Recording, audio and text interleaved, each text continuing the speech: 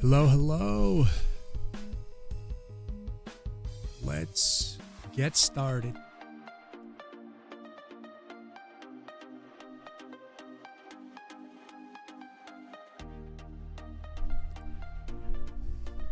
All right, we're doing some pixel art today. This is some stuff I'm doing for the capsule for the Steam page.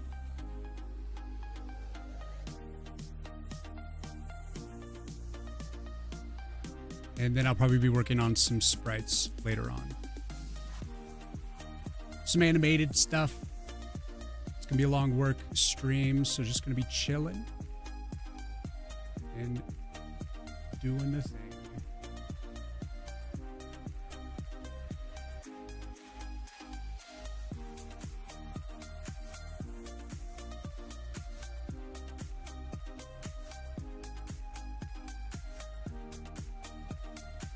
All right.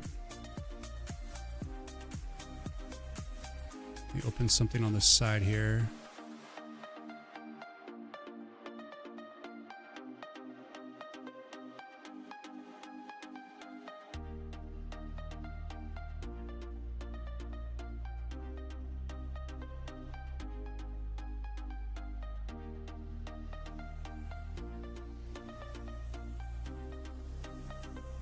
All right, so this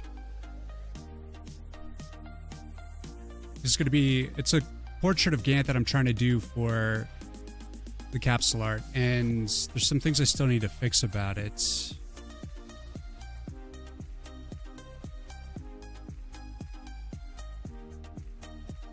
I'm debating whether or not I want to make him like ghost-like or not.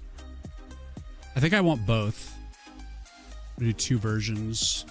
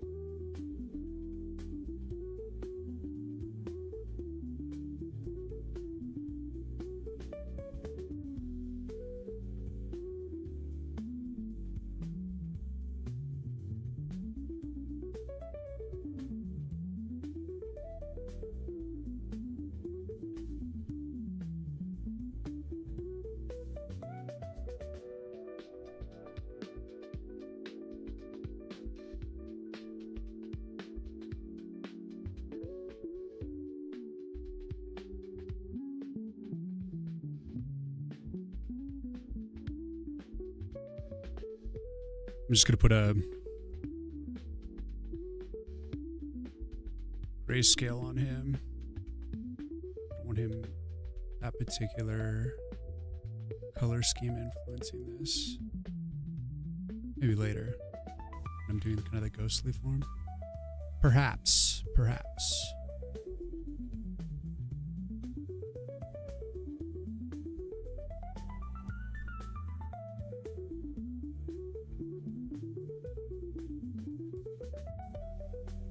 One thing I did change a while back was making his ear a lot bigger. And then I think I need to round out his nose a little bit. And then be pretty golden. Because I want to keep continuity. Let's see, so we'll start with a big ass ear.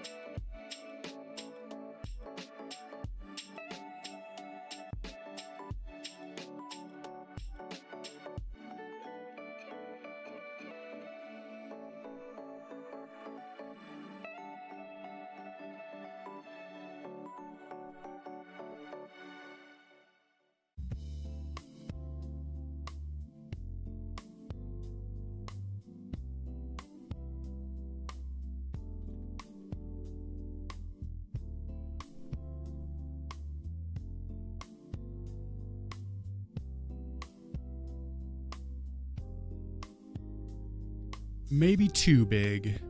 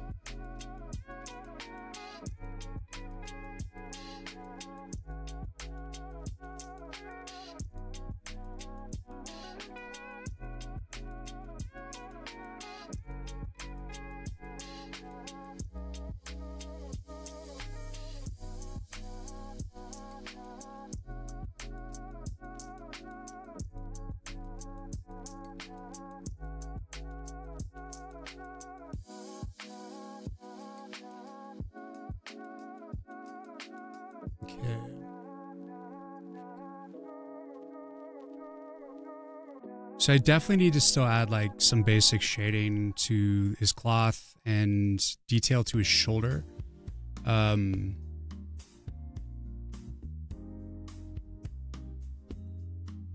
also do recall, I think I had more to him, actually.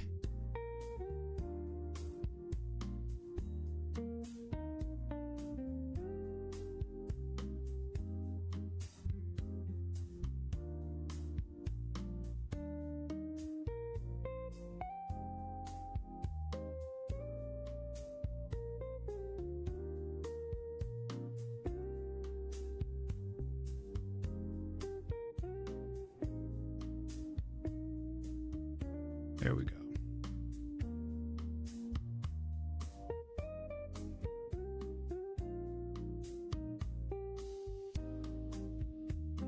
Oh shit. It was here all along.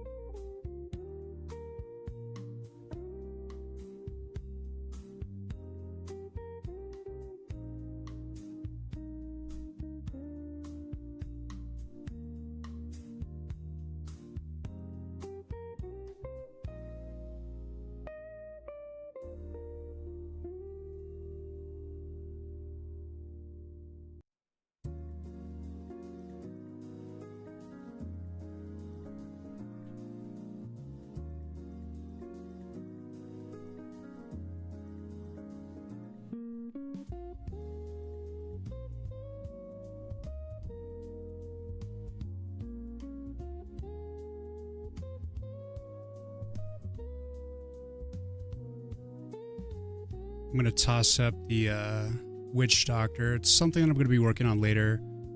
I do need to wrap her up.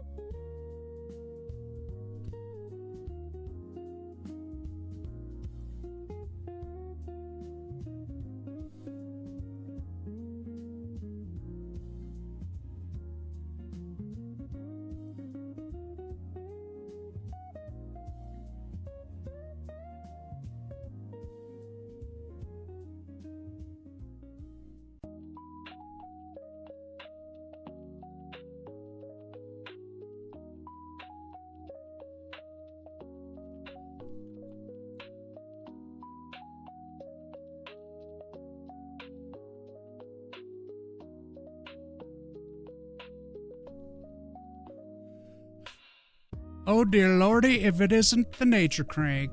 How you doing? Welcome.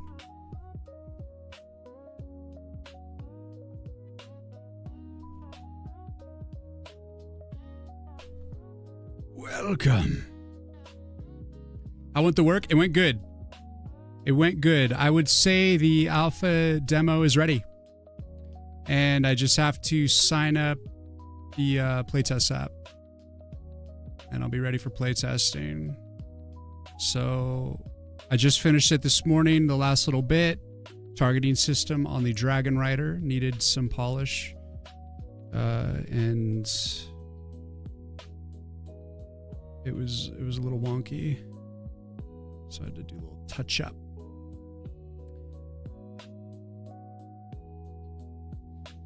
And so really the next step here is like continuing on to the beta demo and then starting playtesting cycles. Just enjoying a movie and a scotch. Let's go. It is exciting. I can't believe I have like a first demo ready to play. But we're going to be adding in the witch doctor today. We'll be doing all the last processing for her, like additional effects that she needs before she can actually go into the game. And this is a portrait that it's going to be in the game on the add new player screen, but it's also going to be I'm hoping what I'm going to use for the capsule art. And this is like about creating a capsule art that's versatile. And so I'm trying to have some verticality and some completion both to like the left and right of the image so that I can like cut them off, wrap them around, like put them in skyscrapers and long banners, like anything. And just always have like, it's all about his face. All we need to see is his eyeball.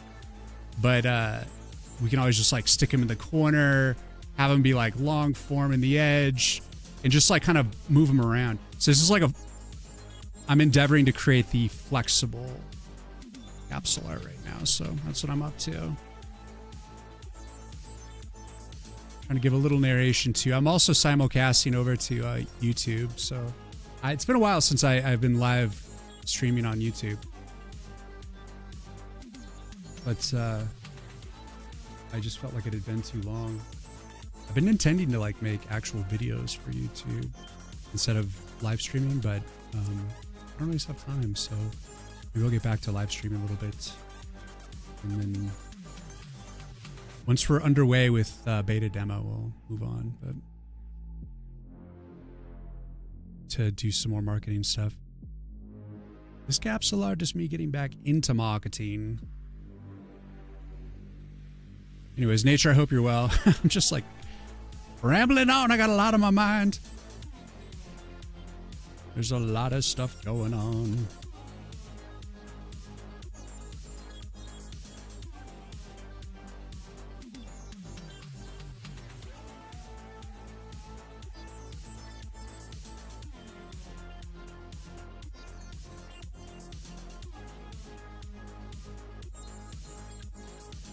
I'm glad to hear you're having yourself a nice little scotch chilling. Good to hear. Good to hear.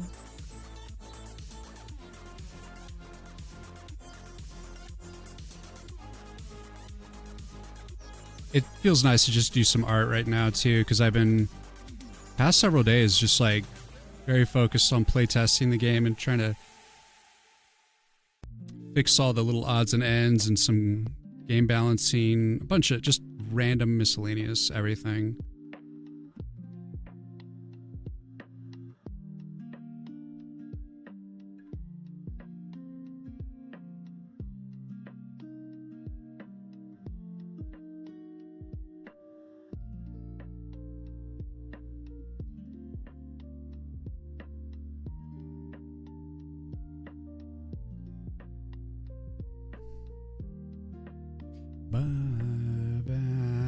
Ba, ba, mm.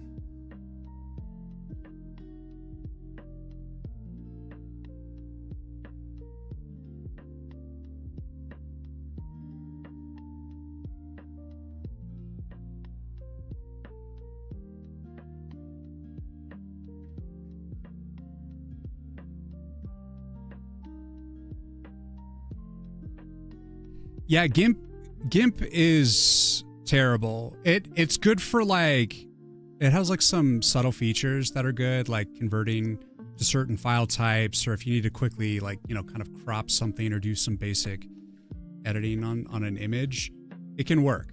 But it's not really conducive to creative stuff. I'd recommend, I mean, it depends on what you're doing. If you're drawing, then I would say just go for like something like Clip Studio Paint. If you're doing pixel art, Sprite obviously. But for photo editing, I'm not so sure. You know, like Photoshop is kind of the best, but Adobe, I don't blame people for ditching the Adobes, so they can be greedy bastards. Eh? It's a mix of drawing and text, educational graphics. Yeah. Yeah, you can do font stuff in Clip Studio, but honestly, if I was just doing general photo editing, and I had to choose between GIMP and Clip Studio, I'd pick Clip Studio. But it's not really its main thing.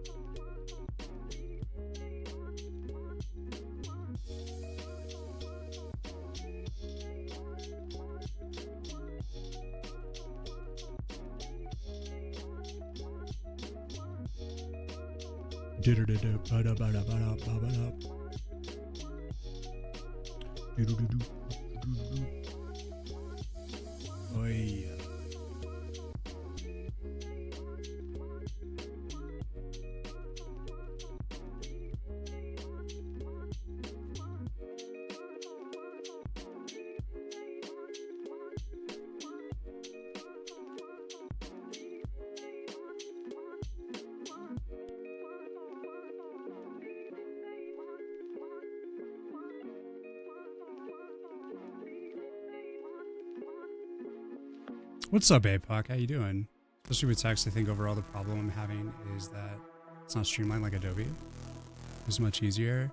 Well, you just got to get used to it. Yeah, I mean, GIMP sucks, even when you get used to it. But if you have to make do with it, then, you know, it's fine. Whatever gets it done, end of the day.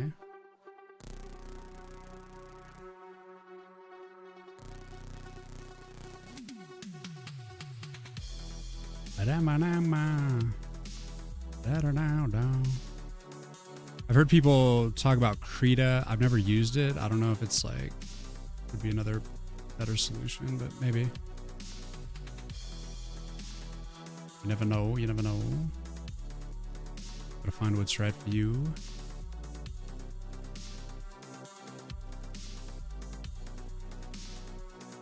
Na na na na.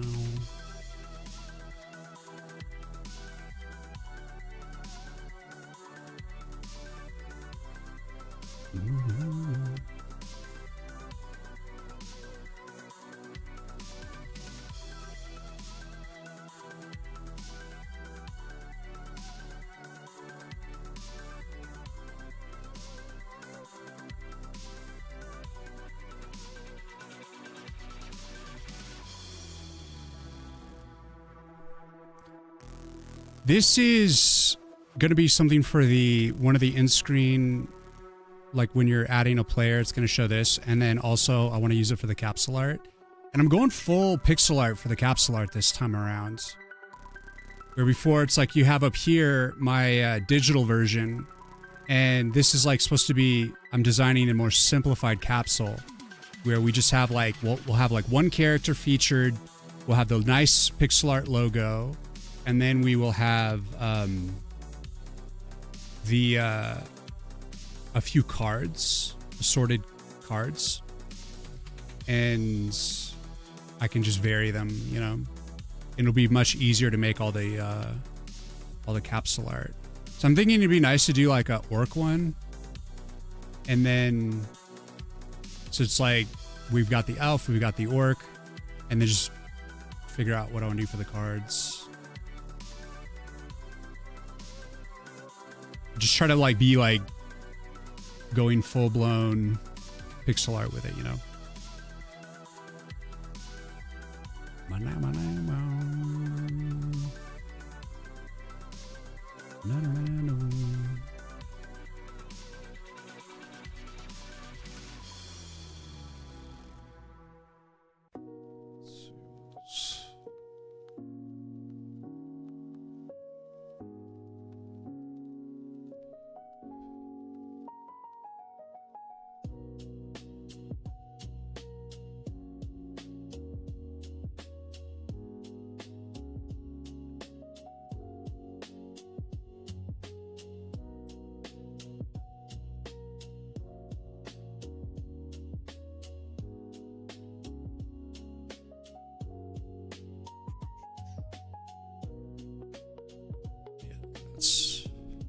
It's a rough plan up in here.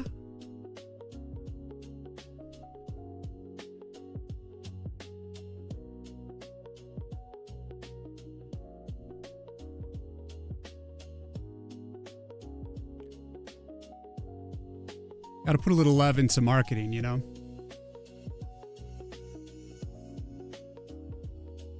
You like Krita more for sure? Is he me with hair? Well, we got slightly different noses, I think, and my ears aren't long and pointy. And I tried to make him like have different features than me, but I think it's pretty natural for artists to unintentionally draw themselves.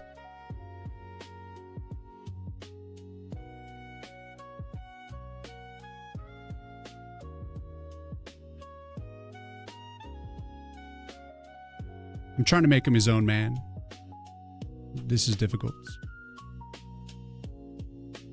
It's me, but with super big muscles. No, people see what they want to see. They either say I look like Jack Black or this elf that I'm drawing. It's like I've got one of those faces that people just project something, you know?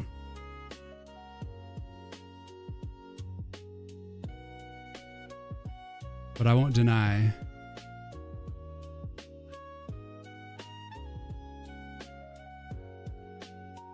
it's not really intentional.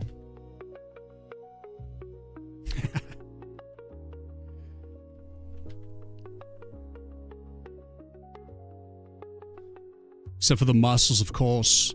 Of course, I'm this ripped.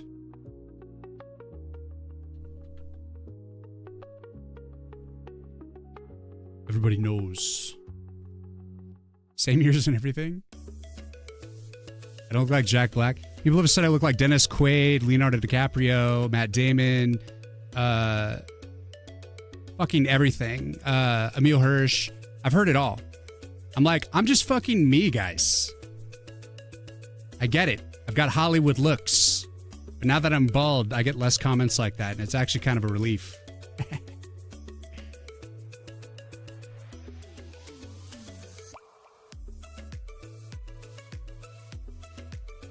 Like, finally, they shuts up about it. Da, da, da, da, da, da, da, da, da, da, da. But of course, this time I brought it up. You weren't even talking about something like that. You were talking about my drawings looking like me. And I just feel like a lot of artists are guilty of that. You want to know why? It's because every day you look at yourself in the mirror, and that's like the best, your best reference.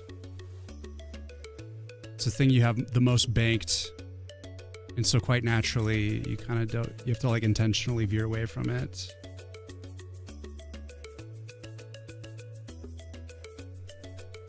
Trying to do the back of the arm here.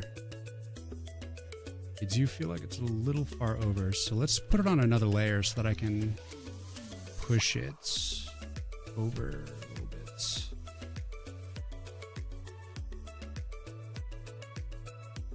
You didn't shoot reference photo for yourself in Witch Doctor costume? Joe, yes, of course I did. I actually did shoot a reference, photograph of myself to draw this picture of Gantz because of the getting like this side view of the face looking back. I was like iffy on the anatomy, so I was referencing a photo of myself for it. But mainly just to like work out the brow, and then the nose has already changed quite a bit. All right, let's move the arm to another layer. So maybe that's why it also looks like me, because I was literally referencing myself. I took like a photo in the mirror, you know, and I was all like,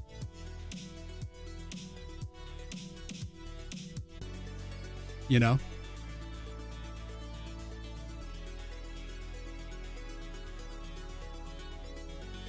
I knew it. All right, you got me, okay?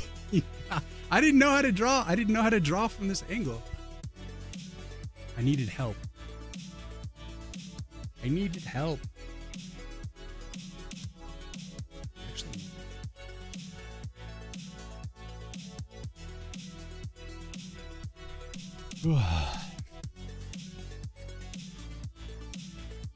Come on. Hey, thanks for the follow.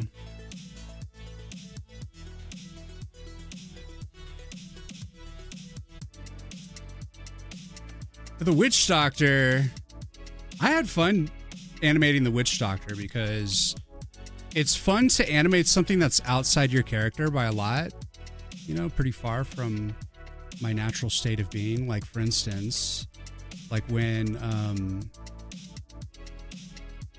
she goes into this pose, I have her like flip her hair.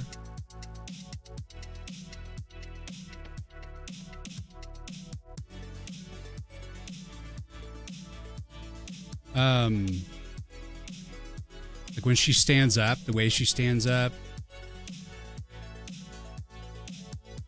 and then generally like her walk. I was just making her like very feminine, and it was just fun to do something that was not my natural state of being, right? Because like obviously I tend to draw myself left to my own devices. So I had to like, it was just fun to do something that's like, I can animate stuff that isn't just me, man. You just got to create a fill here so I can easily move around.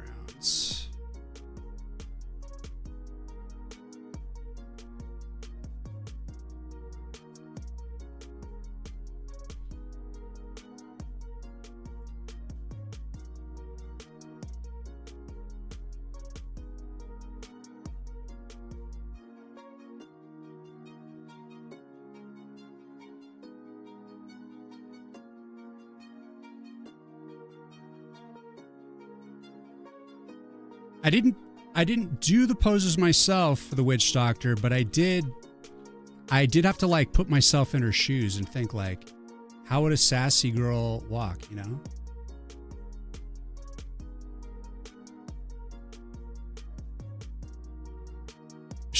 I had no reference for her. The only thing I referenced was the hip movement a little bit. I had to like look up like how do women walk specifically because I knew their contrapposta was a bit more of a swerve, where dudes tend to walk more like stiff. And so I had to like get the key points of that. So I was referencing some stuff that looked like basically, you know, like those wooden, it was like a CGI like wooden doll animation or something. And I was like, okay, that's it. And then I just based off that. That was the only reference I did for her. Otherwise, everything, her clothing, her anatomy, everything I did myself.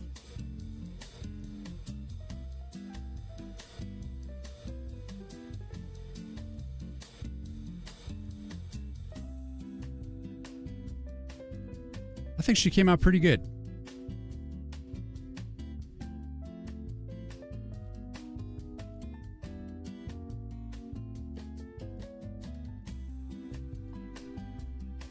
Ow.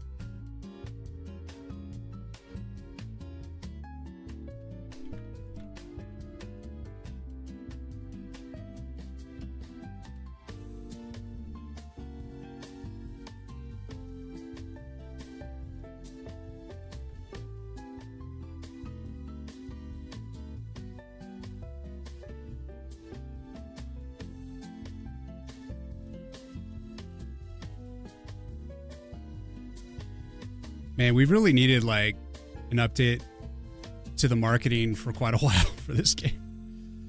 It's that's why we're doing this capsule art remake, and then gonna start focusing on what to do about the updating the trailer.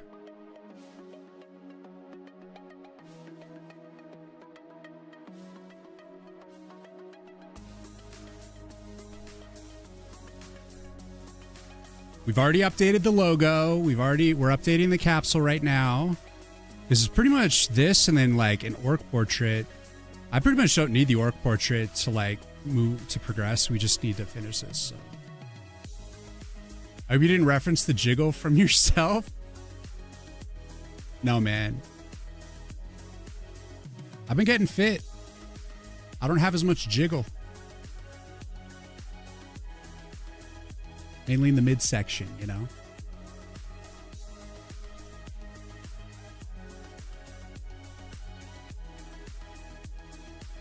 I started around in January around 17% body fats, and now I'm down to 15.8% body fat. And my goal is below 14.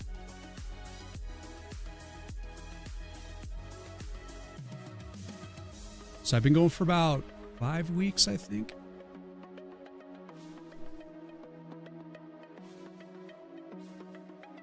You know, I've lost about 6 pounds, I'd say like 6 pounds, maybe 5.5 pounds, something like that.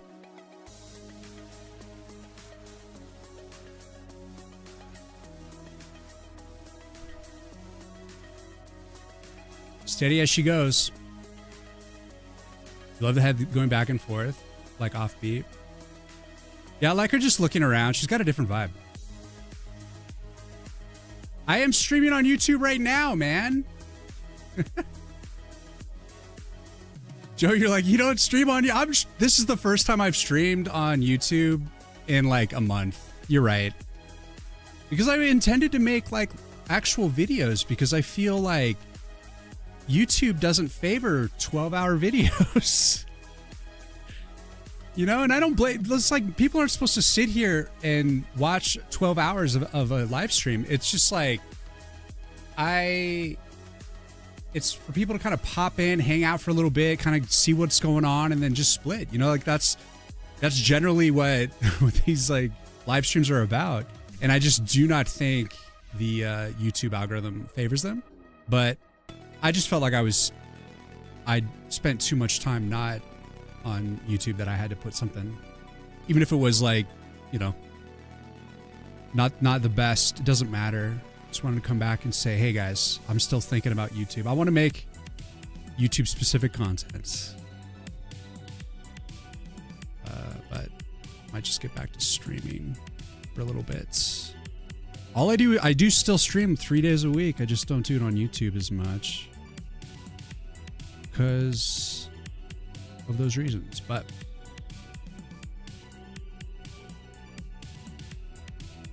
I mean, you got me. You got me. I am a bum. But the game is ready in alpha mode. I got an alpha. The alpha demo is ready. I got to set up the playtest and start playtesting. And that puts us in a good situation. Because then we're going to start focusing on finishing up the nature level. And getting...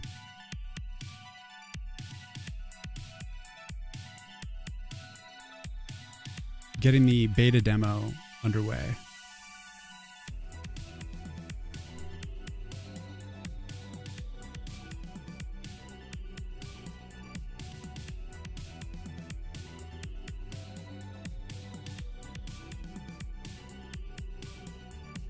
Very good.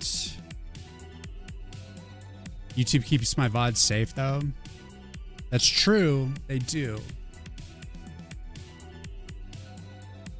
I think I still have it set up so that my VODs are automatically transferred to like private backup on YouTube.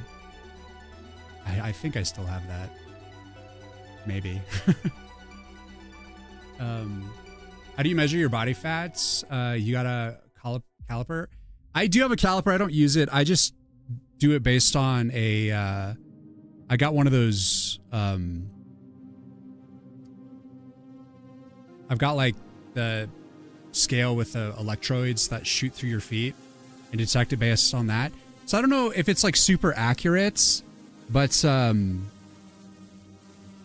think it's like relatively ballpark, like decent actually, because I did a few years ago go to a body fat place where it's all this like person does. They have this giant like metal tub and there's like a weight at the bottom, like a scale at the base of this little bath basically, and you jump in and they're like, okay, like hold to the sides and then like blow out as much air as you possibly can, and you're sitting there underwater just like trying to get every single ounce of air out of your body, and it's supposed to be a pretty accurate thing. And I think at the time I was like at 12%. And then, you know, before I got started like a month ago, I was at 17. So obviously I let myself go a bit. I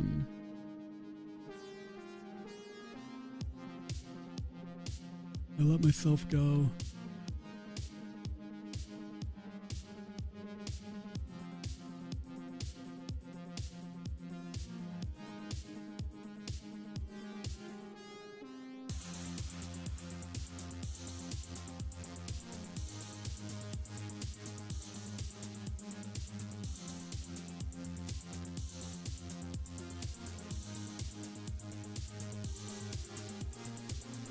And at the time I was like using it to compare against my scale at home, and I think it was pretty close.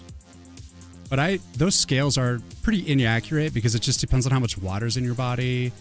And so for me it's just, I just use it as like a relative thing, you know, just to kind of track general progress.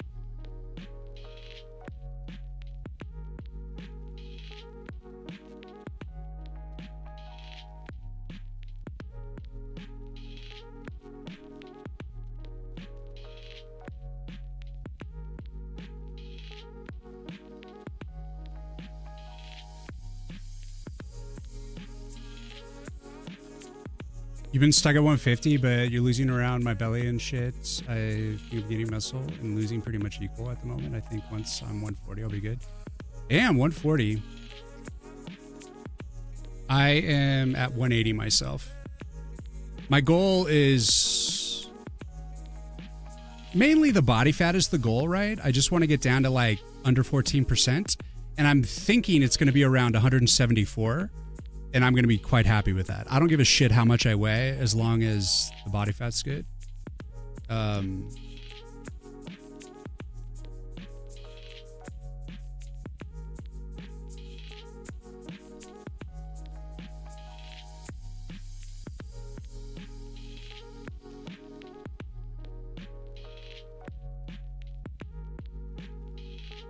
Just because I'm full of muscles. Can't help it. He's so much muscles.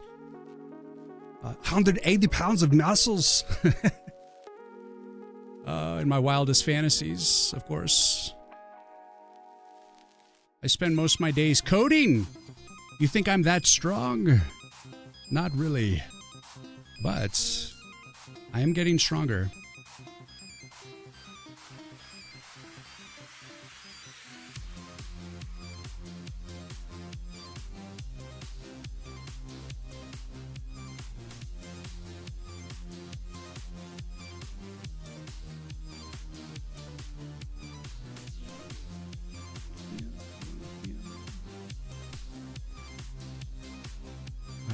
Maybe not so.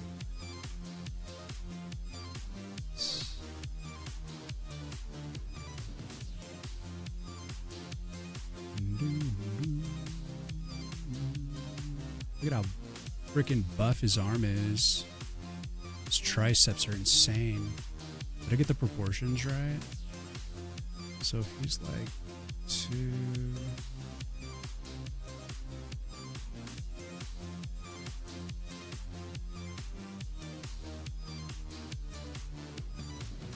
I think so, more or less.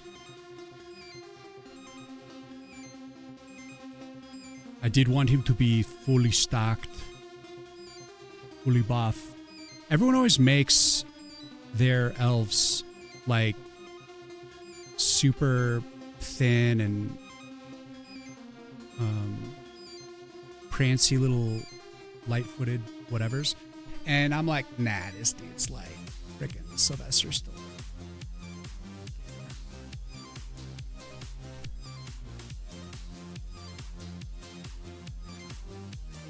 The software is Sprite, my friends. Yes, pixel arts, indeed. 5'5", I'm sure you're taller, Sprite. APOC, your goal sounds awesome. For 5'5", that's amazing. Yeah, I'm 5'10". Gant is like DBZ strong. He's a monster. Yeah, exactly. That's the idea. I wanted to make him a monster.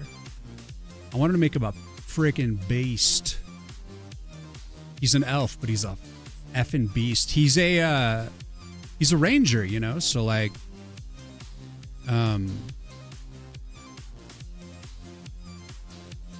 he's just like good at tracking, woodsy dude.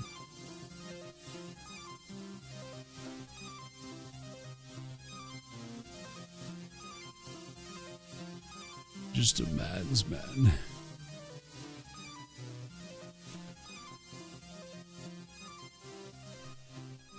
Clean this up a little bit. Take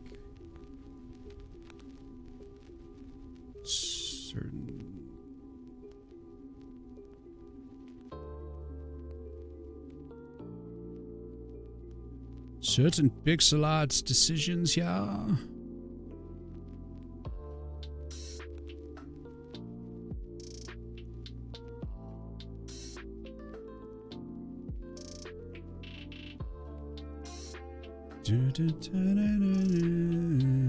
Yeah, it's like never worry about comparing yourself to other people's fitness. All that matters is comparing relative to your own goals, to your own body. Like where have you progressed to in your own measurements and stuff like that. That's all that matters. Like my goal right now is to get up to 20 pull-ups.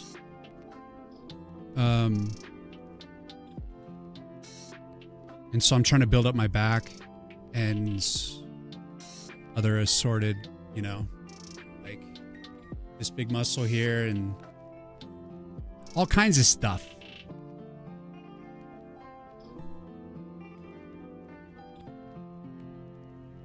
Once all the fat is gone around my belly, that's awesome. Well, you know, there's the most important fat to lose is the visceral fat, the fat that is around your organs and stuff. Like that's what causes the most health issues. So you want to clear that out. So like when feel like the visual fat is gone, it's the visceral fat underneath that still needs to be handled. And that's probably more importantly than anything else that needs to be tackled because cause issues. This shoulder is a little malformed here. I'm thinking the shoulder itself, let's draw like a guide. It's gonna take a moment to do. So let's see, we'll use like this color. I think it needs to come out to here. Like that's gonna make a little more sense, something like that.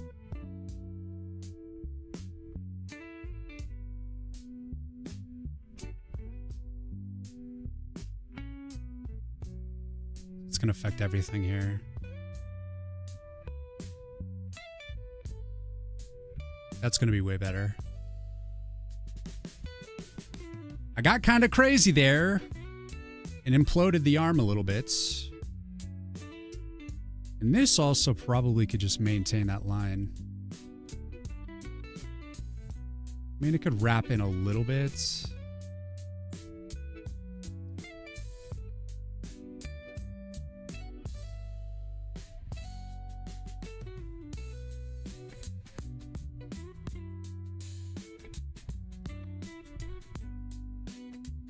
Which means, well, we could still, the cloak could still wrap that way, but this all is going to have to come down.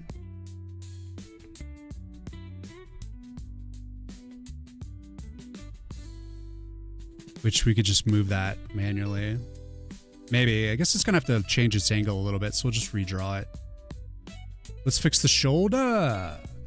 We got to like establish this before I start to do the detailing. Obviously, we got to get the structure right. So let's fix the shoulder. Okay, so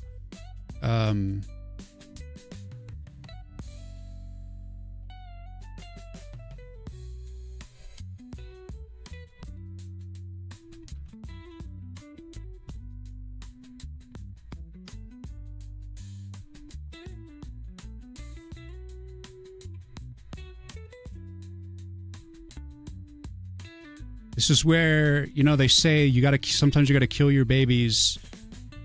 We just gotta kill it and redraw it. You must go boldly. Boldly, I say. How many can I do? How many pull-ups I can do right now? It's pathetic. When I started, I could only do 4. And now I can do 9. If I max, I can do 9 pull-ups. Pretty bad. I used to be able to do like 16 easy back when I weighed like 158 pounds.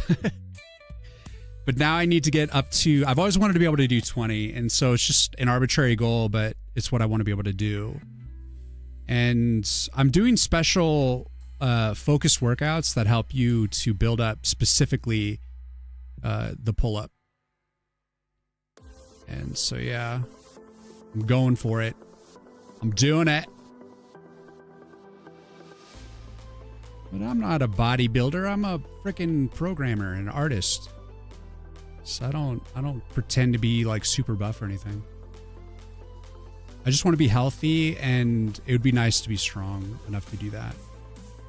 That'd feel pretty good to me.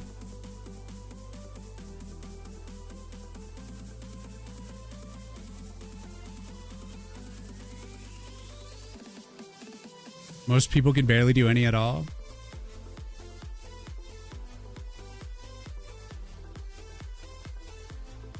Well, there's people that can do hundreds. And like I said, it doesn't matter about comparing yourself to others. It matters about comparing yourself to yourself. So basically, I've already doubled my pull-ups. And I've only been working on it for, you know, I don't know when I specifically started the pull-up workout stuff. Let's just say it's been a month. And it's a slow build, you know. But I'm doing all kinds of stuff like inverted rows, negative pull-ups, renegade rows,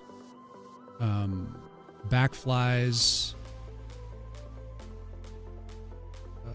scapular pull-ups, a bunch of stuff that's supposed to help build up the infrastructure. And I'd say it's working because it's always been really hard for me to like increase my pull-ups.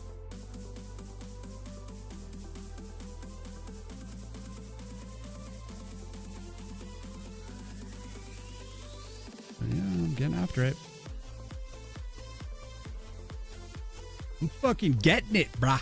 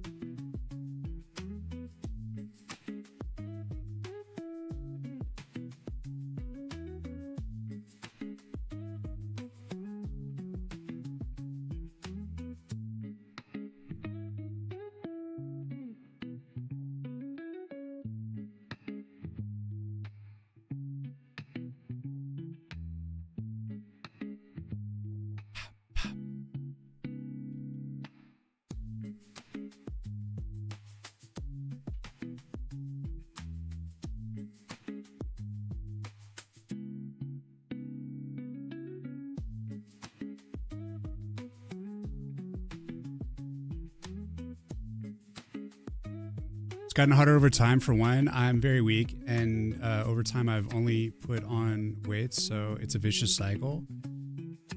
So then for you, it's not about, you know, it's like finding your own like goal, right? And it's like, okay, so you define yourself as very weak. Do you not want to be very weak?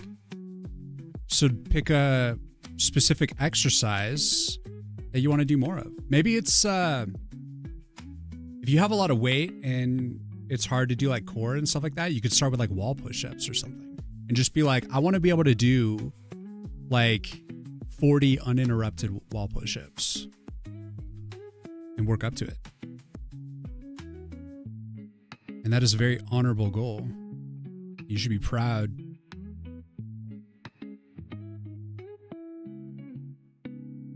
Only that you're improving against yourself. You know, it's like, damn everybody else.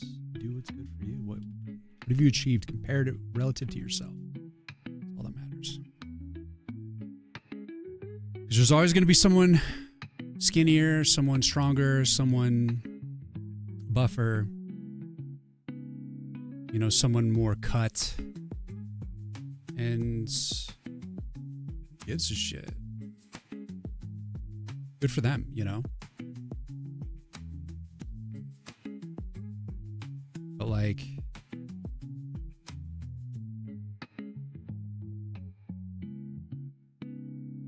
gotta fight the good fight in yourself.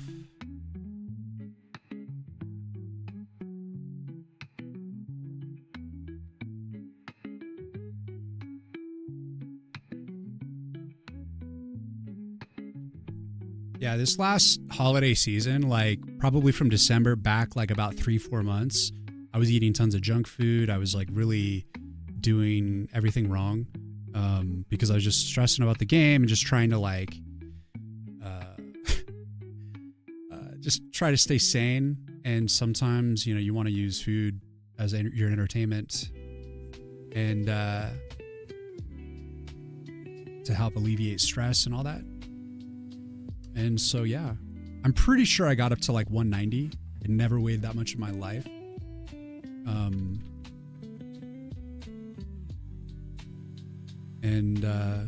So yeah, I'm like just on my way down.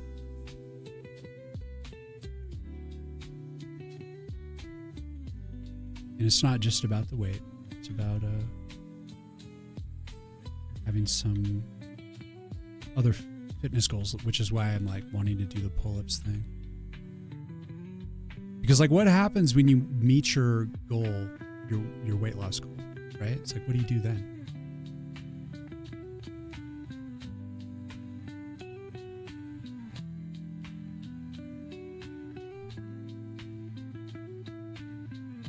Gotta have your exit strategy, keep you in the game.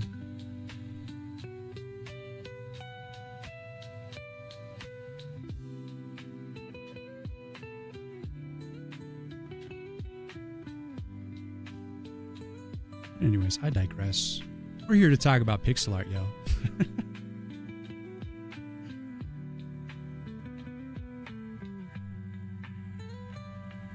I'm getting the feeling like this perspective is off as well. So like, oh shit. Well, if I follow that line, that actually works.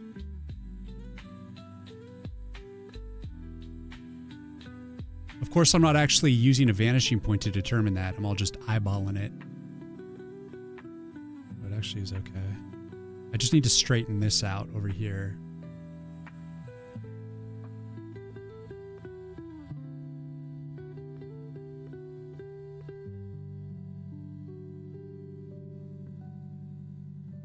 And then I think after I get like the structural stuff established, some outlines on outside stuff, then I will probably focus on shading, general shading, before I get into any detailing on the shoulder, on the cloak and on his hair and stuff.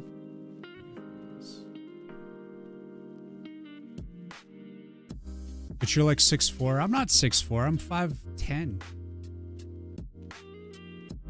I'm like 5'10", 5'11". Am I 5'10" or 5'11"?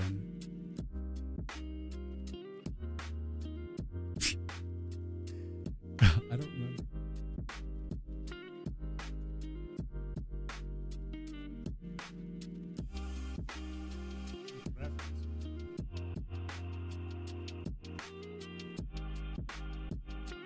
I'm 5'11". I forgot. I'm not 6'4". What do you mean?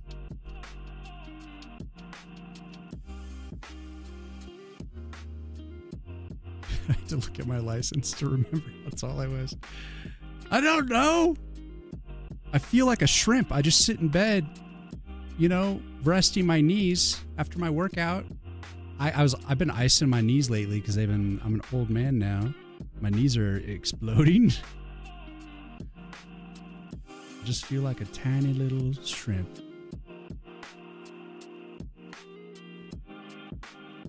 Of course, when I go to the supermarket, I'm like, damn, everyone's so small.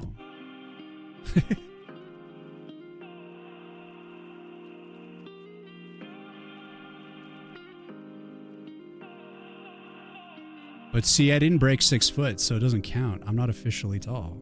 I'm forever a short, tall man.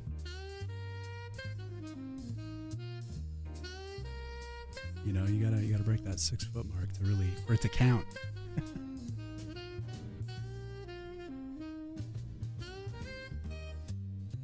You feel very judged by this elf? You should. He's gonna be looking at you when you're like deciding your name. And the reason I put him on the ad, here, I'll show you. I'll show you. Here's the old portrait. It's what's on the YouTube thumbnail. But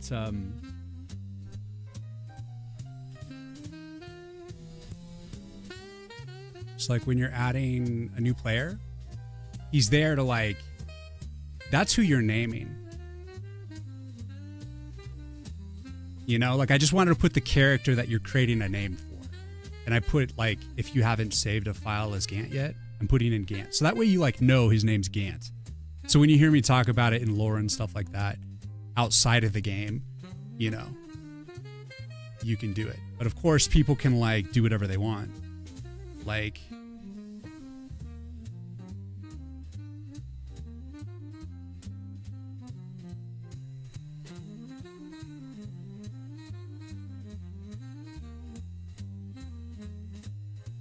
Old Man Poopy Pants.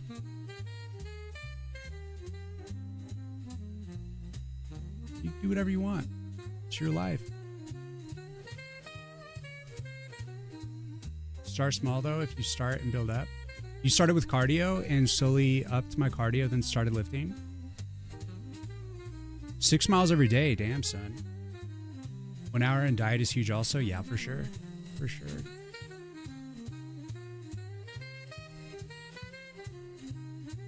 There's a whole year I called myself 1 year older. On my birthday, I was like, I'm turning XX. My wife was like, what? That's funny. Holy shit. You were just like anticipating the impact on your mind when you turn that age. You couldn't help it. I feel like I've done that myself. All right, let's straighten this out a little bit.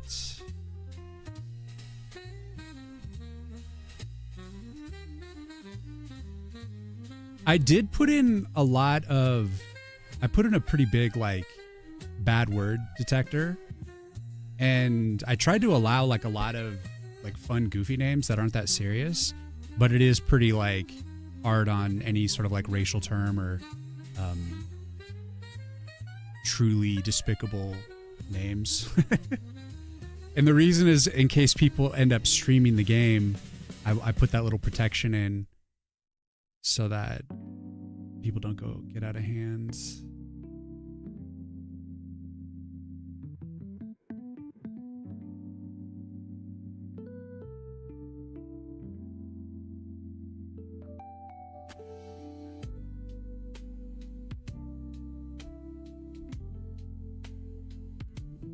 Need to do this, this, this, this. I think I got carried away with some of these line weights. Holy shit.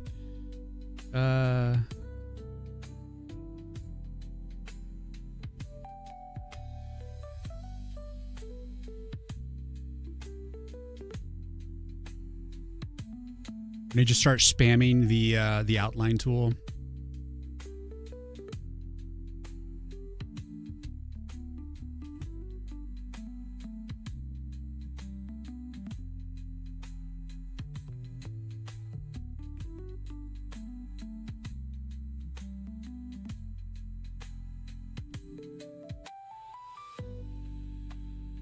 I think I'm gonna have to change the tunes. I want something upbeat.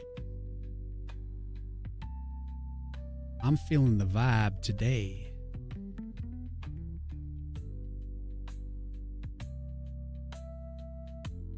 The question is, what do we do?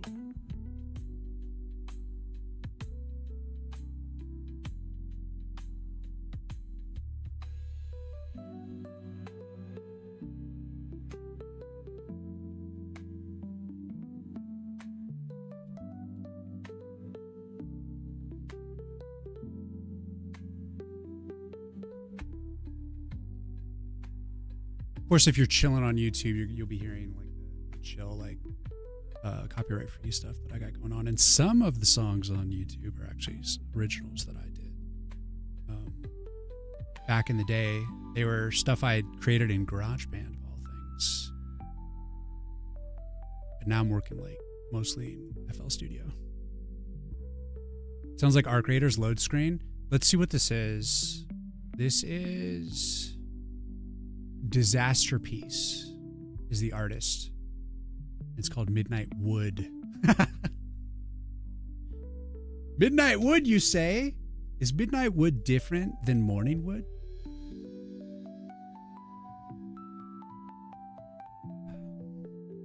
Is it the same? Obviously, it's tied to a particular time. Yes. It's time-based.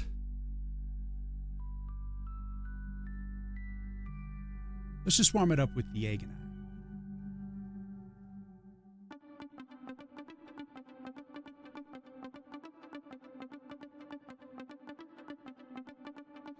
I'm going to analyze this a little bit more.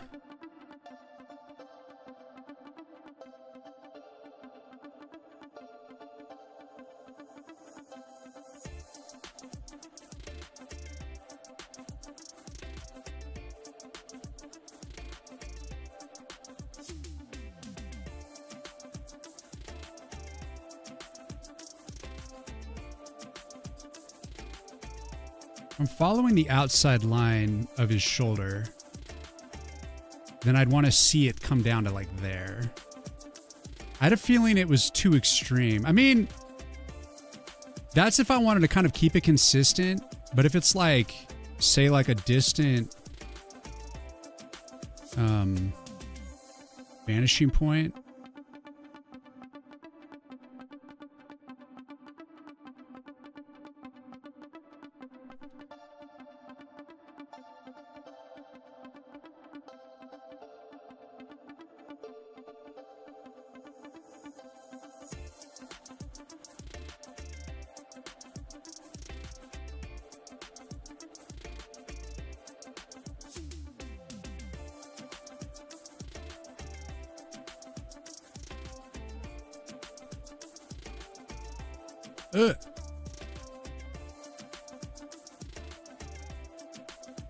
Line tool.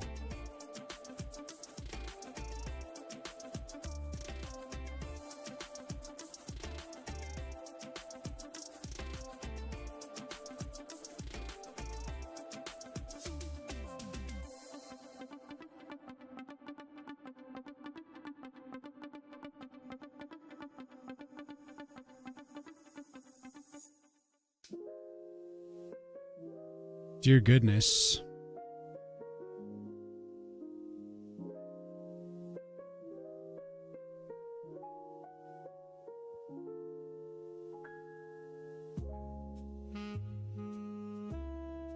Vanishing point would be like just off the screen.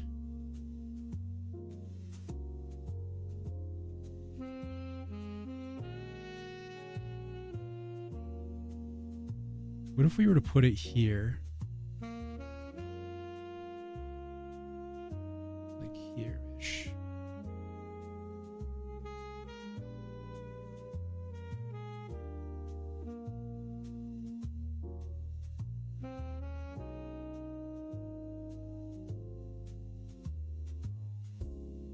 That would be too extreme.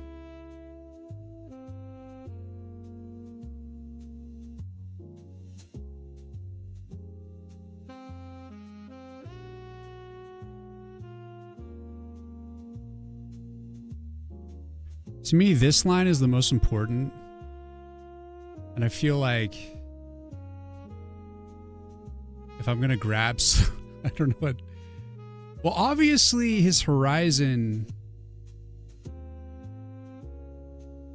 we're not really seeing the top of his head. And if we're saying horizon wise, you know, it's kind of on where his eyes are.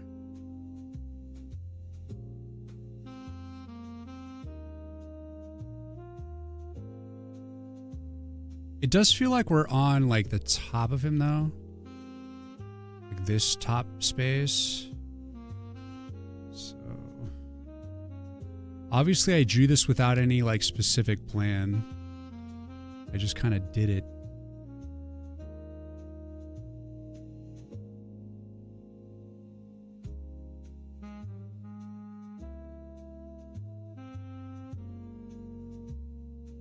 All right, so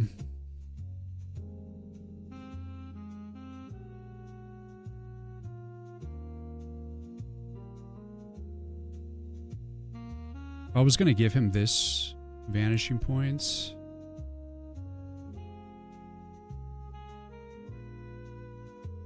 His shoulder would still come down a little bit.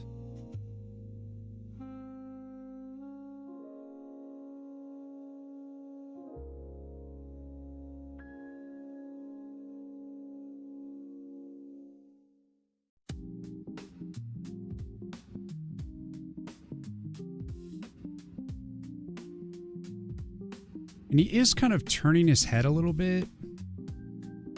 And since he's kind of tilted forward, like,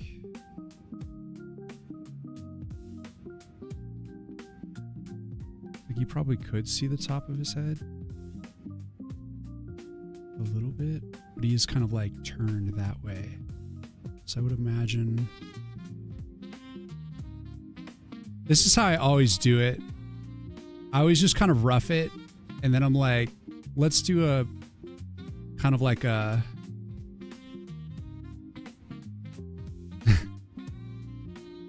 just a perspective analysis afterwards and see if I can salvage something.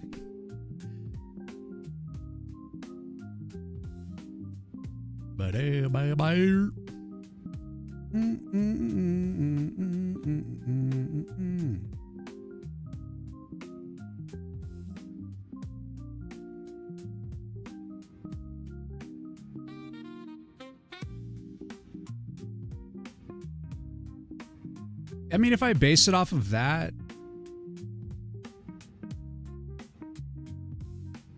you know, that kind of works, but I'm like thinking maybe I want to like push it a little further over. Just to the edge.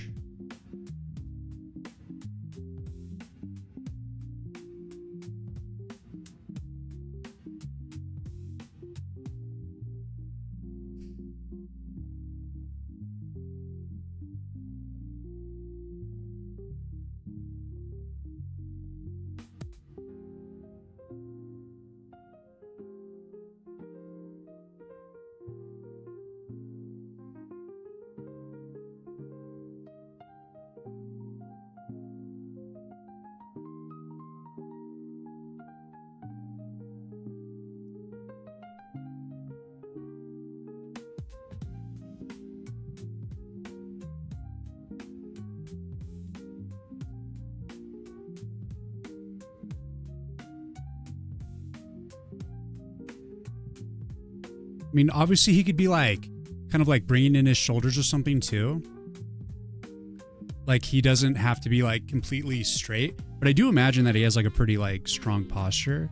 So I'm going to kind of mess with this a little bit, see if we can't bring it in range a little bit here. So I'm going to pull off his shoulder.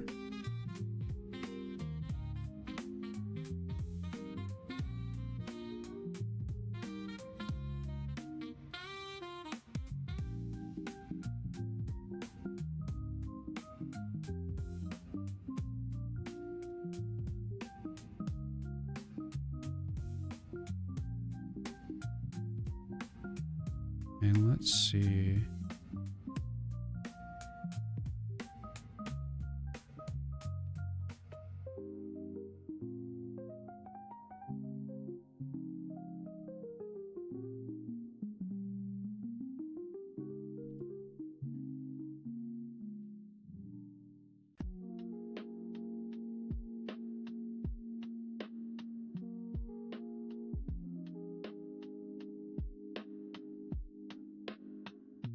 Are both arms on this? We want to... I suppose I could just merge and then we could just select it. So then...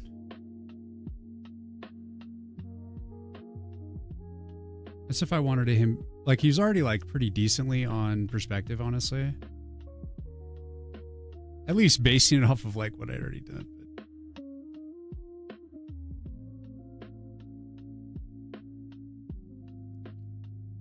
It does make him a little sturdier. But that's like more, he's like, you know, he's doing this. But then we move it down, straighten him out. Now his posture looks a little bit more like straightened out and just makes him look more knightly. But I do like the progression of this width to this width, shoulder to shoulder. The only thing is maybe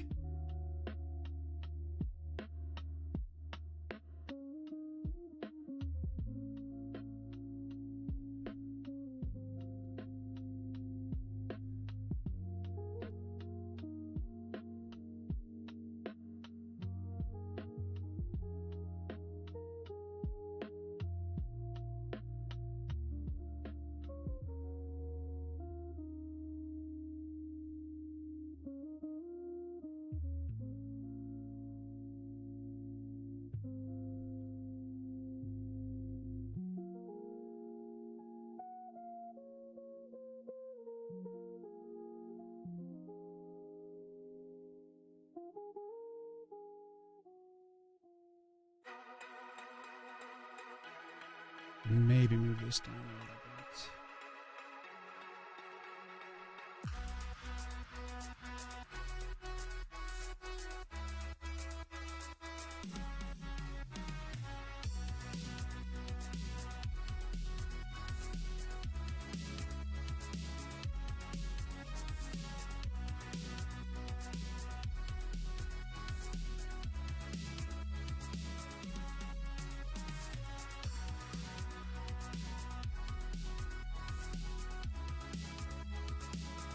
Damn it, it's more chill me. What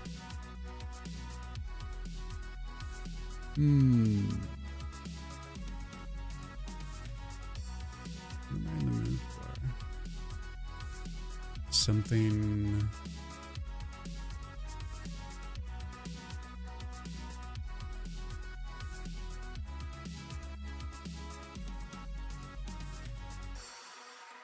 Can we do a little bit of this?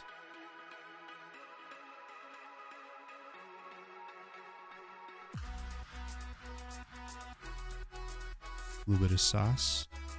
All right, so let's see. Outside shoulder.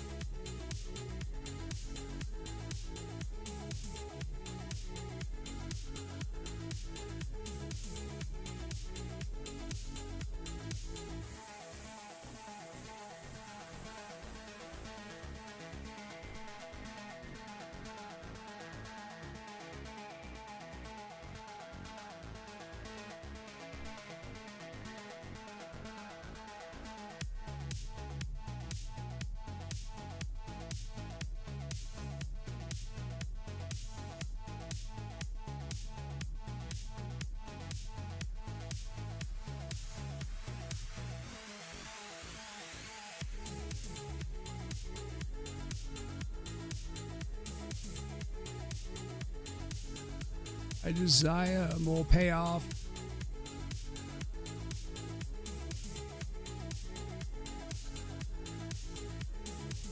All this smooth, chill music ain't doing it.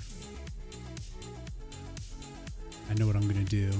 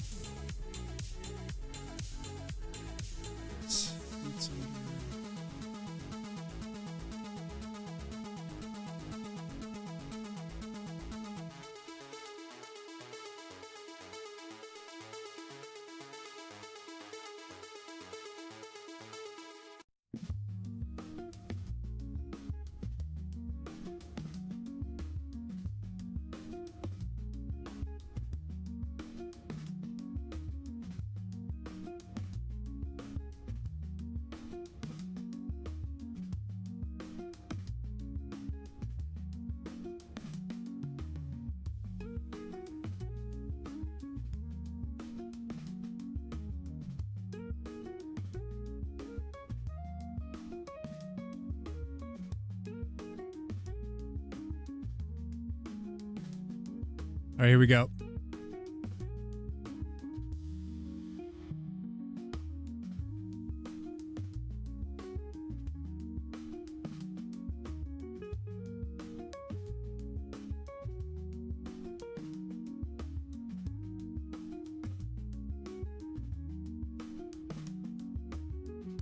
All right, shoulder's feeling good. Let's get some outline on this. Wow, thanks for the good vibes, Agris. Hello.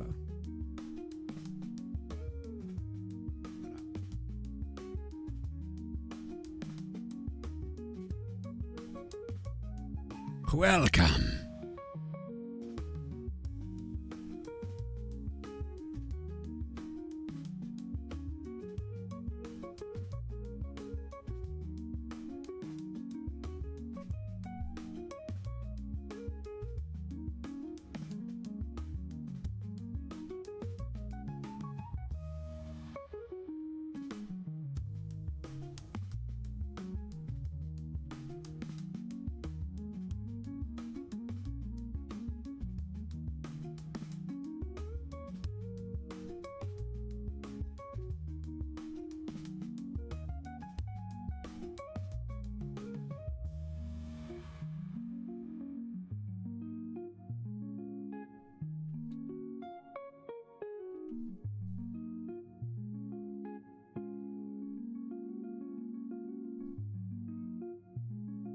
I wanted to delete your streak. I see. I'm not trying to delete your streak. I said I was going to stream tonight. I was maybe going to stream yesterday, but I didn't. Because honestly, I did code for like 12 hours yesterday. I got a lot of good shit in. But Alpha Demo is ready. I just need to set up the playtest. So I met the goal. And now we can start focusing on some marketing materials. And then after the marketing sub list is done and I update the capsule and stuff, I'll be getting aggressive about the beta demo. And later we're probably going to be working on the marketing goals with the beta demo goals at the same time. Beta demo is like a lot of stuff, a lot of tasks, but the marketing is more of a short list. So we'll probably put a little emphasis on that. Let's put some shadow on the old cloak. And then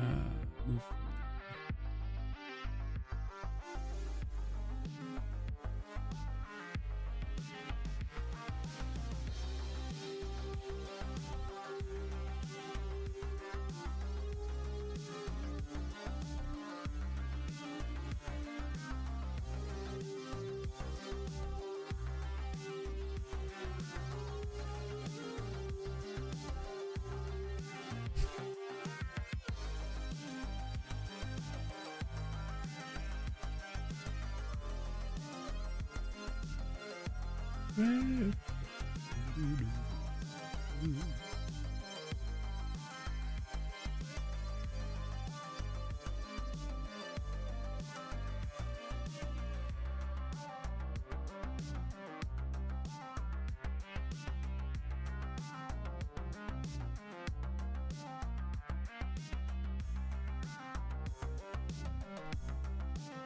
will make great pets. Cool, cool, cool. You made a bouncy goblin lady. This changes everything. Yes. She's pretty much done too. I might work on her a little later because it's not going to take a lot of time to touch up this Gantt portrait. I'm just trying to do a cool Gantt that I could use for capsule art.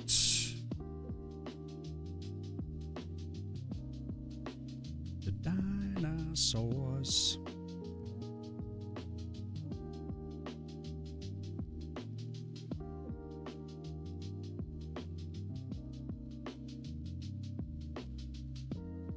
Will make great pets. Might end up going darker on this. Obviously, I'm doing some lights coming from like over here.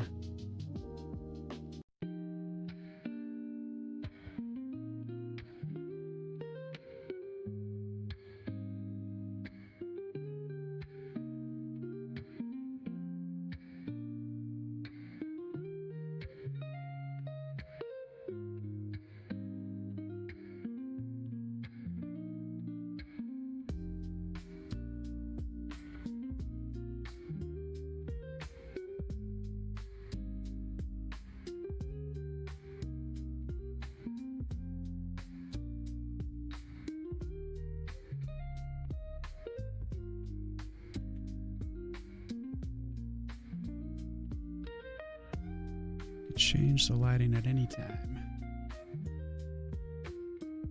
See, this is, I guess this is still on top. So then we'll say this. This one gets a little shadow.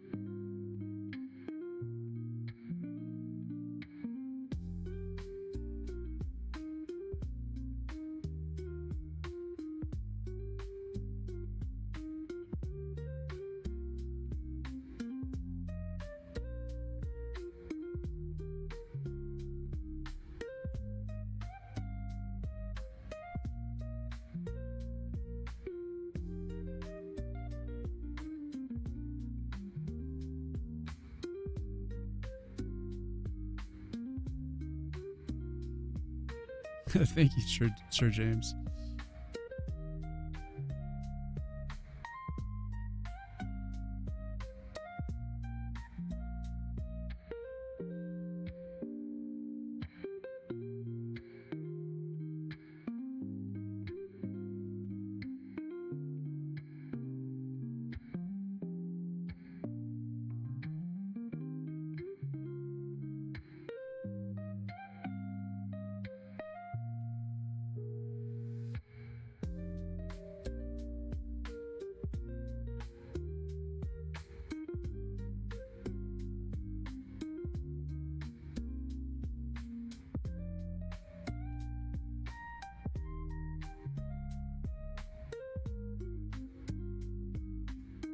Oh, you don't think there was? Really? Wow, that was a while ago.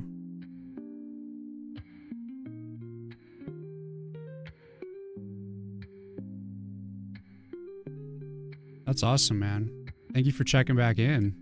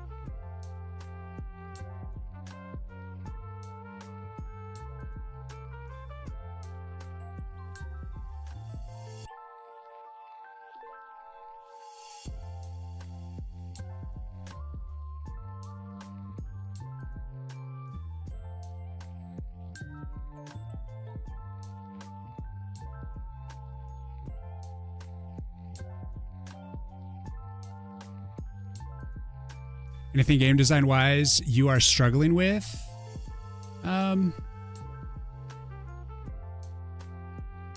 Struggle.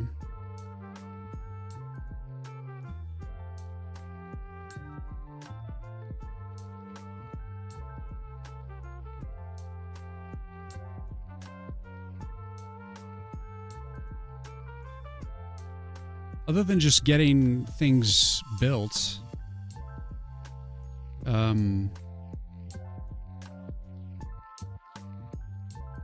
it'll just be interesting to see how people react on playtest and to see if they are engaged with the game itself. And I would say the greatest struggle, the most important thing that I think is going to be difficult to achieve will be to create a cohesive gameplay that, like, something that feels like worth playing a number of times, you know, playing through, earning all the cards, and giving like all the cards purpose. And also, like, I want to thread in, I want there to be like a through line of a narrative eventually, which is not in the alpha at all. And I think that's going to be really difficult and interesting. But I figure, like, every time you beat it, I would give you a beat of the story. And then, so like, you're unlocking cards, but then you're also unlocking like a bit of the story.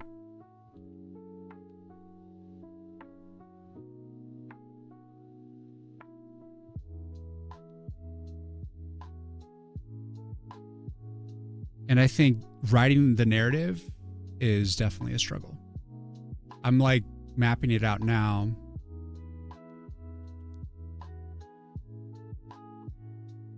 The struggle's the entire thing, man. It's too big of a question. But those are kind of my current day concerns.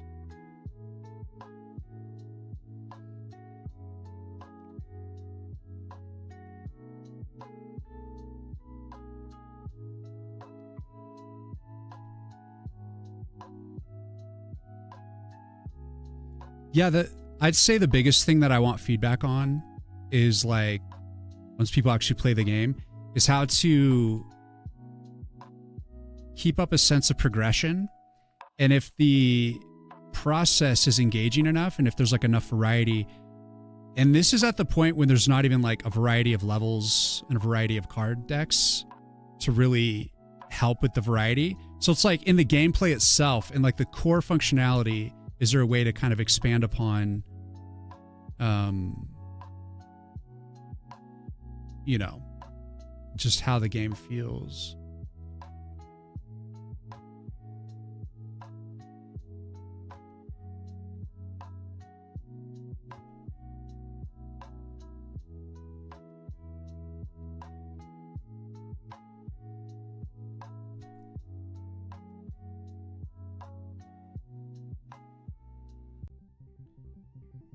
I've spent so much time just getting the fundamental like structure of the game together that I'm only just now, I feel like, getting to the actual gameplay. Like in a deeper sense. Like I'd already had it like established, but like now I'm doing a lot more to balance things and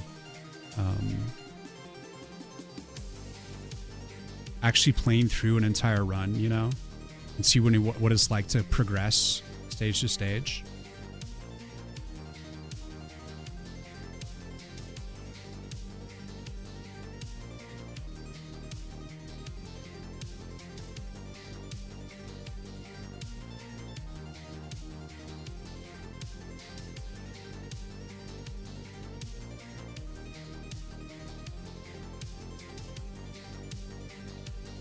As in one card isn't better in all situations.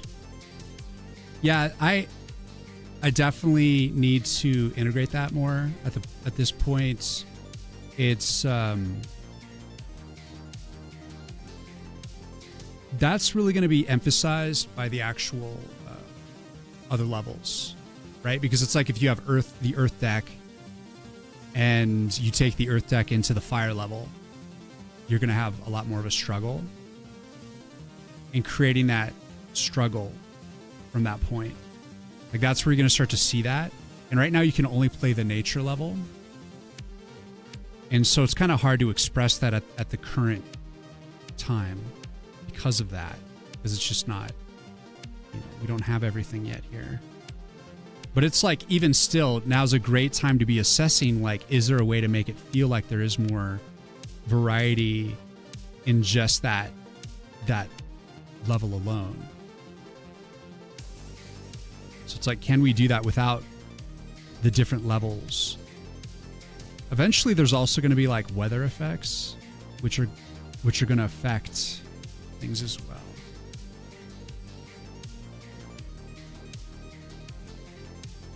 So that could be a way. And then I was considering, you know, like doing more to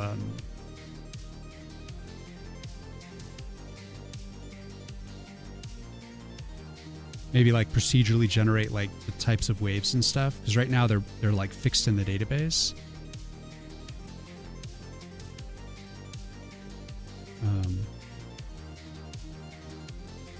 So that way each playthrough would be like unique in a sense. But for now it's all just like, you know, set in the data.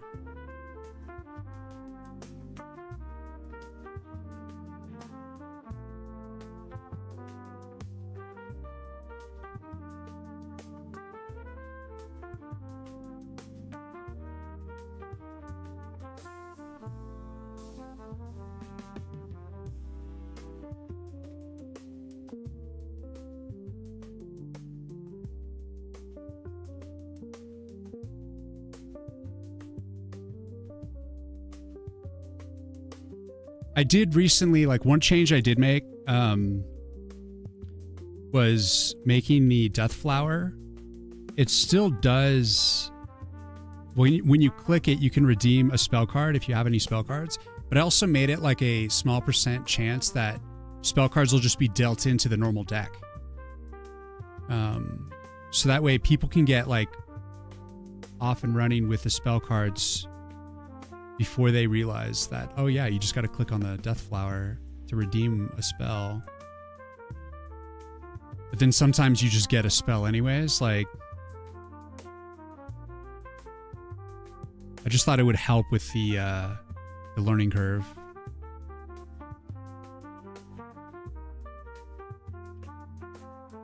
And then add to like variety of what's coming through the normal deal. Do you make your deck? Yes, you do. And that's the whole point of the game, is like as you play through, you're building the deck stage to stage to try to curate towards the particular run that you're on, which will make more sense.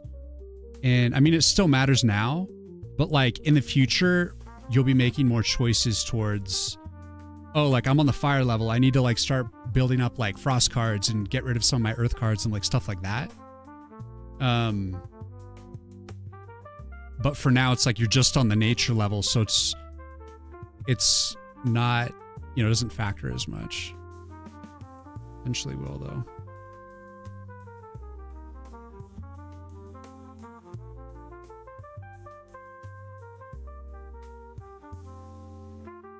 All in due time. That's why I was hoping for the beta, we have at least one other level working so that we can start like seeing that some of those elements, you know?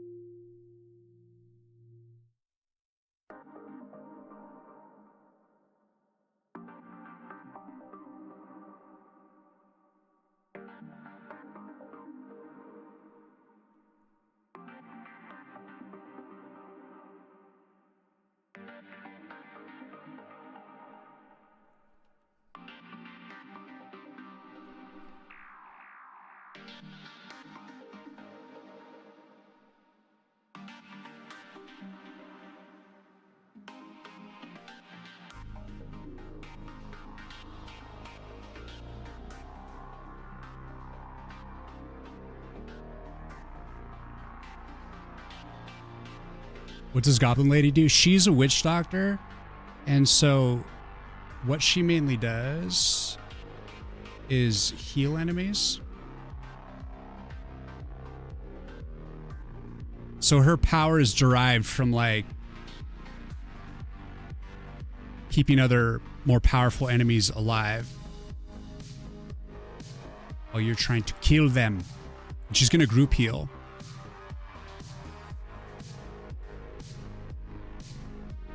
And that's why, and she will have an attack, but it's going to be really weak. Like a manual attack of melee.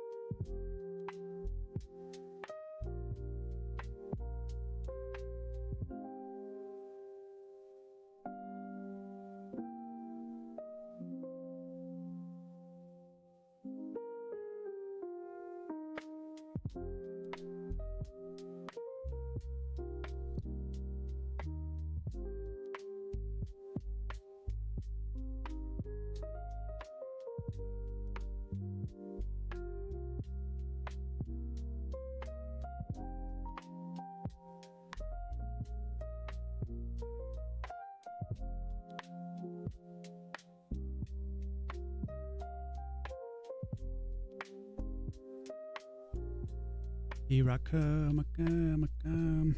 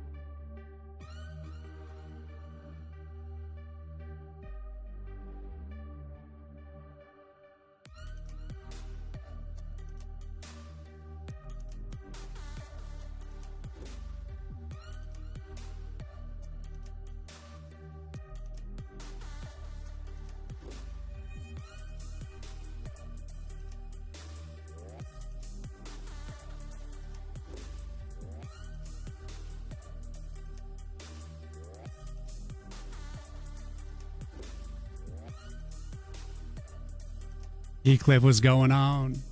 Does the frontmost enemy usually gets...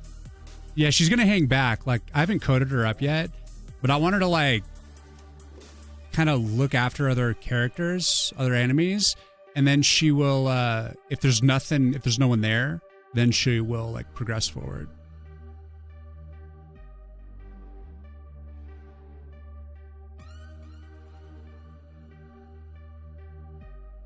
Heathcliff, how you doing?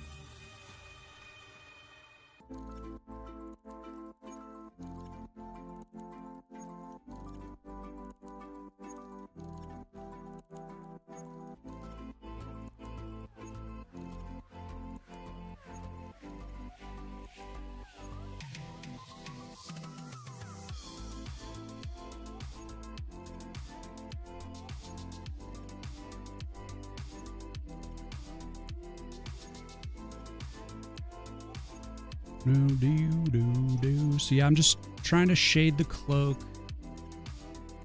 and I'm not terribly good with fabrics.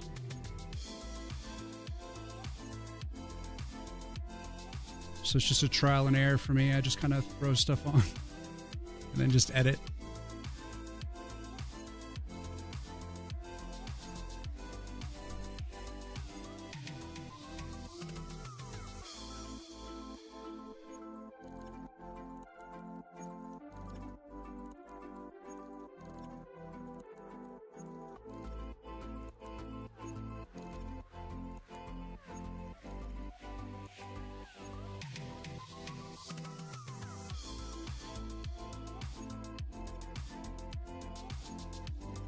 You're doing great. Let's go. I love to hear it.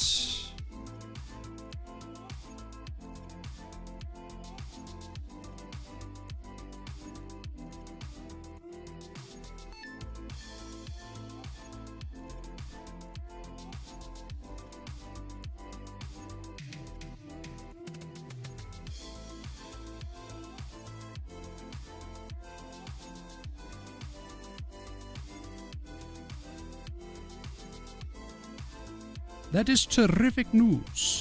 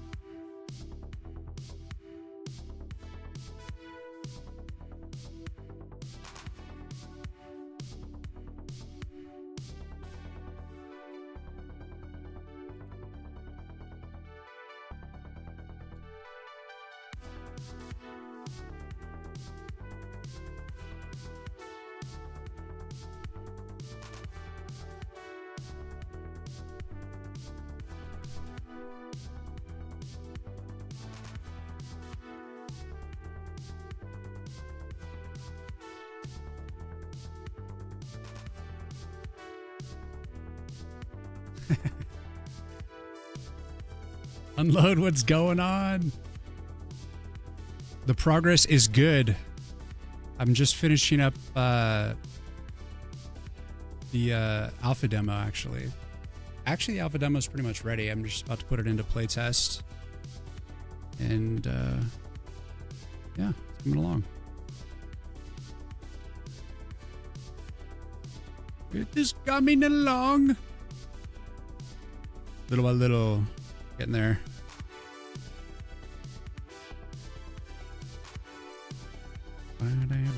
Do you want it down?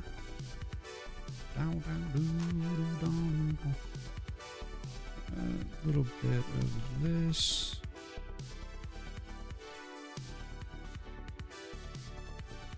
Yeah, good to see you, man. Yeah, I haven't streamed to YouTube in a long time.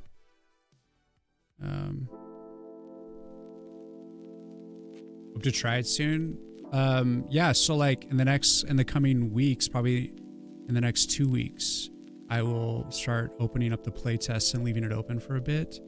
But for this weekend and this week, I will be doing some private playtesting just to make sure the thing frickin' loads, like installs for people, and is like there's no catastrophic crashes and stuff. So I'm having some like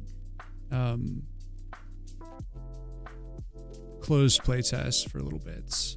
But yeah, it's about to, you know, be up. So click the Steam link pinned at the top of chat and, you know, give it a wish list. I don't know. I don't know if the wish list.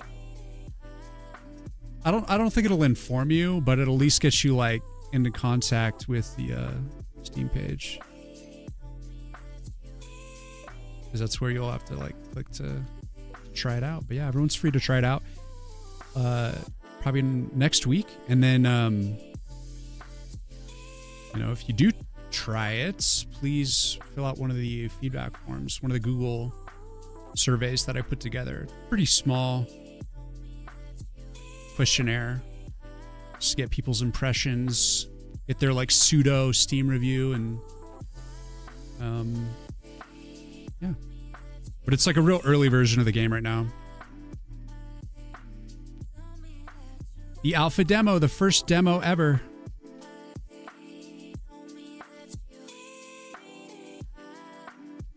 Whoops.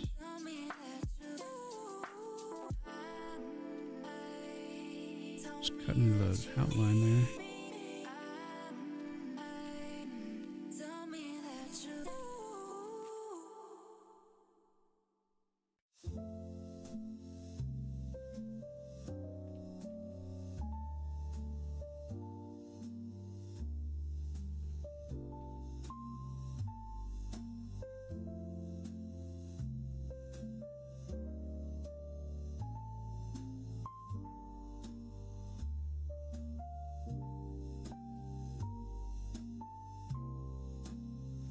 Yes, it did.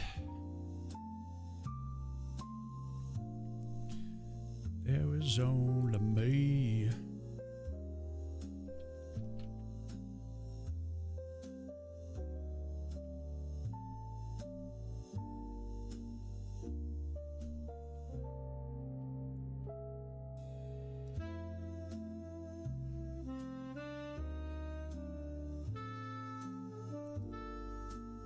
It's been about a year of work so far. It's actually been 2 years.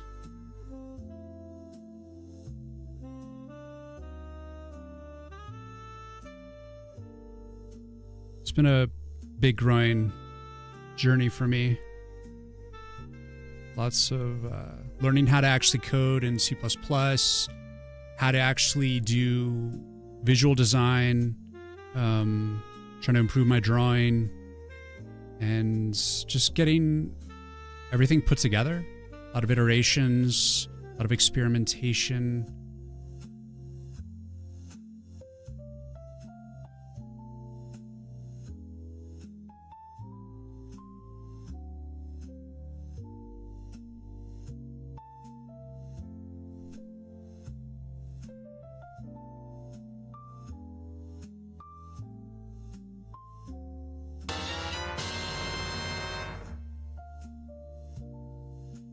Effing awesome is what it is. Let's go, Nature. Thank you for the 1,000. Effing awesome is what Whoa, look at all those emotes. Watcha. Hell yeah, man. Thank you. I remember my sweet love, the old witch. I think that was her name. Oh, the old witch. I call her Stormcaster, but the old witch is out. It's all about, I mean, she's in the game, but we've moved on to the witch doctor. This hot piece of ass right here.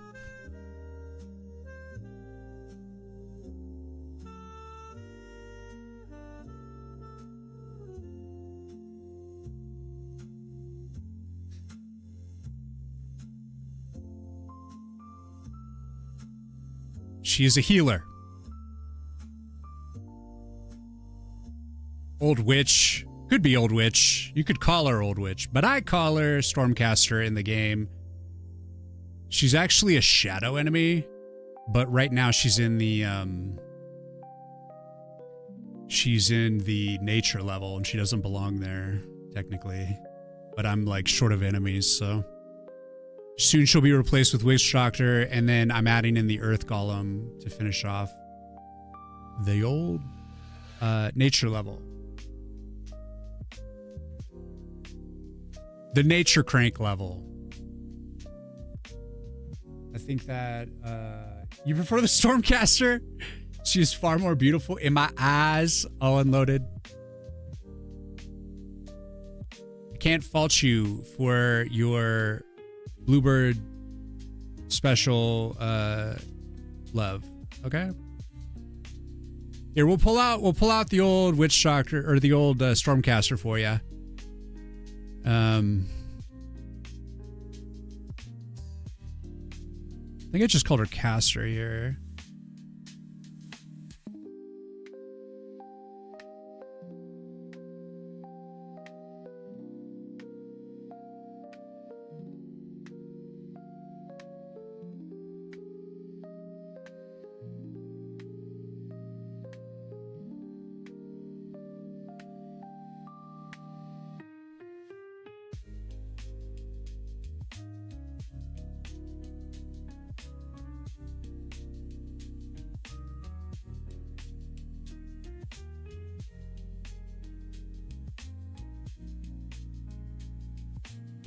That one's for you, Unloaded.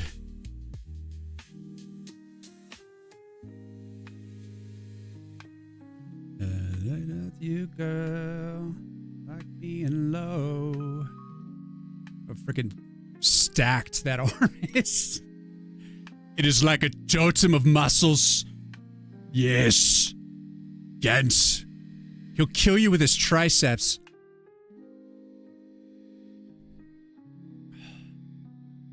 Bro's not messing around. No, that wasn't my love. Who was it then?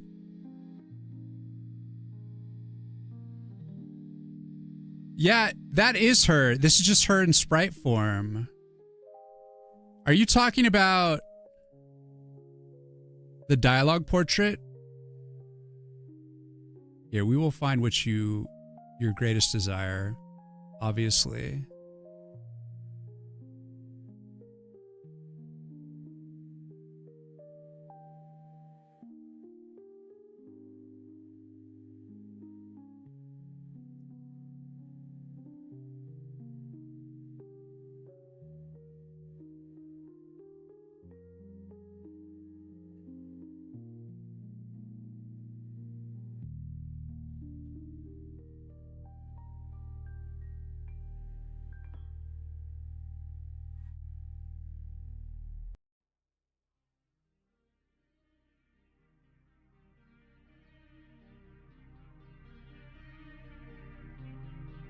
I won't judge. I know that's who you love. Her skin is fair. Yes. That's right. That other one was her actual sprite. That's what she's in the game.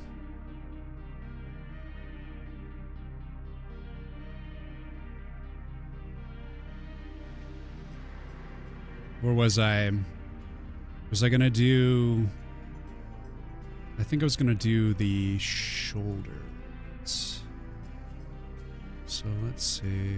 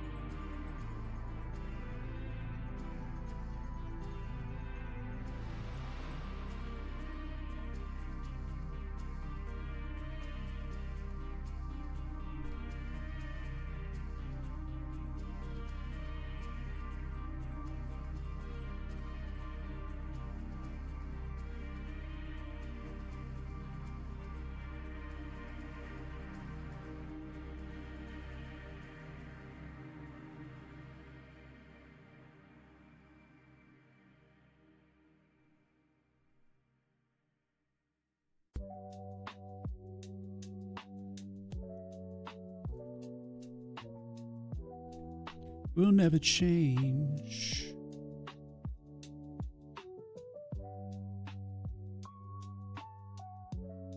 Rearrange. Some things that will never change. Booty, booty, booty time. Goodbye. Goodbye.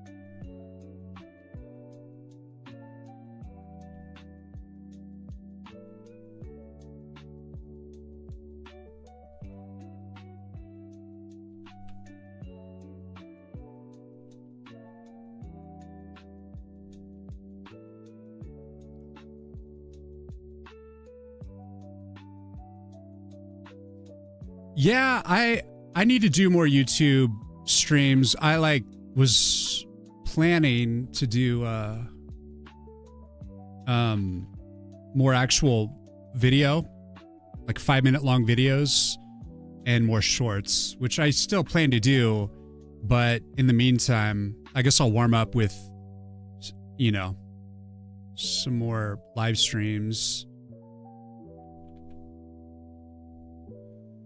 I'm about to, in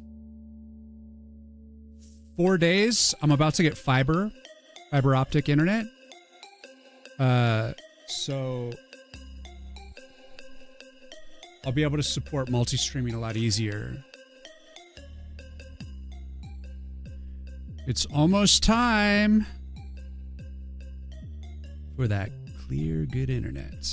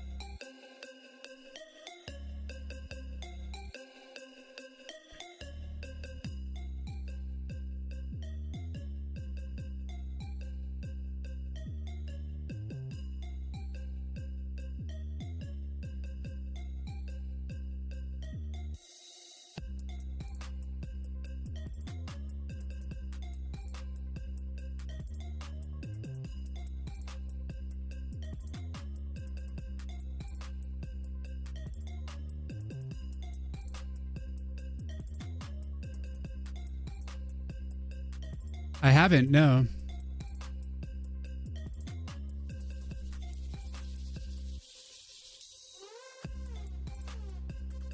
That's awesome, though. That'll be awesome. I remember swapping from cellular to Starlink. Heaven. Yeah, it's going to be good because then I feel like the past few streams we haven't had any crashes, but this past month has been really terrible.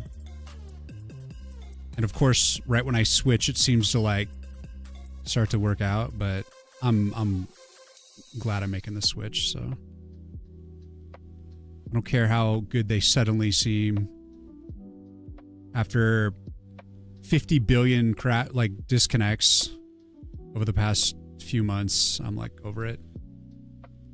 No more.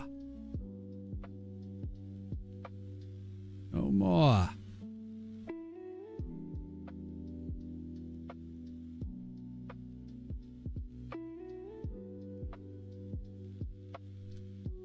Bam, bam, thank you, bam.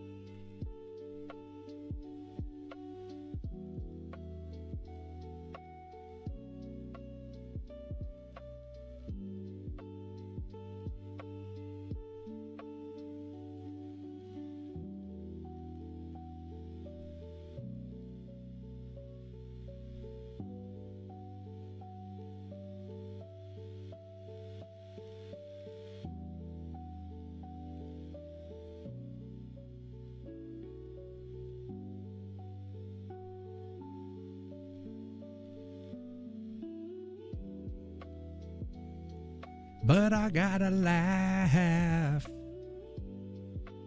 Kind of looks like Thor. He has that celebrity face.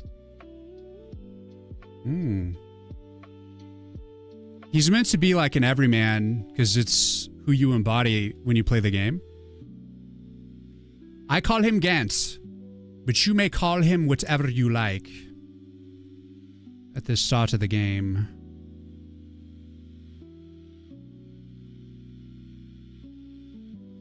Like, Senor Pee-Pee Pants, I don't give a shit. You do what you want.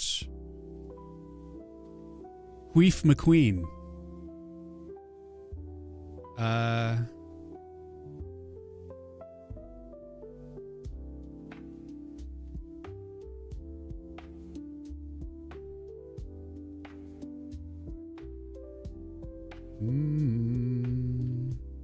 Nothing's for free.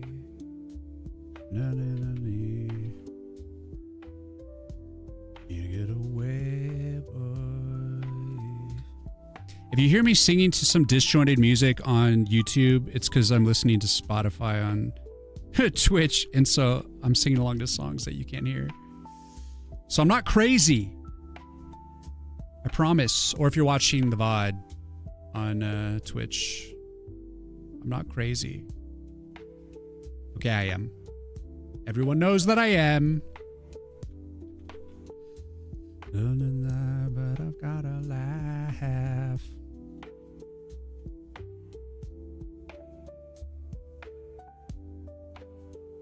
Donson Powell? Who the hell even is that?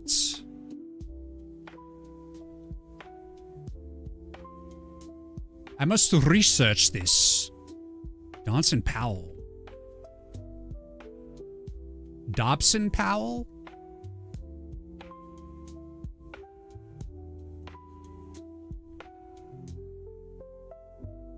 No one has ever even heard of this person.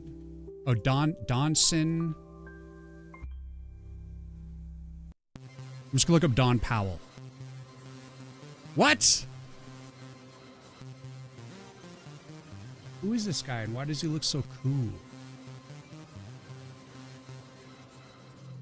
Don Powell. What band is this? What band is this man? Slade drummer? Slade.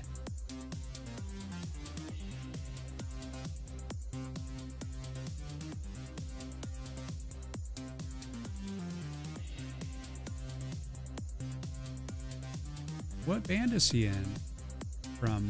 Is he in a band? He plays drums. Okay.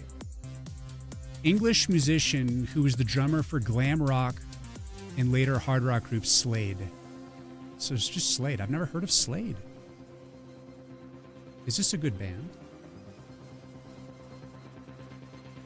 There actually is a Don Powell who looks kind of cool. Doesn't look anything like Gant here, but there just so happens to be, from your fake imagination name, a real person. Okay? Now we all know about Slade.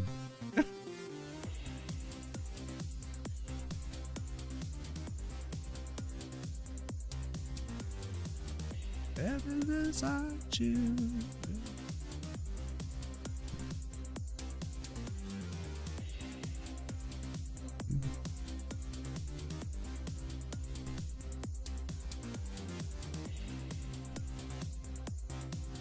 Heaven beside you.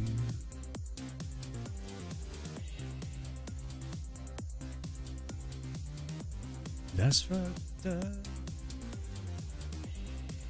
Little here.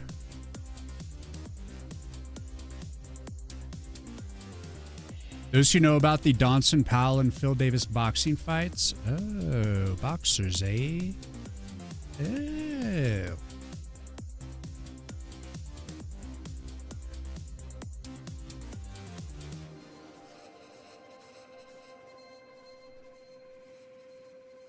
Well, the Don Powell that I looked up, the Slade drummer, actually has like a lot of, like, he has an interesting look. You know, he looks like one of those prototypical 1970s guys. Be a good basis for a character design.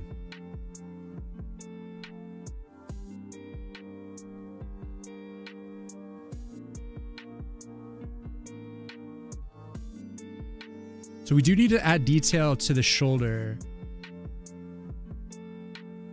But I think I'll start with some detail on the hair. And do I want to go darker or lighter on this? Maybe we'll start lighter.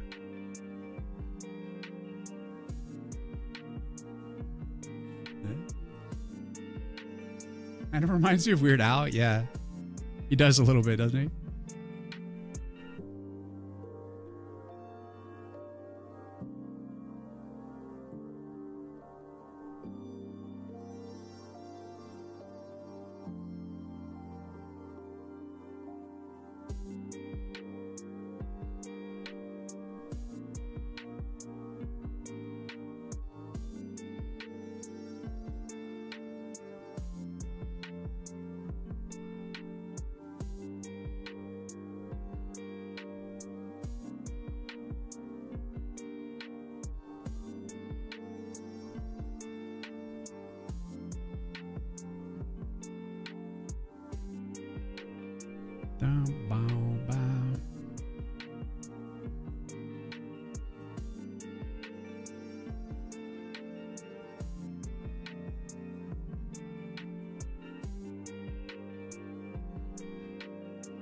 Zuiti, what's going on?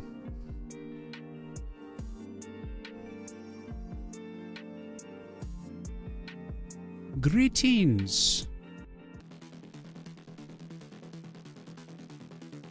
I got all this winter hell.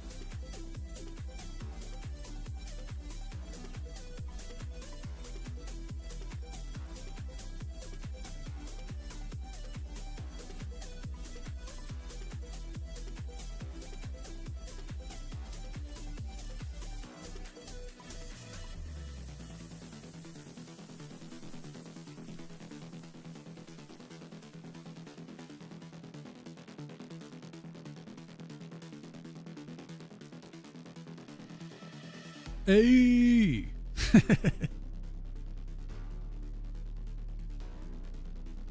Oh boy.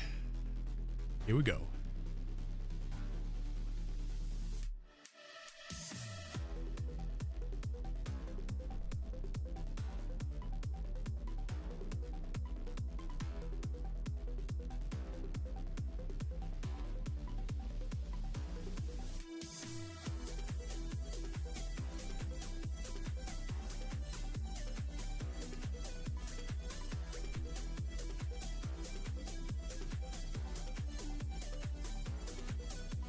Look it out. Come on.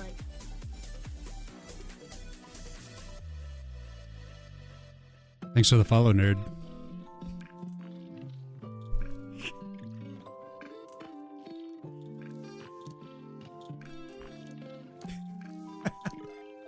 How come that sounded like that? Oh, man.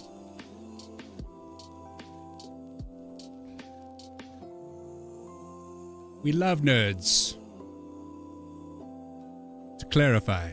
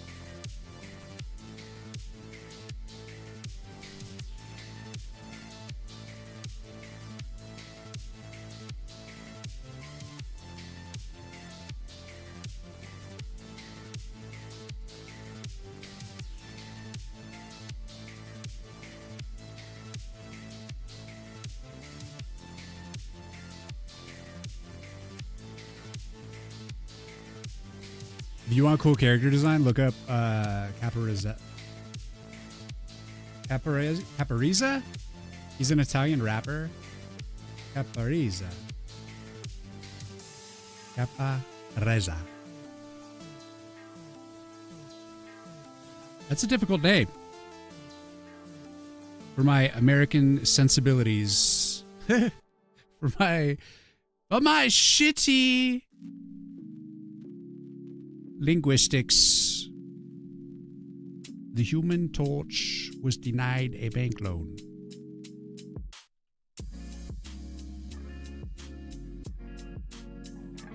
You're down and out, my friend.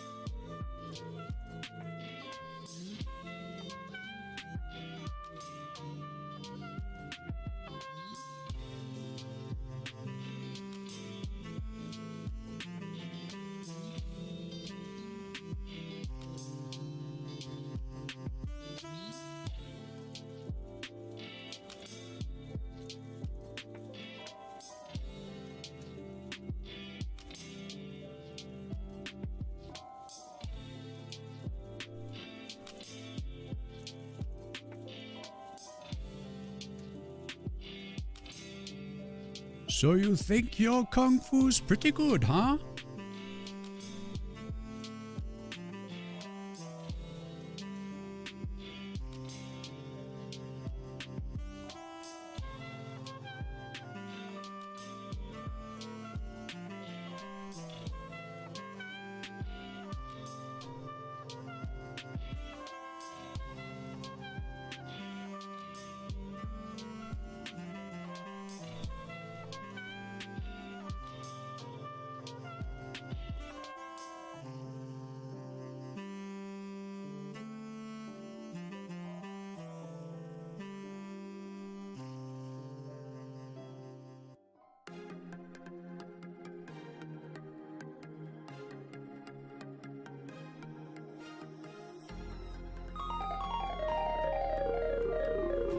Oh no!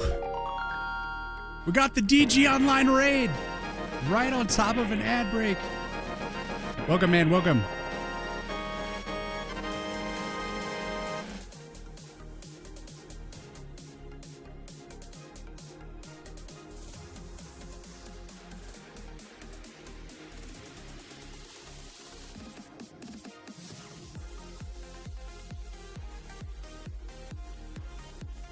I know, perfect timing. Such is life.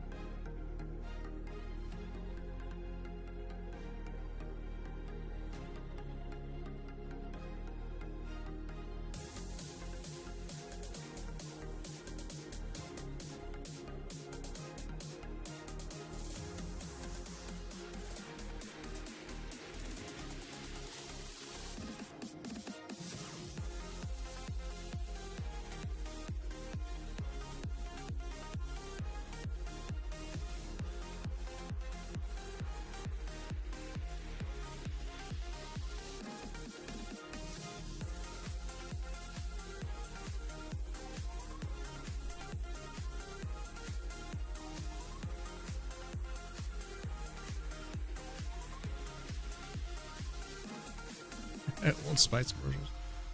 What the hell?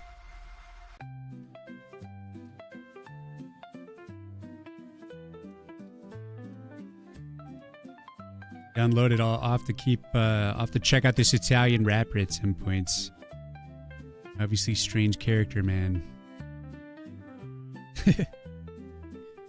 With impronounceable name. Are you here, DG? How's it going? Thanks for the raid. Welcome in, raiders. Raidies.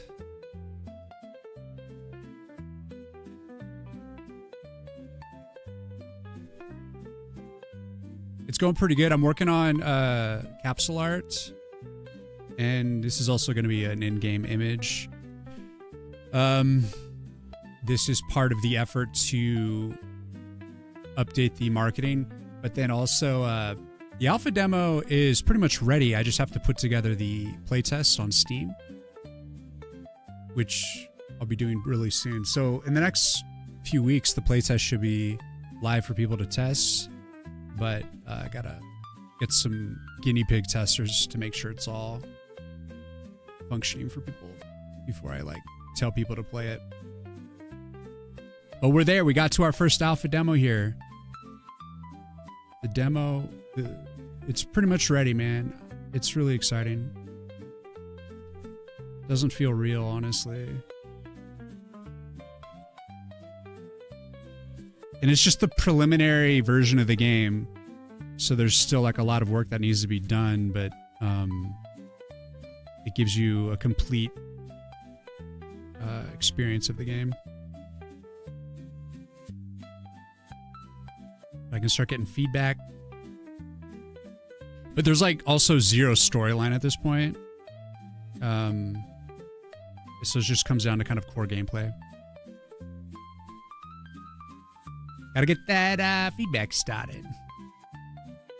Already ready? Man, I've been working on this thing for 2 years. It's about time. Yeah, it's been a long time coming. I know it's crazy. Well, hey man, when you decide to make a game from scratch in C++, it takes a long time, especially when you're newer to C++ like I am. But I'm pretty stoked about what I've accomplished.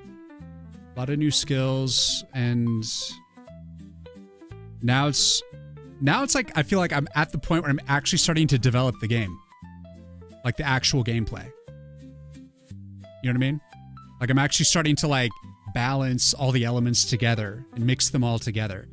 Up to this point, I've just been building elements and throwing them in. And now I'm like trying to create a chemistry with the elements. And it's like, finally, I'm finally building the game. Jeebus.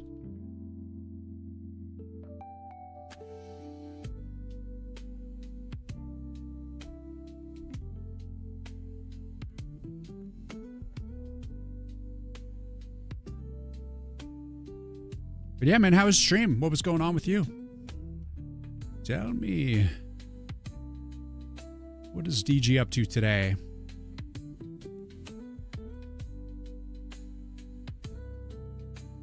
Tell you in my clothes. Softly spoken lies. No, no, no, no, no, you don't say what up people's eyes. Wow, wow, wow, wow, wow, wow. I don't know if I'm going to go for softer interior lines instead of just doing the black lines on the interior structures. We'll have to see. I tend to like them. Gives it like a slight sort of pastel texture. But it also loses definition.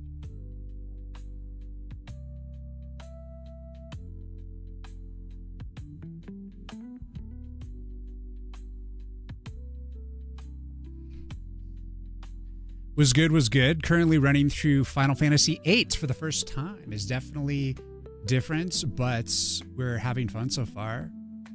Well, obviously we have to throw in a Final Fantasy fanfare.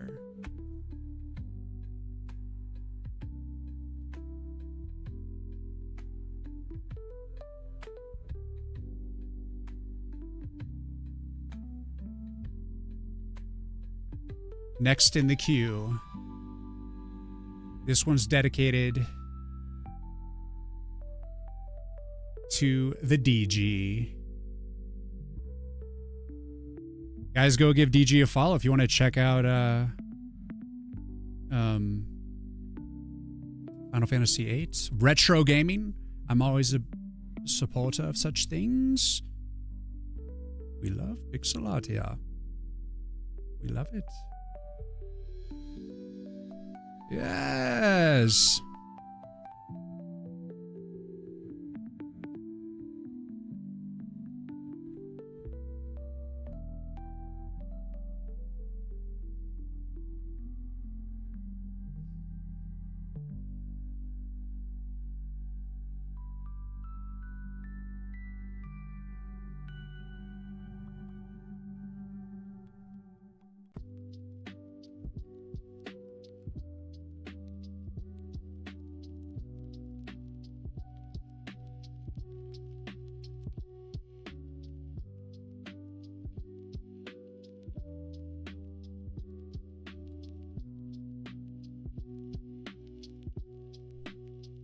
Yeah, my pleasure. My absolute pleasure. Wow. Transition was beautiful.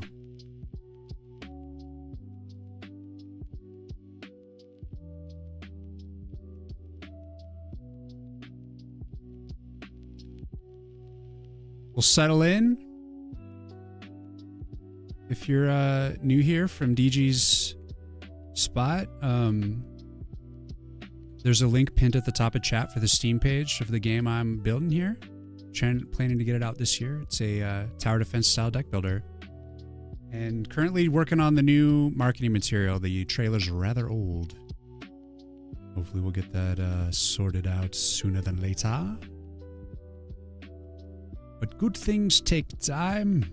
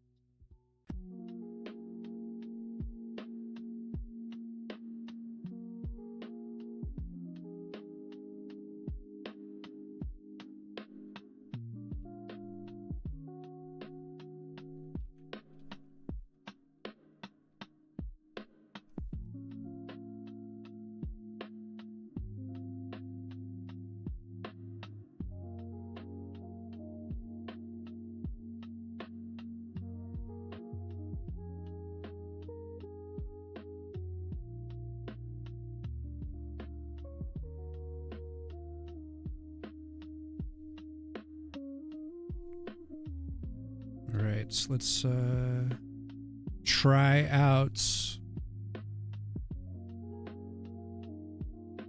Let's see if I want to do a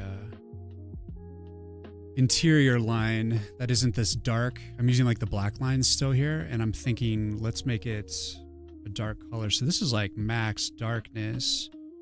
So we don't have to make it fully that dark. If we lighten it, it'll give it like a softer quality.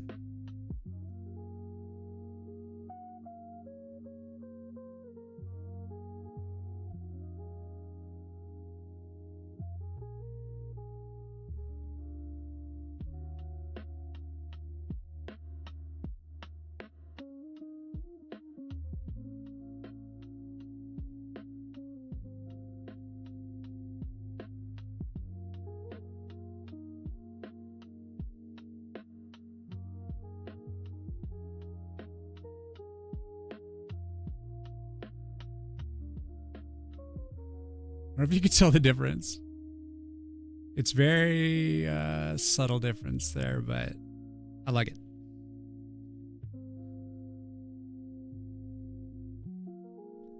So that means we got to do it for all the hair.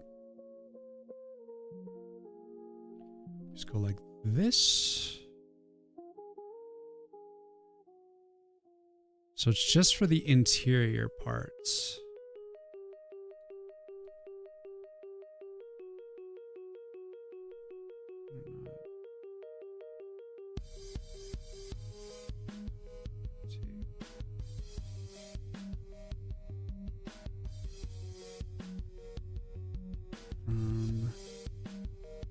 Ears.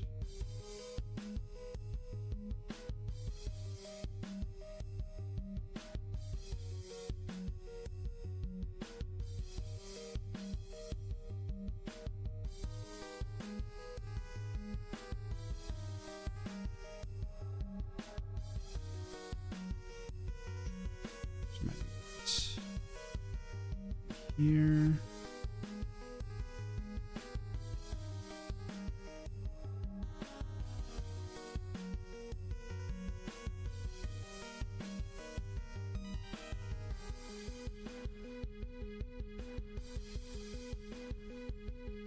We got to mask in all these edges.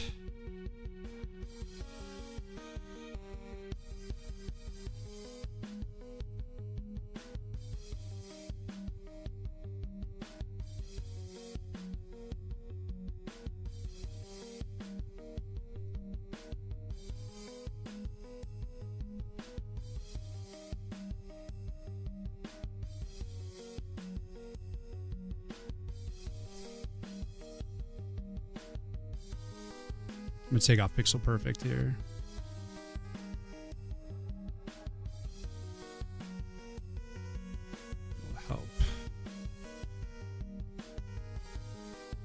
Like the pixel perfect thing, like intentionally omits certain pen movements to create a nice pixel perfect line, but sometimes you just want it to be sloppy mess. Grab everything we need here. Oh. Little quick detail here.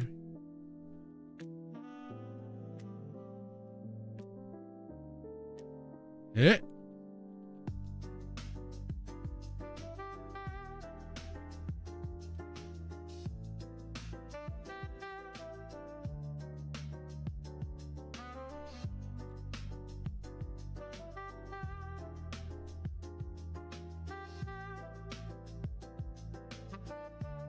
What's good about this is it like helps differentiate between some of these lines that are going into the black edge here.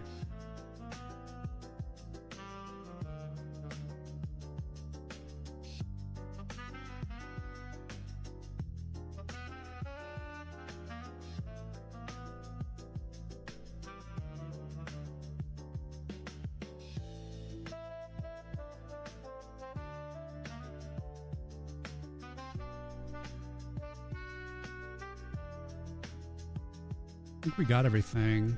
Oh yeah, around the ear. Did we get everything? Oh. And...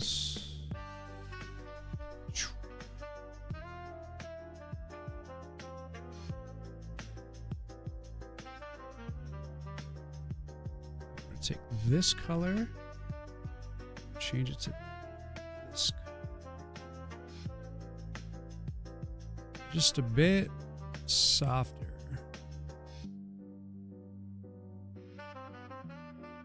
It puts more emphasis on the outline, the silhouette.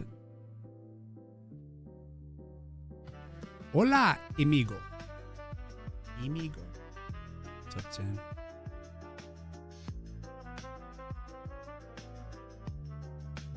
Let's see. ¿Cómo está? Muy bien.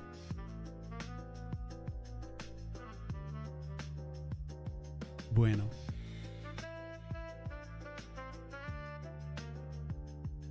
Wada, wada, wada.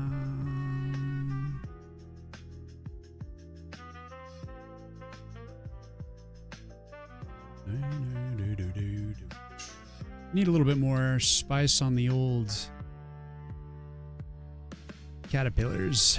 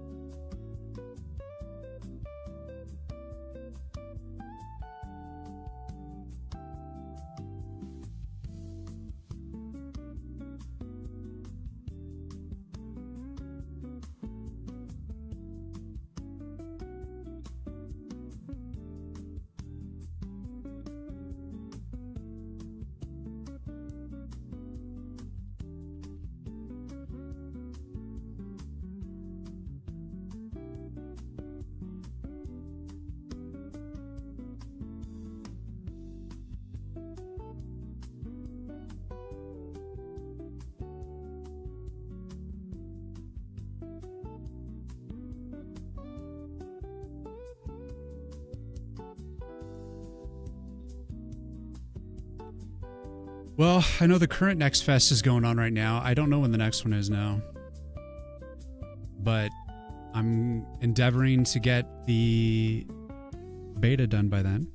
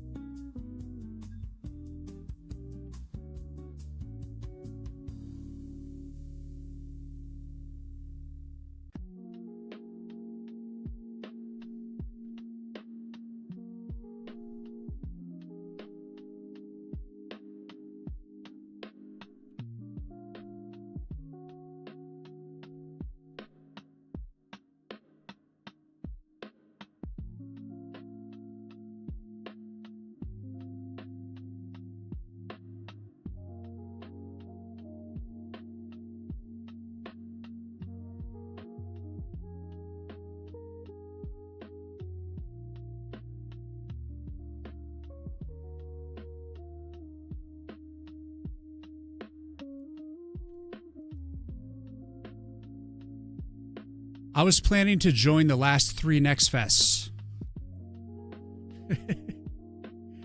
Maybe the next time I actually will. Ooh, no. You know what they say, anything's possible.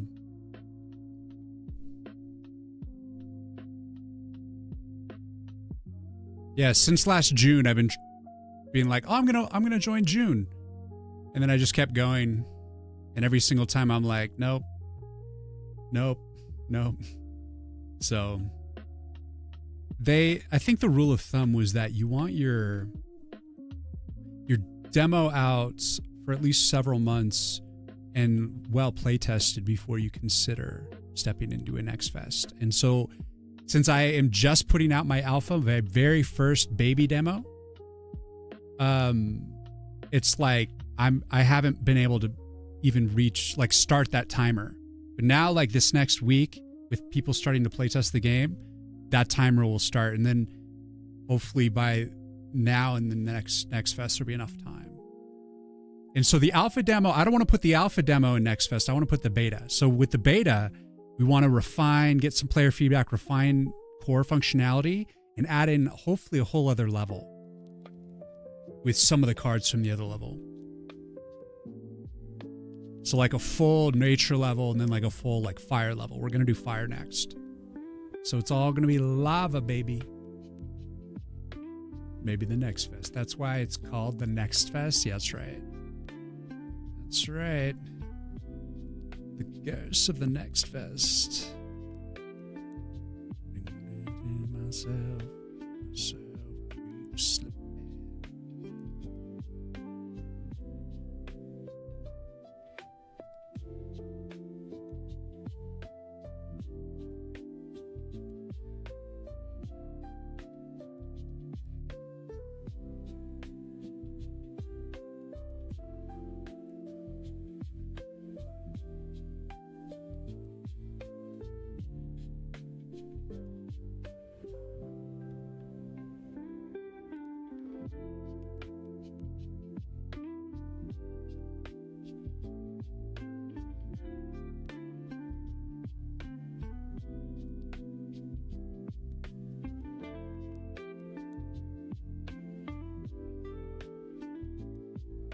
Come on. Johnny, thank you for the follow. Welcome.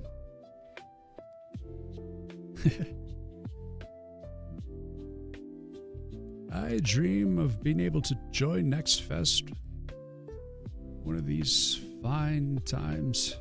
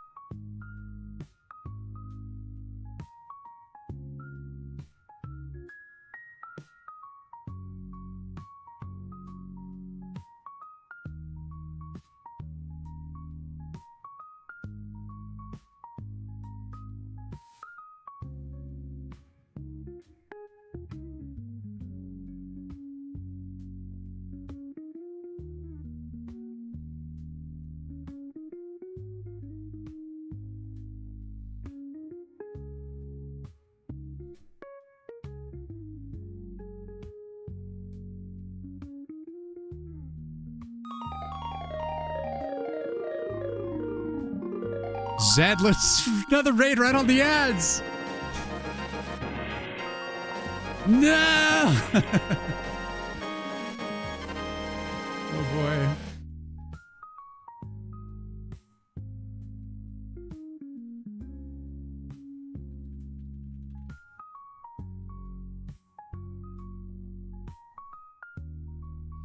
Yeah.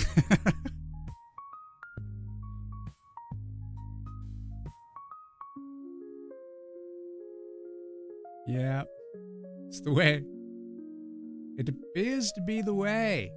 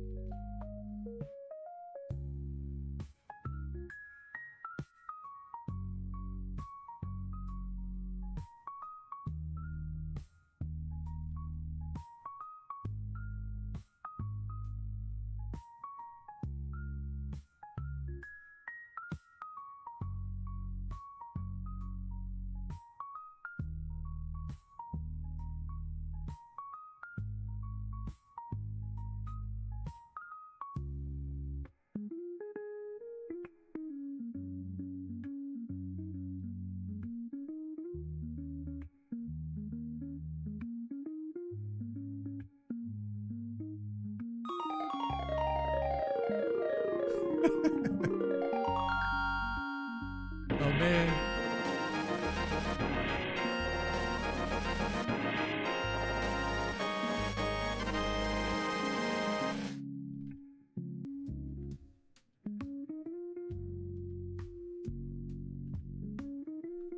Thanks, Adam. I think we're just off of ads. Welcome in, guys. Oh, yes, the welcome ad. So sketchy. What's going on, man?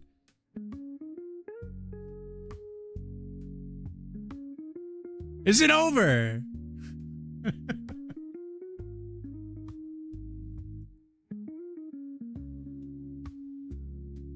We are so back. What's going on, guys? What's going on? Sleth, what's going on? How you guys doing? We back. Excellent, excellent. Well, guys, I'm working on welcome in from Adam's stream. We just also got rated by Zeta Shah, another coder and game dev aficionado. Yeah, Adam, thanks. Understand you need a split. Sounds good. You good? Thank you for asking. How are you, Sleth? I'm good. I basically have the alpha demo done. I just have to put together the playtest on Steam. So we got our alpha demo ready. And I'm working on a portrait of Gant for new capsule art. And the idea behind this is that I make a portrait of him so that I can use him in like skyscraper ads, banner ads, more just different aspect ratios. And so I'm trying to create like different pieces. So we got the logo, his portrait, and then there's going to be like some cards because it's a deck builder that I'm making. And then we're just going to like arrange the pieces depending on the banner ad. Because like the original capsule art I did, which is above here, I just drew this like big picture of like enemies and then like Gant like looking around a tree. And it was like a bitch to put it into all the different things that Steam requires. And so now I'm like redoing it to like with that in mind. So this is kind of like the revamp to the marketing. Everything on the Steam page, which is linked at the top of chat, by the way, if you want to go check it out, give it a wish list if you're interested. All of that marketing material is pretty old at this point. Most of it is pretty dated and needs to be updated. The trailer, the screenshots, the logo, like a lot of stuff. The logo's not like super different. It's just cleaned up.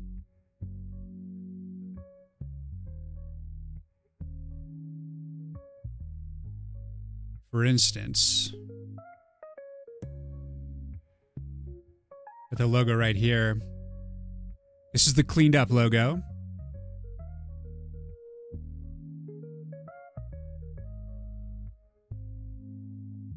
So it's just like basically the same thing, but the font has been widened so it looks easier to read when it's smaller. And like if you compare it to the one that's on the old thing, you can see there's a lot less detail and just slightly more readable. So it's essentially the same. Like I kept the font the same because I drew this font and I just wanted to make it a little more readable and more like pixel art based. Where the other one was like digitally drawn, I just said this one's going to be full like pixel art. Anyways, so we'd have like the logo and the portrait of Gantz. And yeah. There's also going to be the like add player screen. So you'll know like who your name, like here, I'll show you. This is like the older portrait in the game, but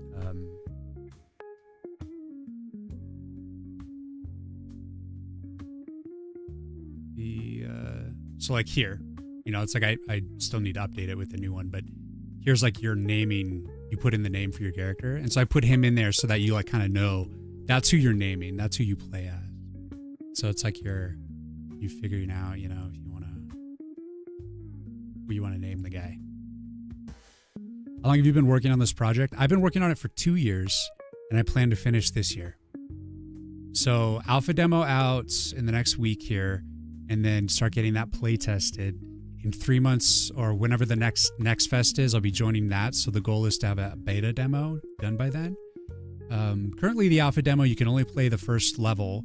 In the end, in the final release, there will be 4 different levels that you'll mix together to create like your different runs.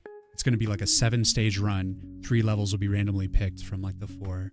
And Crisis, thank you for the follow. And the beta demo for the next fest, I'd like to have 2 levels in. So 2 levels, 2 decks. So right now I just have the nature deck and the nature level. So I'd like to have the next one will be like the fire level, which looks like this. Dibba-dabba-dooba-doo. All I have is like the BG for it.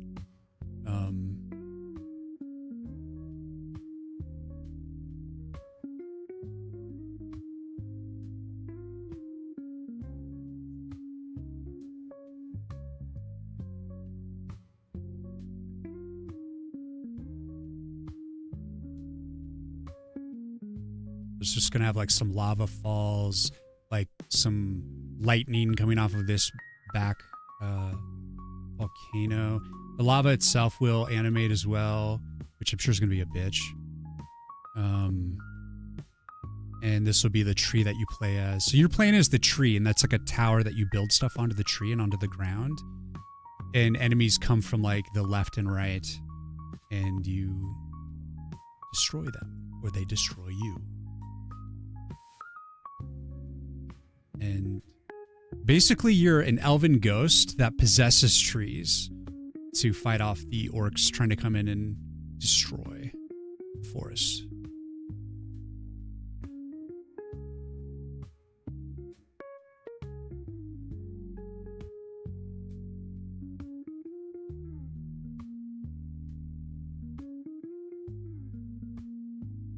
And yeah, I mean, if you click the link to go to the Steam page, you'll see what the gameplay is like.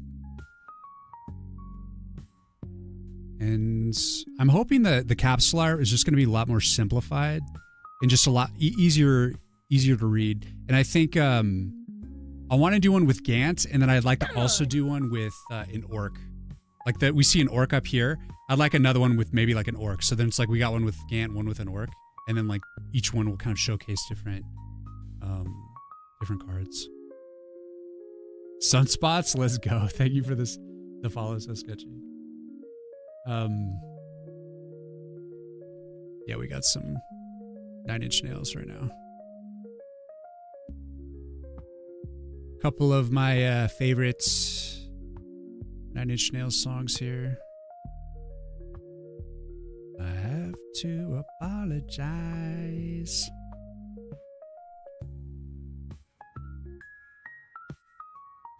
So the goal right now is finish putting in the shading and detailing for his hair.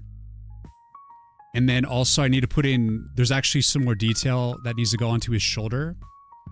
there's like some etching that goes into it. It's kind of like a tree and then like some moons around the rim. And then I also need to make a version of him where he's like more of a ghost. So I'm going to have him in like human form and then in ghost form as well. Which is basically like just slightly tinted and has like a green glow. He's a green ghost. It's like earth magic.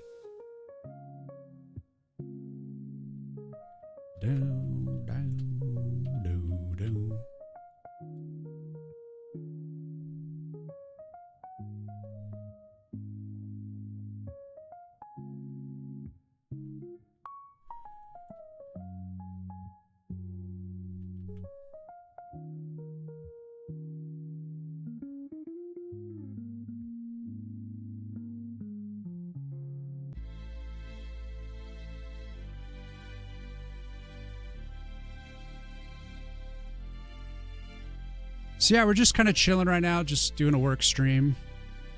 Sometimes I code on stream, and a lot of times you'll see me doing art.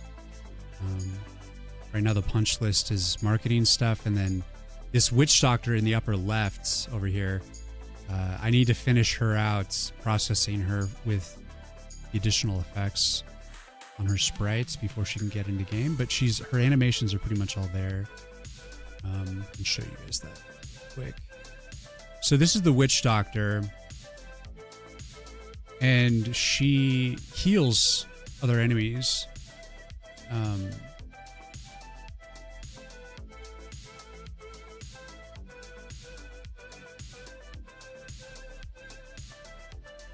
So that's her walk cycle. Then she's got, when she stops to attack, she like flips her hair and turns. And then she starts like jabbing with her thing. Her melee attack's going to be shit. It's going to be like really weak. Her main power is going to be, she's a heal. She heals her other enemies.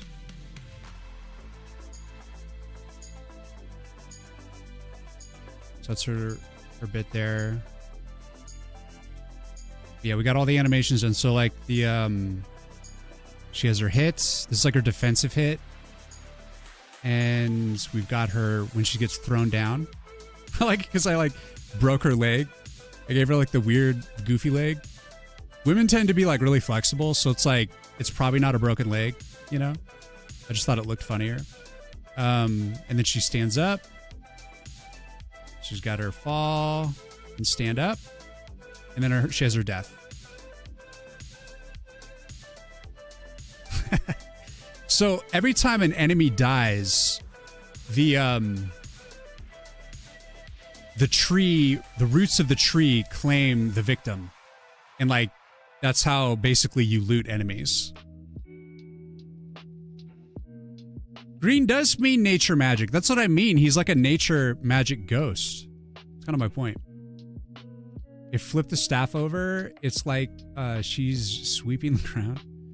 So anyways, that is the witch doctor. So I'll be finishing up that. Probably not this stream. I'm just going to be focused on getting the getting this portrait done. I'm just working here in A-Sprite doing it all. So it's all pixel art, but when you do a big enough sprite, it's pretty much digital art, but it's in the end it is still. Got to make pixel art decisions.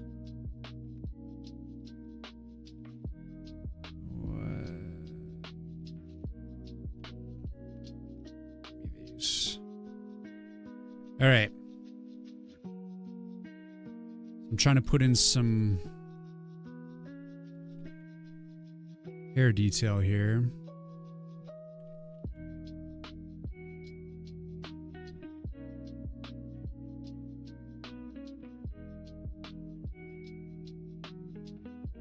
Yeah, my streams are more often than not just work streams. People just come in and see what the status on the game is and kind of hang for a little bit. I'm often going for 8 to 12 hours. Who knows if I'll make it that long, because I am pushing it into like later sleep schedule right now. I don't want to get too extreme with it yet because in 4 days, I've got the dude from Fiber doing the house visit to set up the connections inside the house. And that's going to be 8 in the morning or 9:30 in the morning, actually. So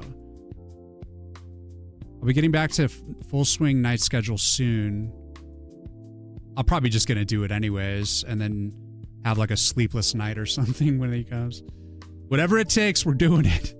Gotta get that fiber. Gotta get your fiber optics.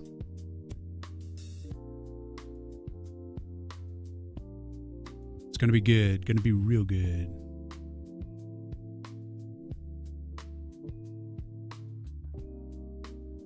Come on. Goodbye to yous. Thank you for the follow. Welcome.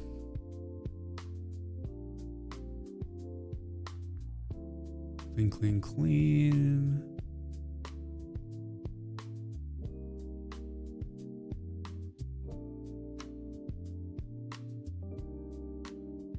Had me at night owl. Let's go.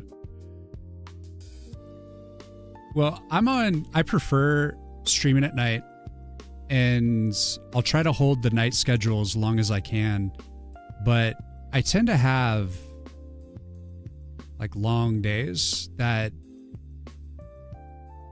I'll end up pushing my schedule. And so like suddenly I'll be streaming later and later and later and later until suddenly I'm like streaming during the day. And those are my daywalker streams where like my sleep schedule's cycling through the day. And I'm like a regular person, but I'm always trying to get back to like, you know, start in the evening, stream through the night till the sun rises, basically. It's my preferred time. It's nice and quiet. And I can just deep focus, get stuff done.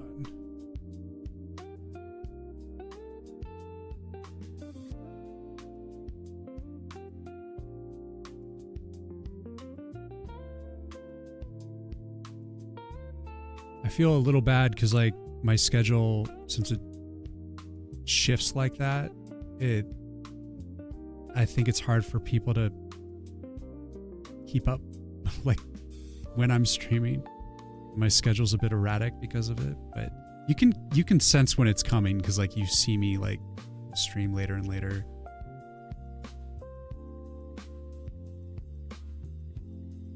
I can't help it. I like being free of like a rigid schedule, and it's more about finding the inspiration and passion to move forward in the project. And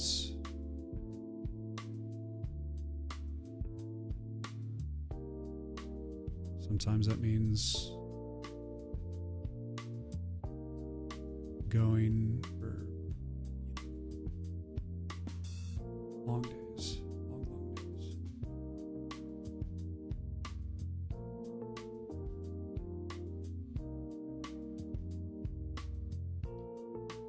Yeah, Sean.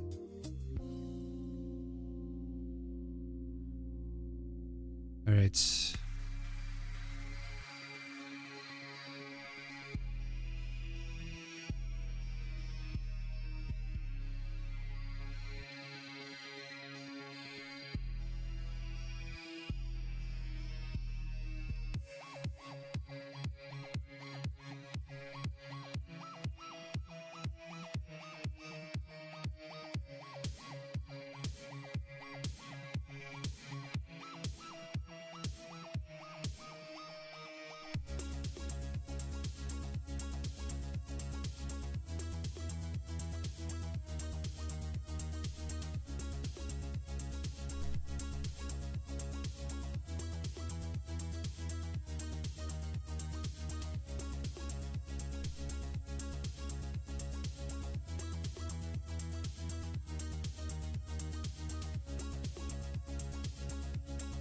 I can do now.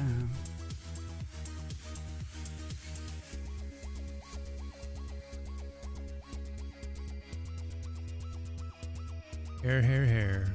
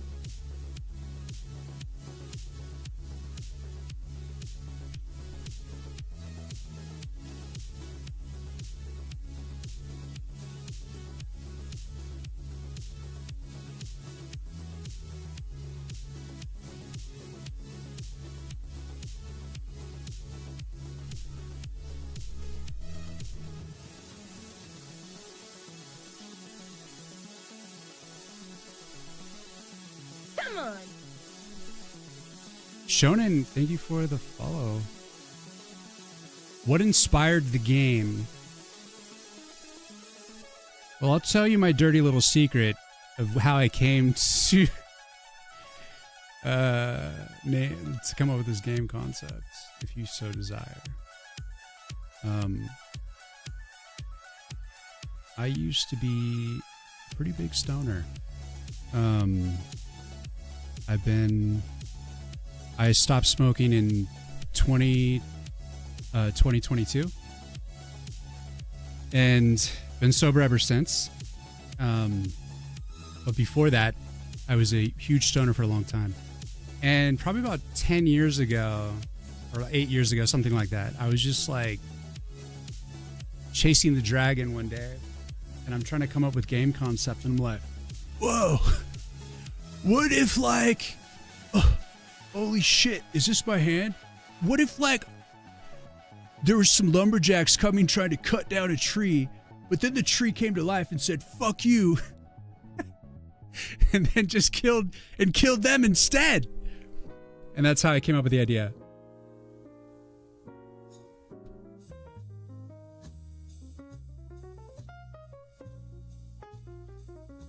Yep.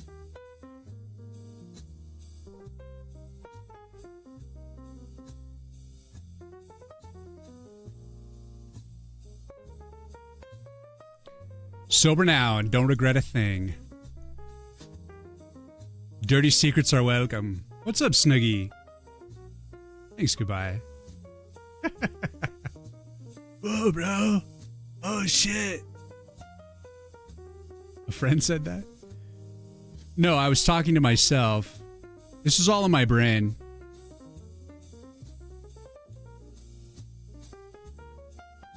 And then I started learning C++, and I was like, I'm going to do this in C++. And I was considering game engines and stuff. And then I got intimidated, and so then I quit.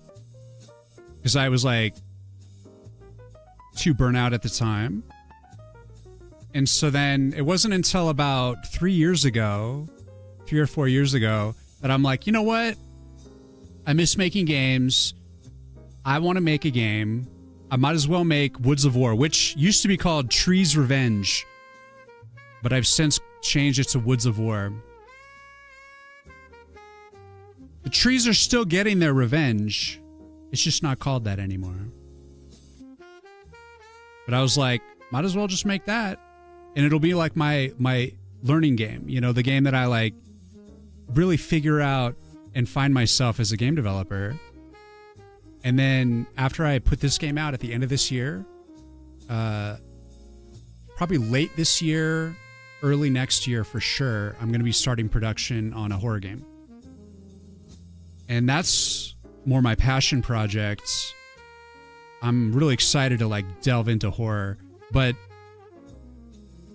this is like, I have to make this game as amazing as I possibly can so that I have a lot of fodder towards an experience to go towards the horror game. So I'm like putting everything I have into this game until it is done. Which includes writing a narrative that you're going to unlock story beats whenever you beat the level. Like when you earn a card, you're going to get a little like story beat. And the story is going to be told through like dialogue and, you know, just pieces of art. So I'm going to practice telling a story and constructing basically a hero's journey with a few characters. And then, and it's optional. People can just skip it, you know, like they don't have to if they don't want it. And it's not going to be like long-winded. The dialogue, it's all going to be very short story beats. So it's like, it's meant to be like, you're not going to suddenly come across like 8 paragraphs of stuff. It's going to be like, I'm going to have to tell the story in like increments of like 7 or less, actually probably even less than that, probably like 6 or less sentences each story beat. So it's like really brief.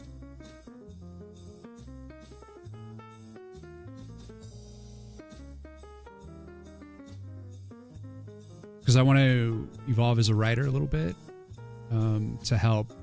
So when it comes to the horror, I just have like a lot of gas in the tank. You know what I mean?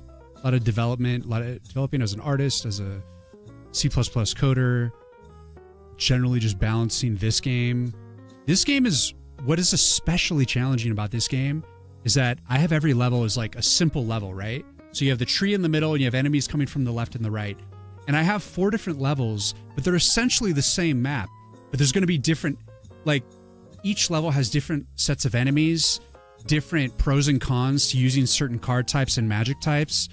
And I'm trying to use like, it's a very grounded concept that I have to create enough variety and enough like strategy around without like exploration. How can you make a game that's interesting and captivating and replayable where every level is essentially the same like area?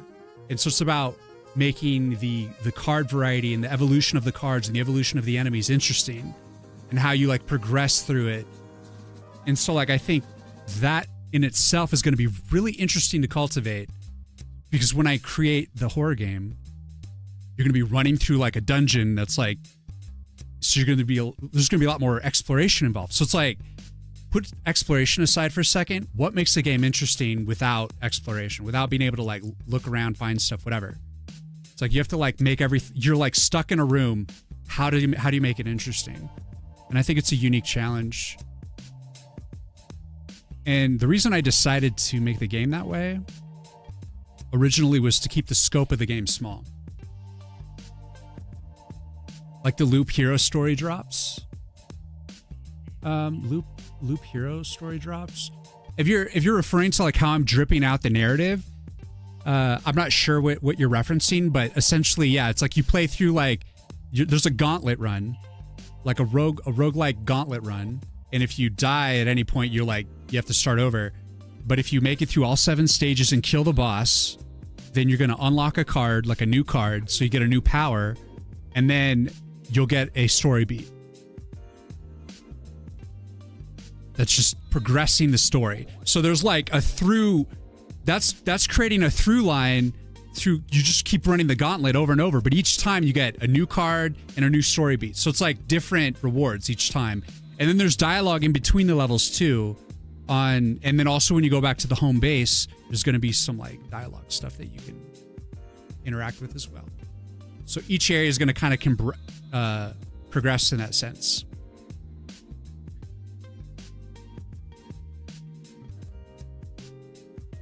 And then adding a little bit of procedural effects to the levels. There's going to be like weather effects. It's going to be random, like what levels or like what order they're in, because the order matters. Because like if you get a level on 1, it's going to be easy, but if you get the same level on 3, it's way harder. You know what I mean?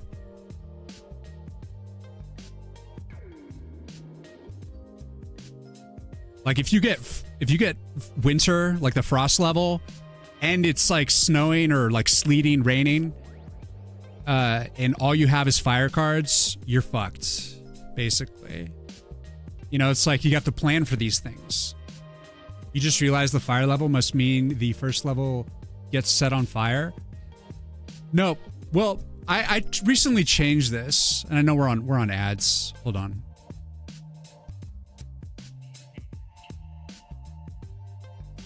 This is stuff that's going to come out in the narrative, but you're going to learn this from the opening cinematic, which I don't have set up yet. You know, it's like started. It's in pre-production, but it's not in the alpha at all.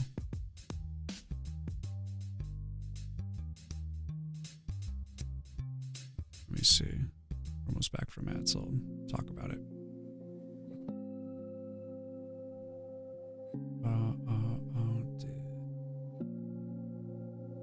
Stop.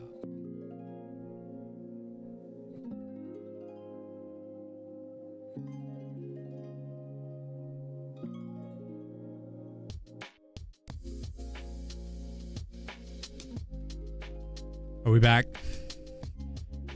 So essentially, there's 4 levels, okay? Each one, originally, I created the 4 levels representing the different seasons in the year, right? So we have spring, summer, winter, and fall.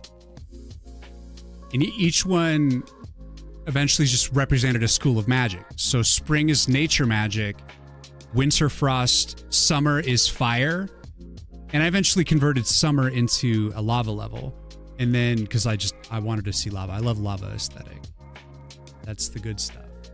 And then the autumn level is basically shadow magic. So it's more like Halloween, like horror themed in a sense. It's gonna be dark magic, more fall looking and Halloweeny. Halloweeny.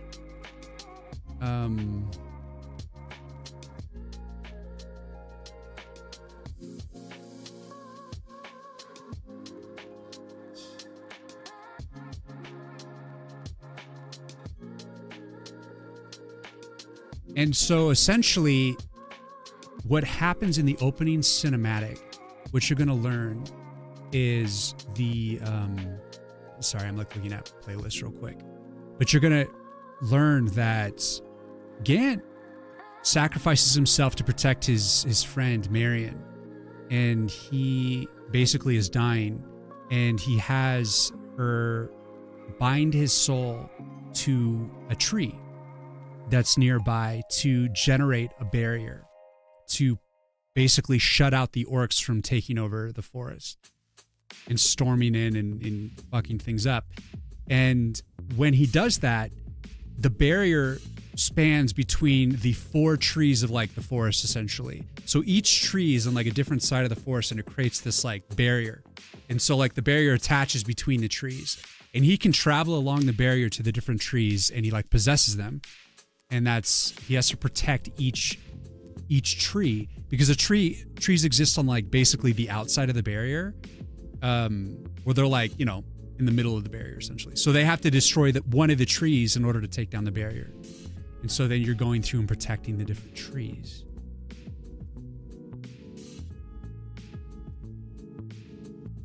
So it's just like these different areas, you know.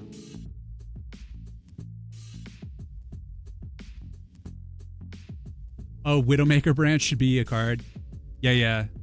That's what they call, like, if you've ever lived by like a redwood forest or something, they call branches that fall from the top of the tree of like a redwood or sequoia, they call them widowmakers because they kill people because they're those trees are so huge. You got to watch out for falling branches.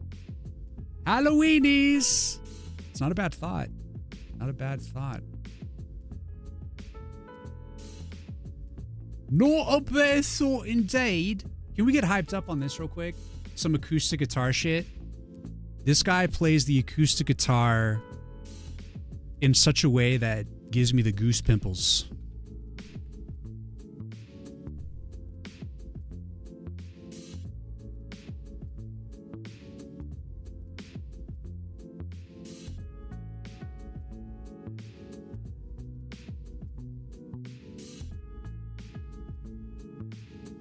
I was thinking it'd be cool to have like a little ad or something of like an orc coming in like huh, huh, huh, huh, and then like a branch comes down and just kills it. I'm like, should I do that? Is that even funny? It makes me laugh. But it's not really like a goofy game, you know? There's definitely some goofy elements, but like I don't want to lead people on thinking it's like all like meme. Because there's going to be some serious elements to it as well. Because the narrative itself is like not comedy. But there's definitely some goofball stuff in there. Because I can't help it. I just like to goof off. It's like this witch doctor when she dies. I have her so that she falls down and she's dead. But then she gets up and she's like, what? And then suddenly the roots come and grab her.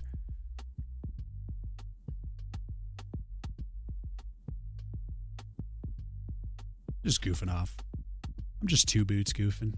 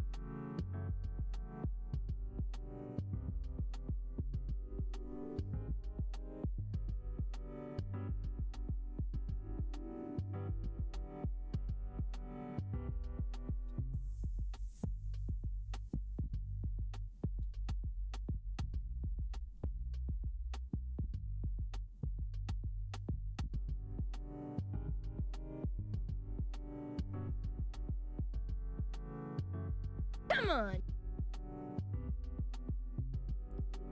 Yeah, Chad, thanks for the follow.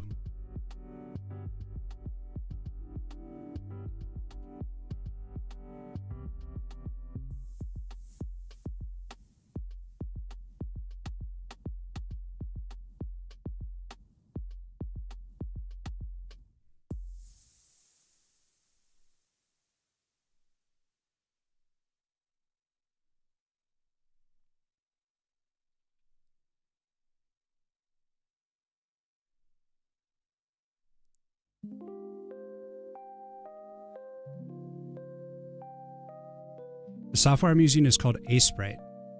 Would recommend. I believe it's on Steam for like maybe $20 or something. One-time fee. It works. And there's like tons of extensions on itch. You can do a bunch of cool shit.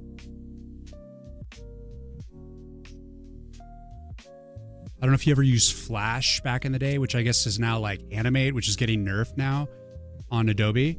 But they have like, you know how they, you can tween keyframes, you know, like have things like create like an ease out or something. You can, there's like a tween cell thing that you can download, an extension that does that. parallaxing stuff, centering tools, like all kinds of shit is cool.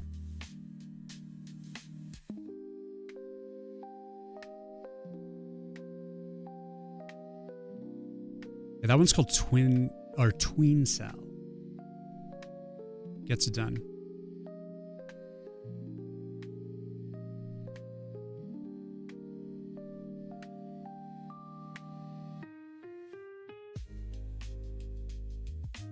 This crowd.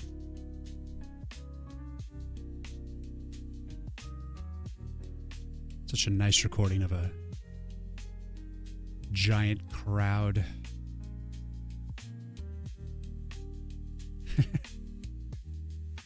Yeah, baby. All right.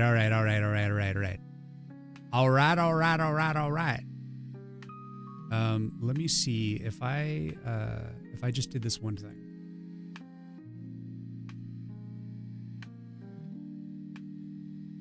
I must look like crazy on YouTube right now. I don't even know what the music is over there, but over here. Glad I bumped into your stream. Yeah, tweens. Yeah, man, you're not going to regret it. Here, let me show you.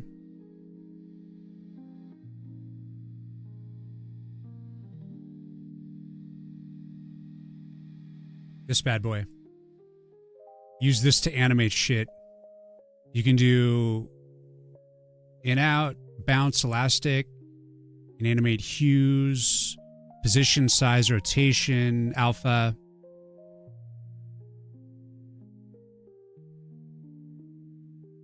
It just helps with kind of like, say you want to just pan something or just like a very mechanical, simple animation that you don't want to manually do. It just helps with that sort of stuff. Pixel art is already time consuming enough. Some of that stuff can really help.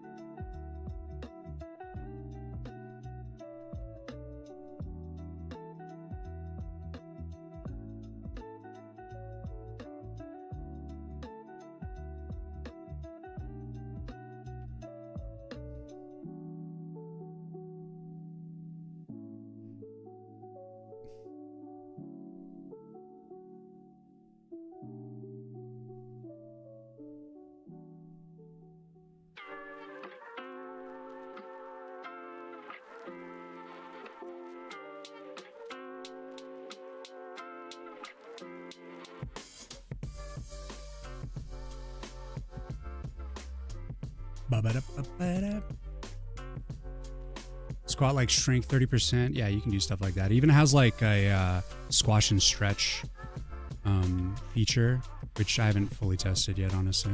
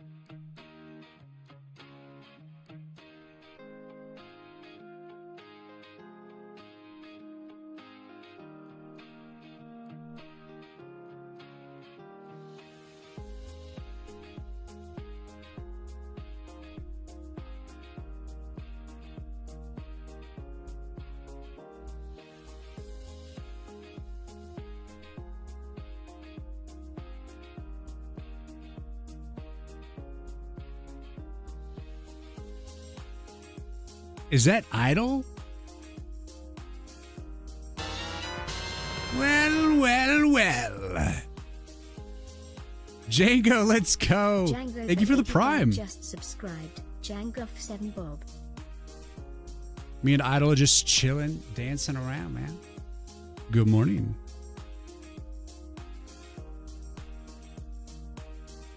Into situations.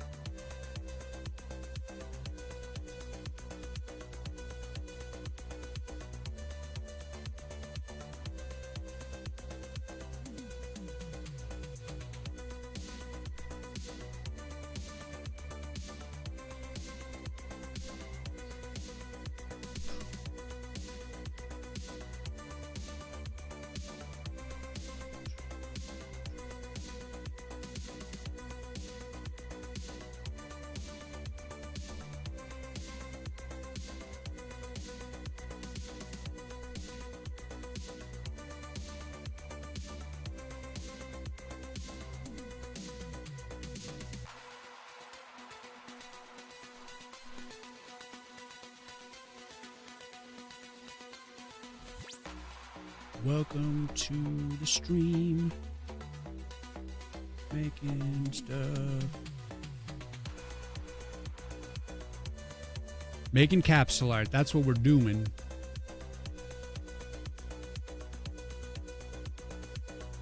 Life's strange.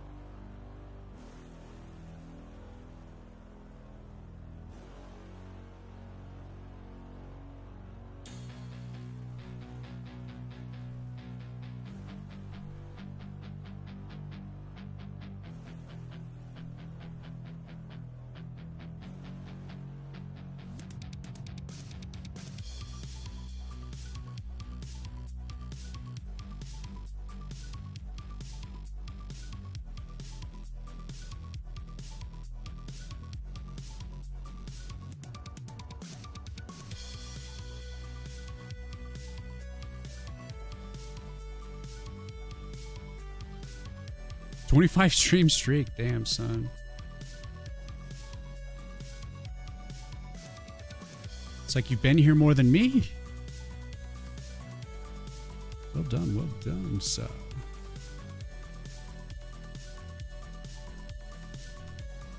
Baby Yoda.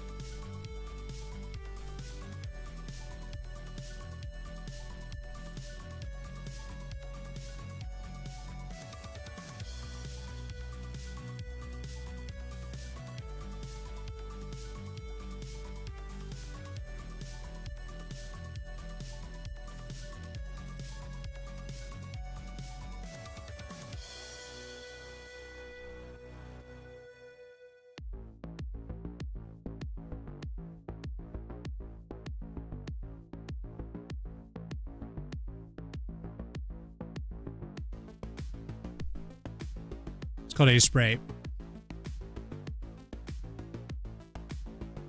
A-Sprite. Gets it done. Yes, yes.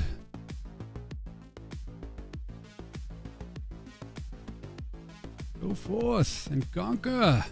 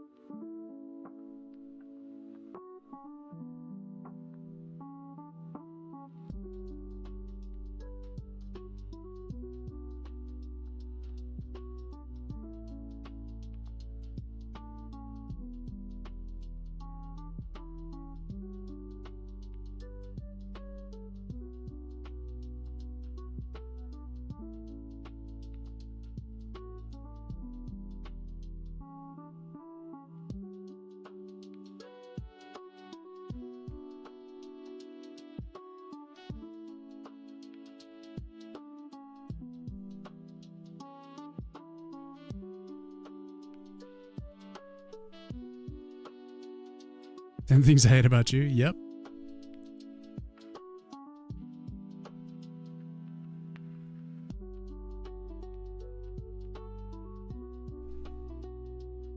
It's a fun movie.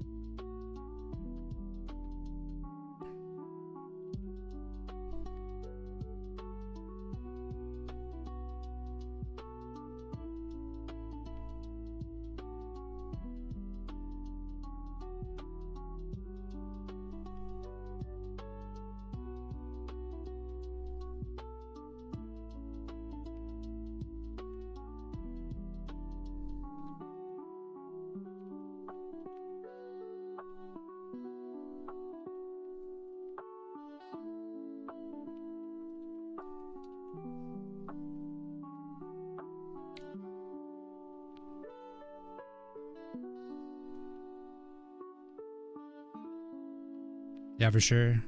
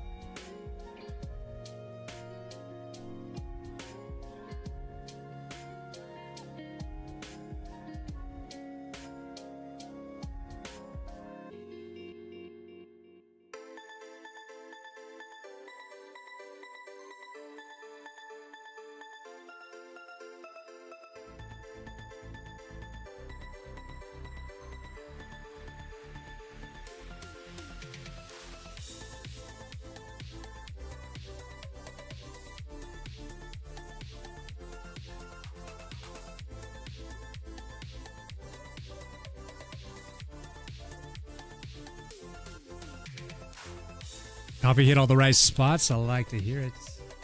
Damn, I need some coffee. You like it when she has epicanthic folds, but she's Russian, you know?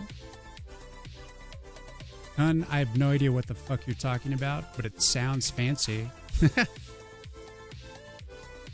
What in the shit? Fancy.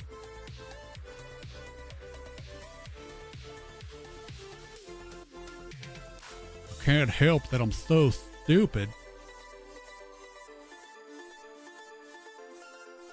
Beating like a hammer. Beating like a hammer.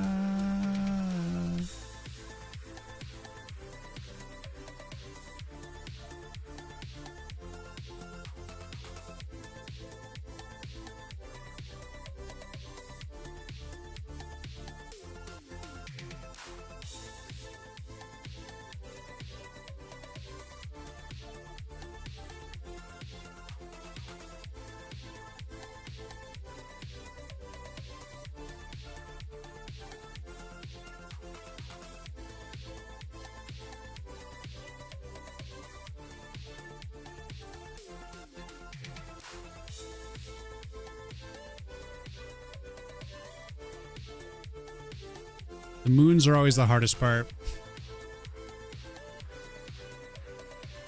Epicanthic folds. Oh, I see.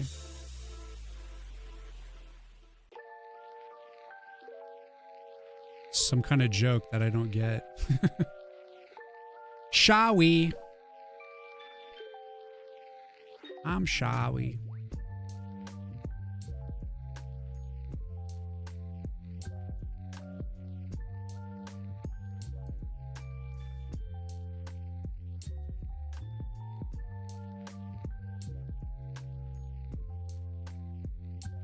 Gonna eat me alive, beating like a hammer, beating like a hammer.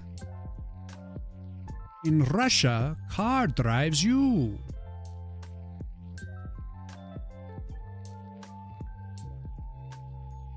Keeps beating like a hammer.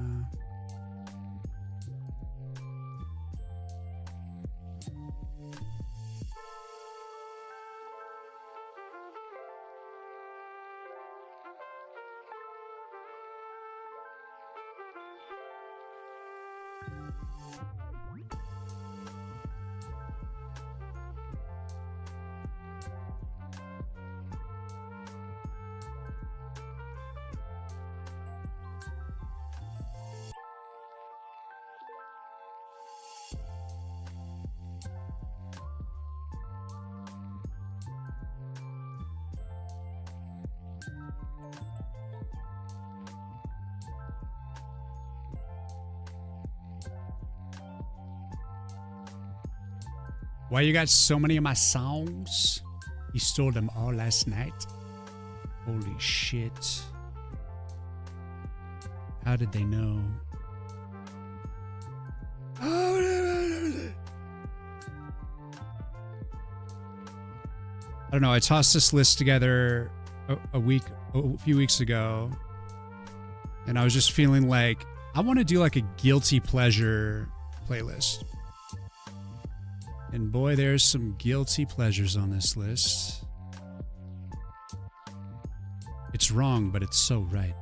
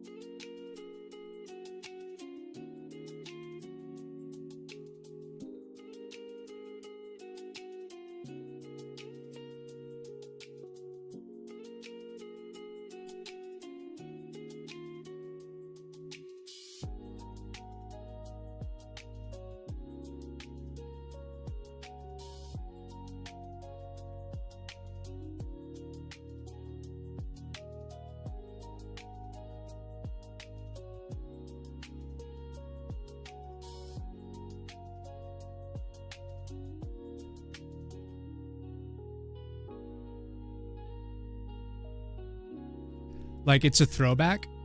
This is the 9-hour playlist. Let's see. This playlist is 8 hours and 30 minutes.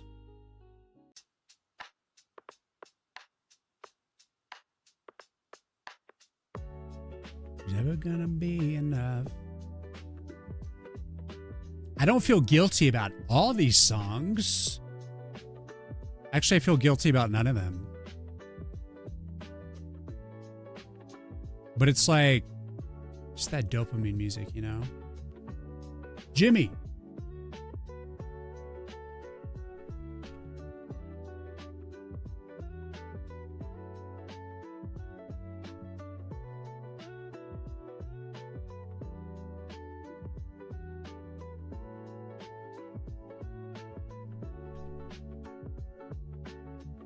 November. It's the moon. I thought it was a Pac-Man. Yeah, it's the moon cycle, guys. He symbolizes the moon cycle, and then there's a tree. I like came up with this a long time ago, and I just never changed it.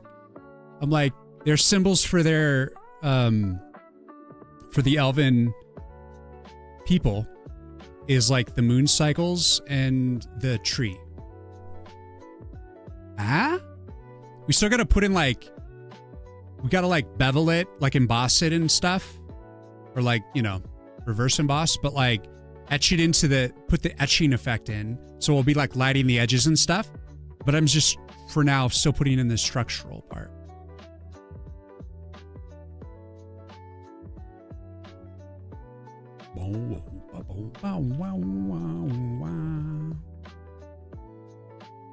Ah. Look up. Look up. So hard to find a balance. Over Rio. Amen. My darling.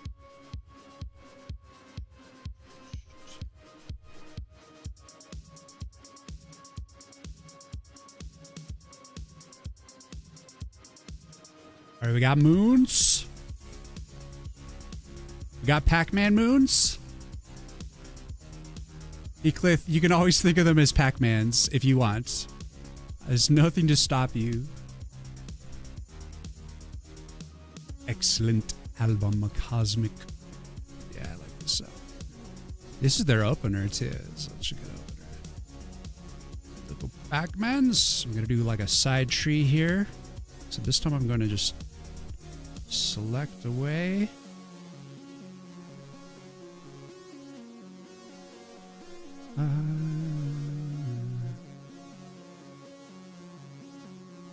Those of you on YouTube, I'm playing Spotify on my Twitch.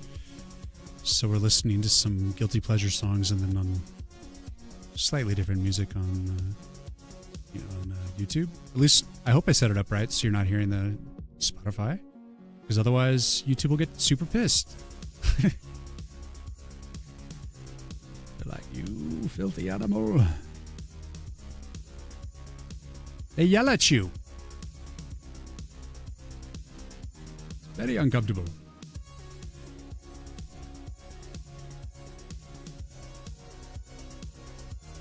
Which is totally lame.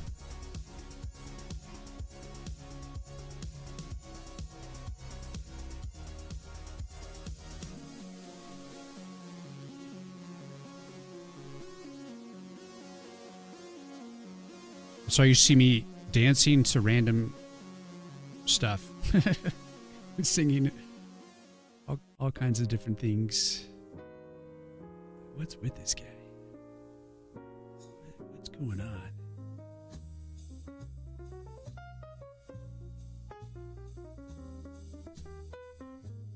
I'm just arting.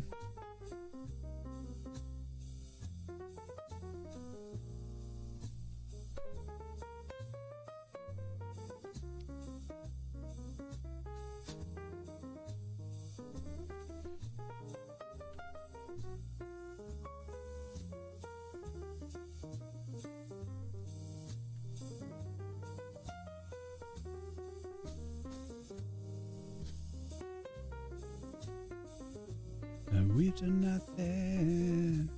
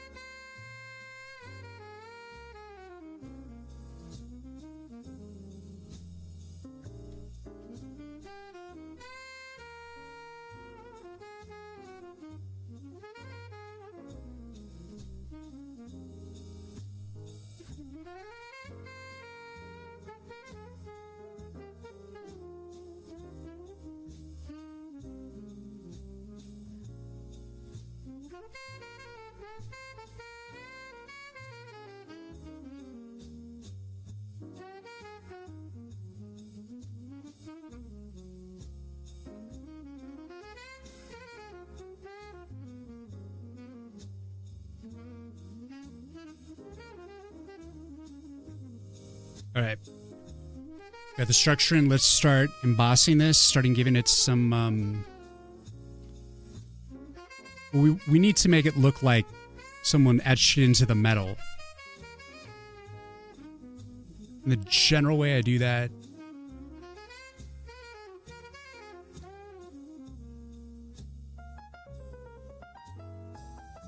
we'll do some like, we'll start with a tree. We got to start with a tree. And so let's see, let's take a copy of the tree, both sides, the whole shebang. Copy that to a new layer. And this will be the shadow. Color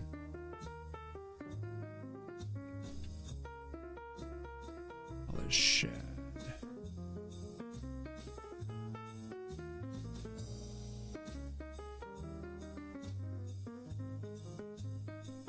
Make it darker. Damn, that just like goes dark instantly with this tool.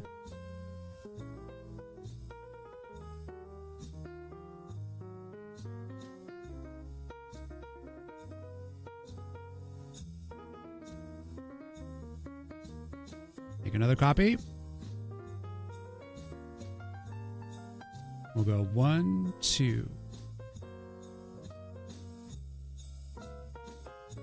Maybe 3.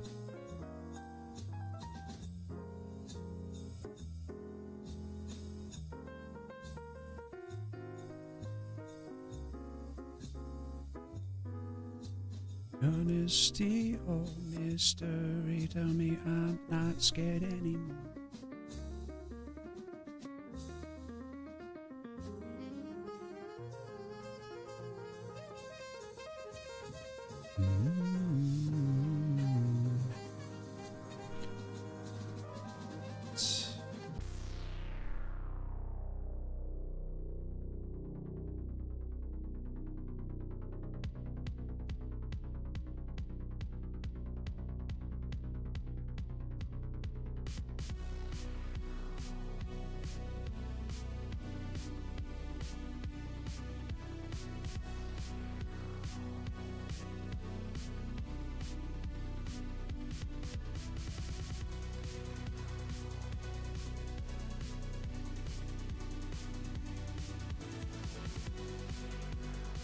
I think 3 might be too far. I'm gonna go for a 2.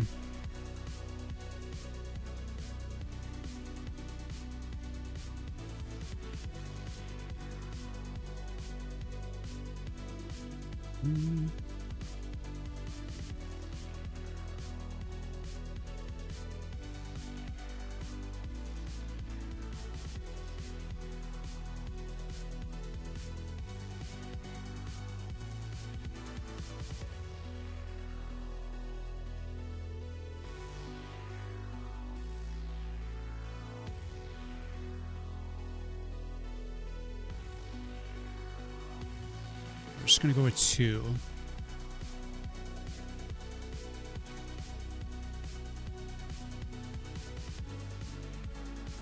Burn into my brain. No, I'll tend to like toss in a few songs from a band if I come across them on the old playlist. I jump around a lot. Sometimes it's a few songs, sometimes it's just a single song. Okay, so we're gonna go with the single. We're gonna go with 2. That's shit. Actually, I think I like 3. Never mind.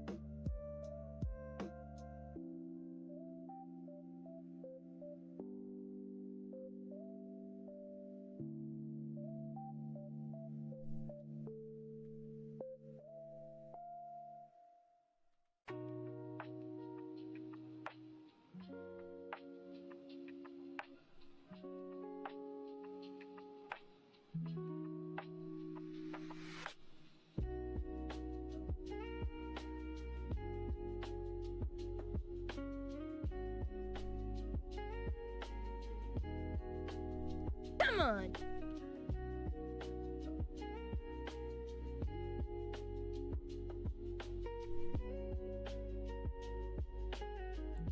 Spence, thank you for the follow.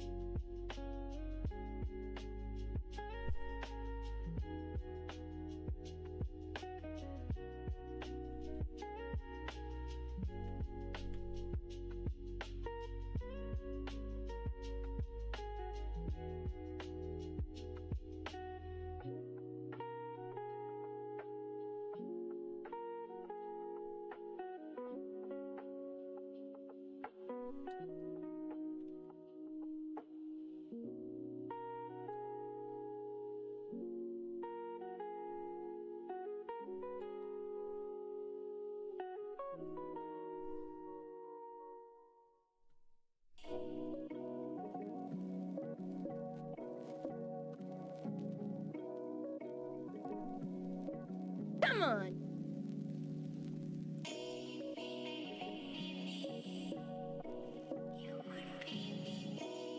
Palms, thank you for the follow.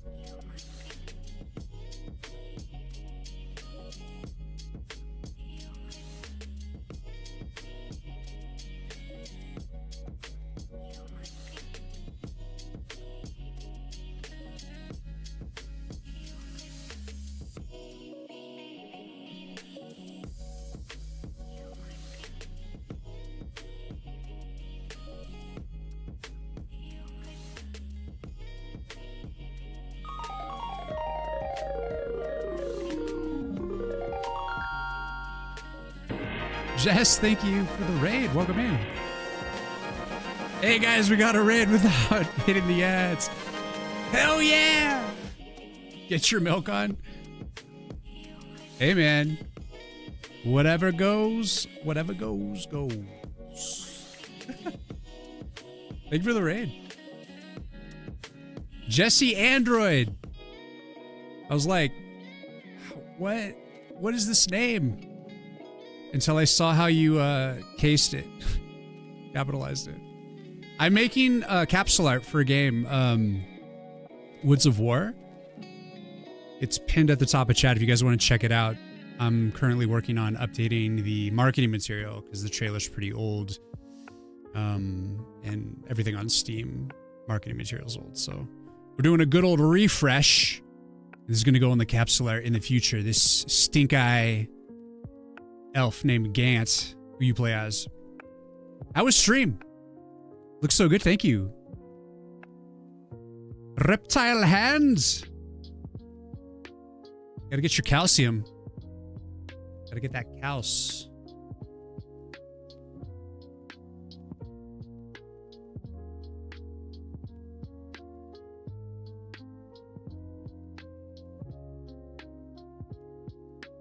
Like the genre idea. It's yeah, it's a deck builder with a tower defense vibe.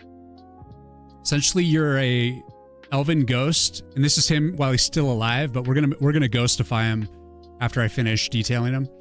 There's gonna be like the human, the elven living person version, and then the ghost version as well in this image. So I gotta decide which one I want to use for the capsule. But anyways, basically you're an elven ghost that possesses trees and brings them to life so that they can attack the orc tribes trying to bring down the magic barrier that's protecting the forest. That's it. That's the whole story. You're making a game for the first time? Nice. Are you using a game engine? Like, how are you approaching it? I'm making my game in C++ and SDL2, and I'm coding it from scratch, no game engine, and doing all the pixel art myself. And basically, I chose the most painful route possible. I was like, how can I suffer? What's the greatest suffering possible?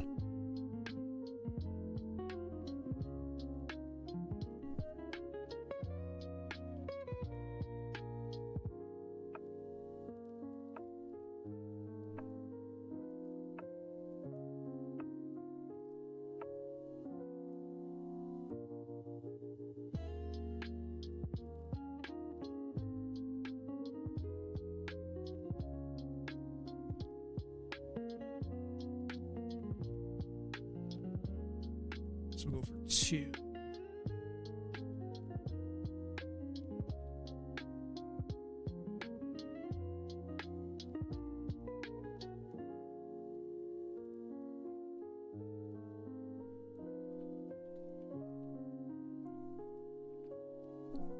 A bar-like game? Think VA 11 Hall, a Come on. Galaxy Burger, Casual Fox 2D Mixer. Okay. Using Godot, it's been such a good way to learn. Nice. Yeah, I'll pop you a follow too. Thank you for the follow. That's awesome. Are you liking Godot? I don't know if I want to do just like a little bit of soft stuff for this.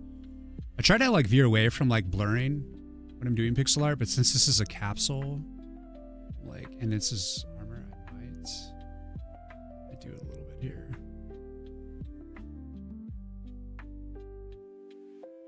No, I'm not.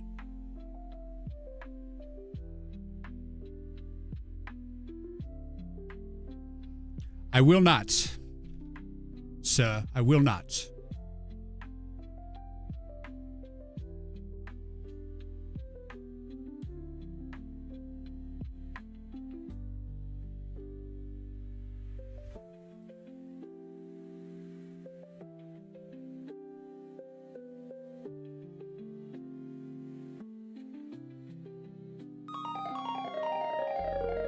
But yeah, I really appreciate the raid. I do wish you luck. Sninko! Welcome in, sir. It's very good documented, and it's own without the internet. GD script has been good. To learn too. It makes it a bit more sense to me now with public voids and that. I haven't tried GD script, but I guess if you're using Godot, that's probably the way to go, right? Since it's the built-in language. Sninko, how you doing, man? Thank you for the raid. We just got a Jesse Android raid. And we're about to hit ads. Snitko, what are you doing? Raiding right on the ads. Witch Doctor. What were you up to on your stream?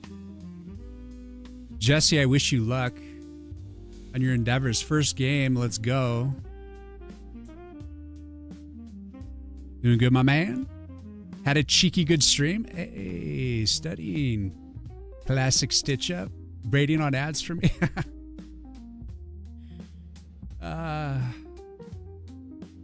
Ain't that just the way?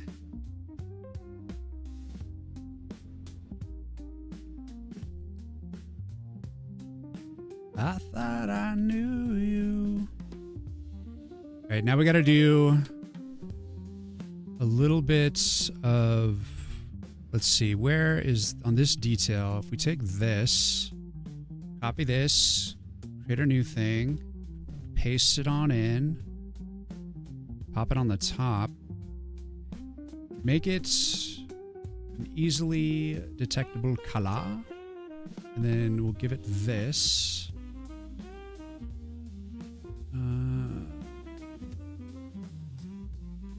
Don't know if I want to go outside or inside.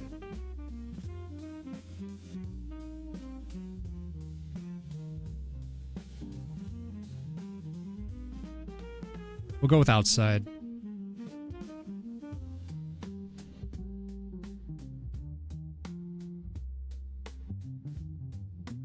This is where it starts to like work, you know, with the highlighter on the edges, but we gotta like erase some of them.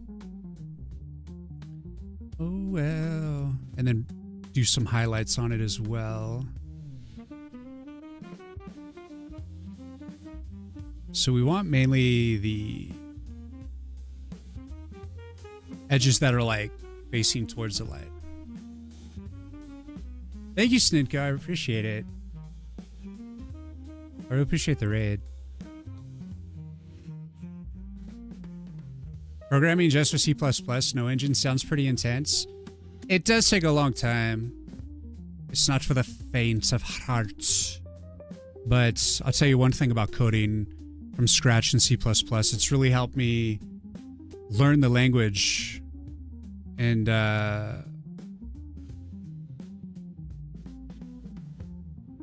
know, really made the game my own. Whoa, whoa.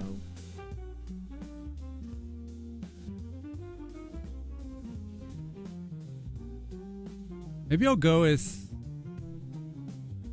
we'll select it and we'll just do dark edge, which means we'll go with this.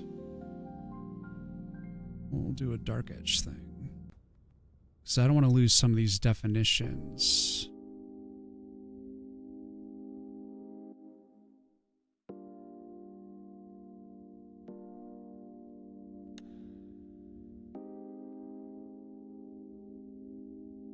Down.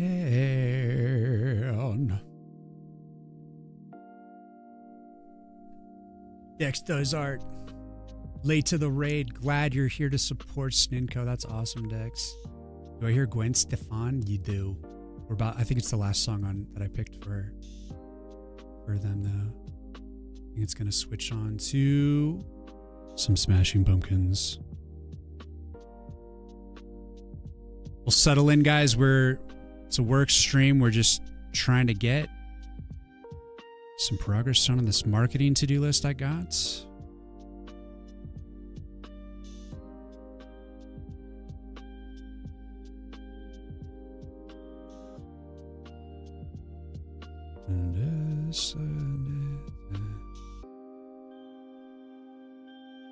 You just got to determine what edges are facing away from the lights. And then I may later come in and delete some.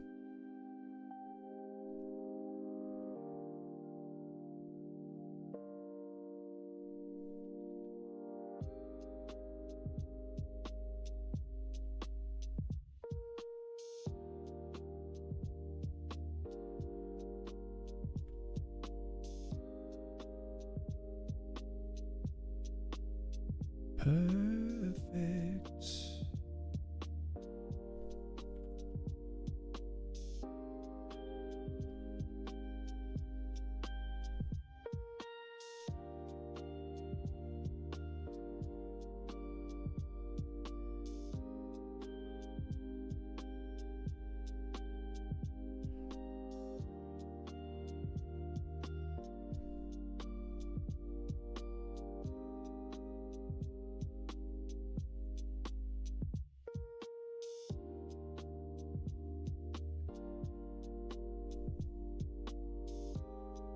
Making choices. Lighting choices.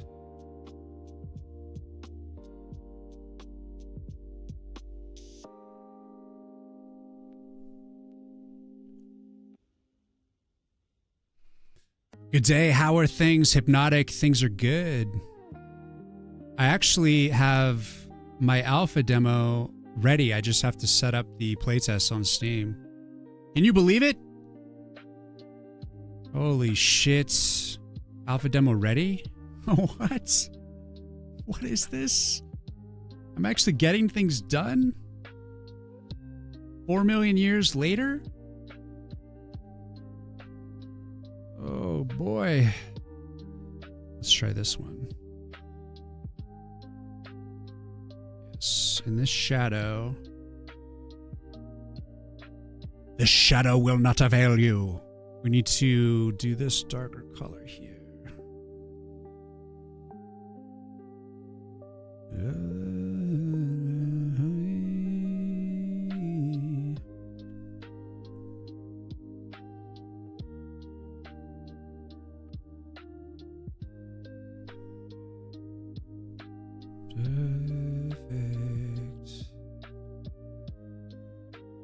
Wait, right here. Start to pull away from the lights. And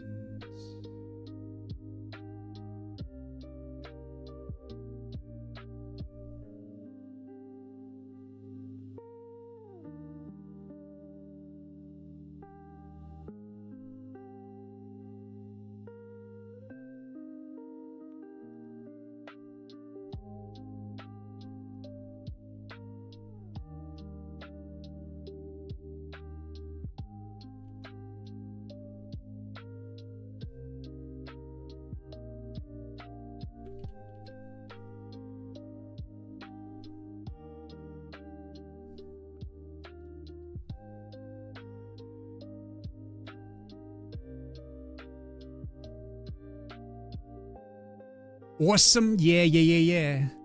That is some amazing detail. Thanks, man. I mean, just trying to build up his armor for the capsule art, the new capsule art. It's a process.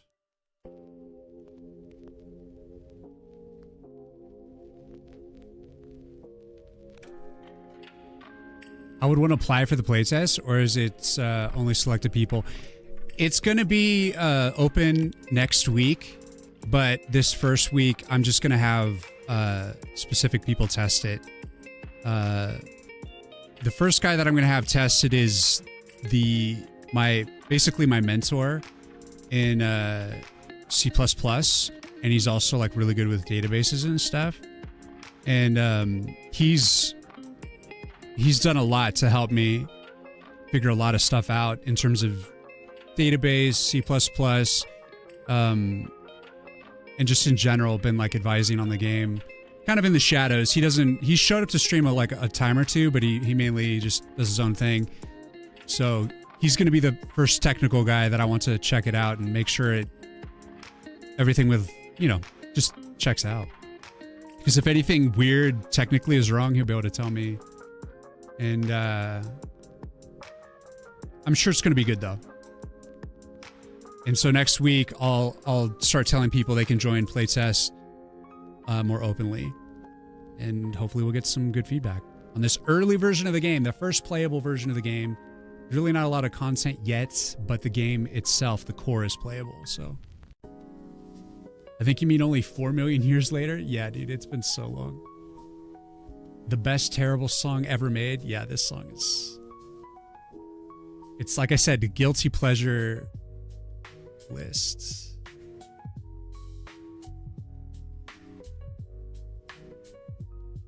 Guilty pleasure, baby. The character needs a bigger mustache. No, he doesn't, bro. Dude, this is competing with your mustache, except for the twisties. I mean, you obviously have a bigger mustache than this guy. Mustache/beard. But Gant's looking at you right now and he's like, bro, you want to fucking go, mustache boy?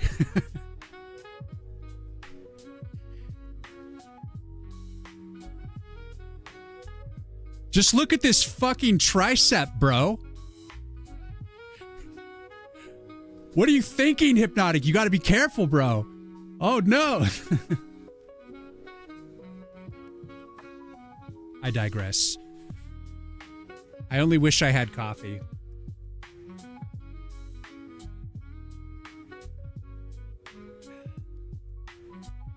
All I have is moonshine. I'm just kidding. It's just water. My mustache can slap him. Weak! Yeah, fair enough. He is only pixels on a screen. He's gonna kick your mustache, Hypno. I don't know, man. Have you seen Hypnotic's mustachio? It's, pretty much the best around.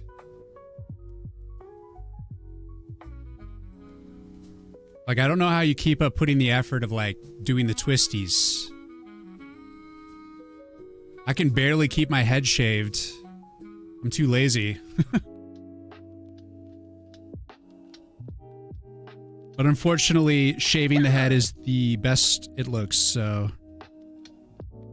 But I shaved today, guys. I did.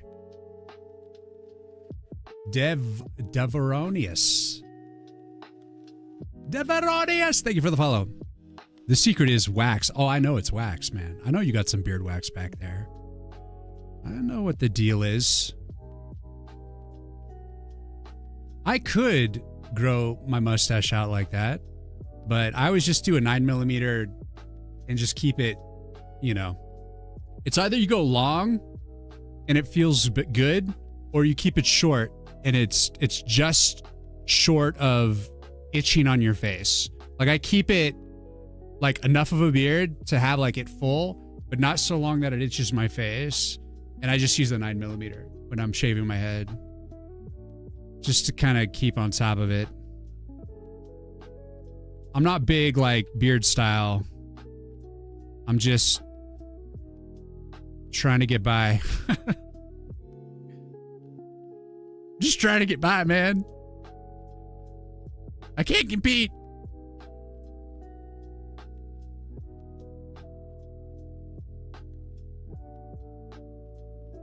But yes, you've got one dapper beard. Sure you could. Whatever helps you sleep. I relent. I relent. I bow to your beard mainly because of the effort I know that goes into it. You deserve it, sir. You have earned my respect in the beard realm. I'm surprised.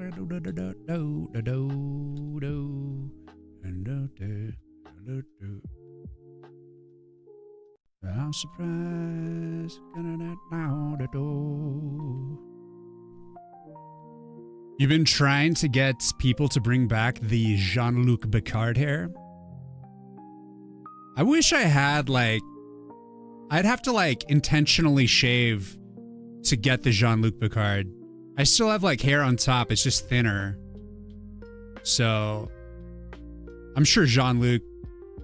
Patrick Stewart shaved to get it, though.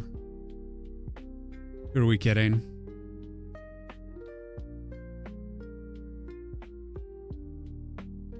Everything's fake. Nothing's real. I'm surprised.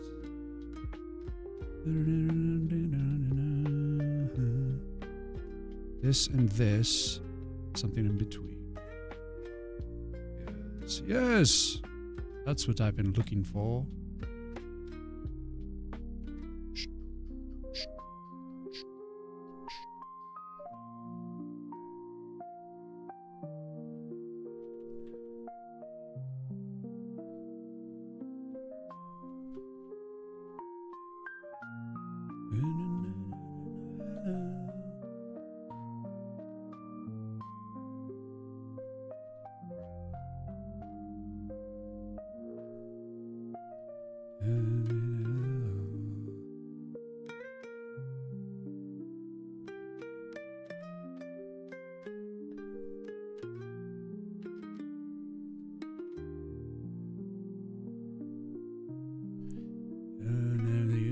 Code and Gree.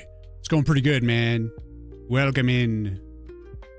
Mine is 45 centimeter, roughly 18 inch. Holy shit. Guys, you got a long beard, dude. My mustache wax smells like lavender and pine. Ooh, fresh. I recently got this tangerine soap. It's just delightful. It's very nice. These marry me. You're just quite delightful. Just a nice squeeze of tangerine.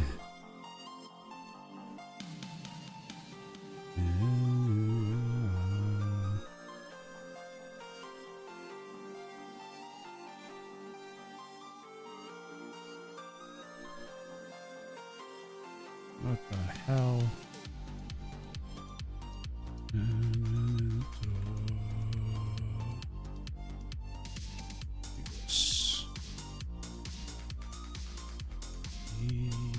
Easily.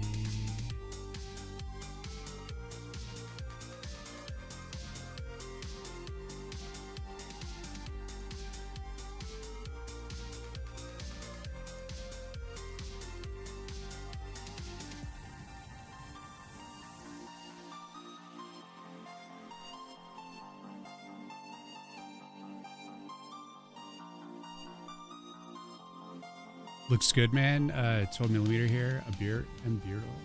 Nice. This suits you and Patrick Stewart. I like to keep it simple. I like it's nice and clean.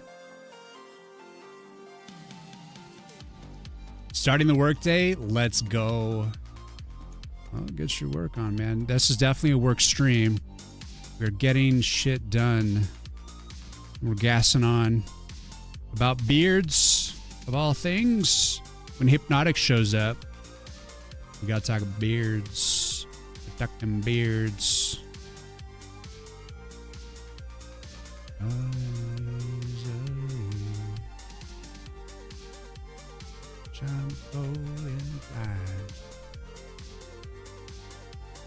the hell, bro? Give me this.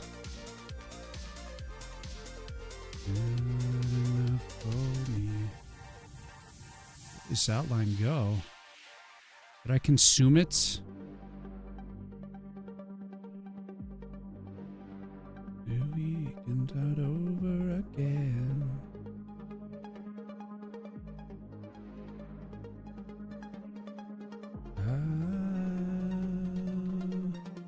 We can start over again.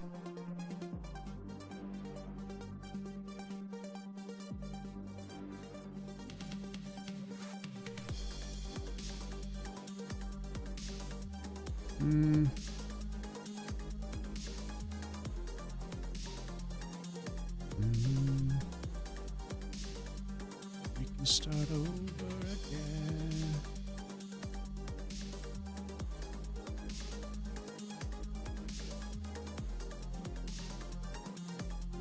You know what? I think, yeah.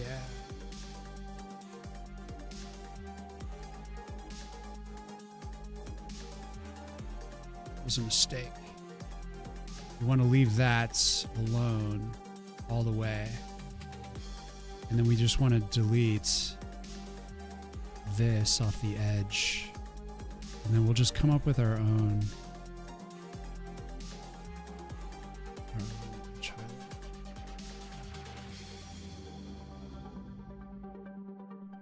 One that just cleanly doesn't mess with this outer line. Because you're messing with my shape, bro. You're messing with my silhouette, and it's unacceptable.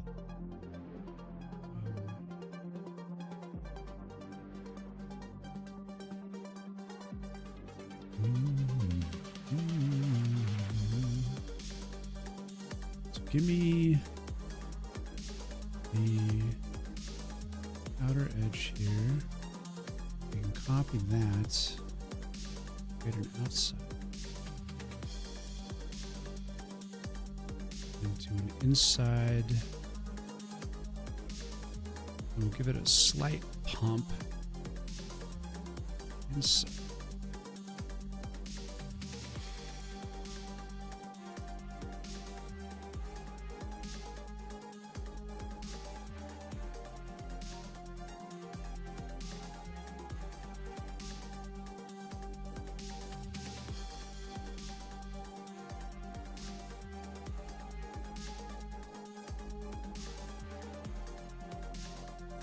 Remove.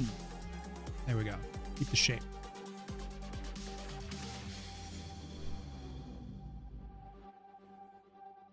You had to fix some stuff in the crappy old system. Who would think that AAA games had these? So many tech, but still. Coffee my drawing moment for the day. Let's go. Spence, what's going on? Because I'm just a teenager, babe. I missed that earlier. Don't be jealous. Come on. Dop6. Welcome.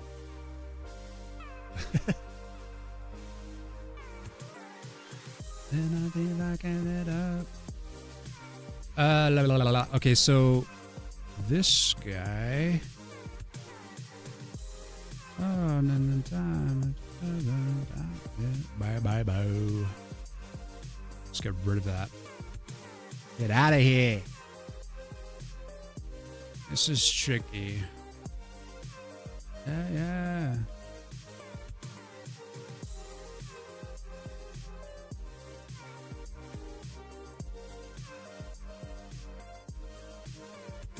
Man, those colors are so close to each other. Boy. This is what it is.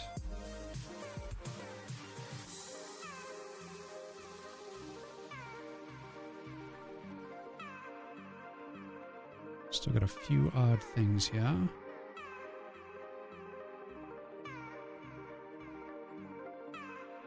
Did I miss anything? So all this stuff.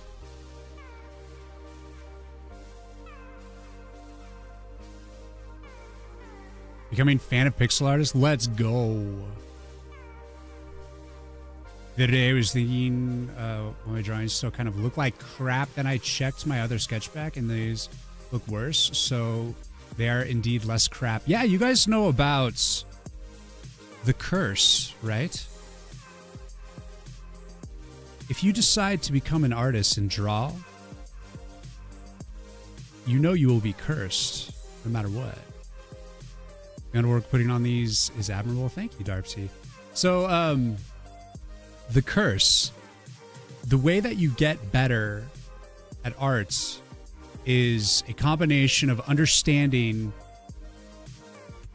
what it is you're doing, like understanding what looks right, and also your ability to pull it off. So like to be able to sit down and have the muscle memory, be able to analyze it in the moment, and then later come back and edit it. And so these are two separate skills. The editing ability and the ability to execute. And so like as your execution gets better, your editing ability falters. And then as your editing ability gets better, your execution gets worse. Because it's what's happening is that like you're like, oh, I actually pulled this off. Great. But then you start to like realize, oh shit, I did make mistakes. And then so then you work harder above that. And so no matter what, no matter how good you get, you will always see something wrong. There'll always be something to work on, something to improve on, and it is the curse. So you need to learn to love yourself. Looking at your old sketchpad is exactly what you need to do, Coden. That's exactly what you need. Compare to yourself from the past and see how far you've come and have gratitude. Always be grateful for the fact that you're putting in time and the fact that you are improving, and you should only ever compare against yourself. That's it. And yeah, you will forever be cursed. So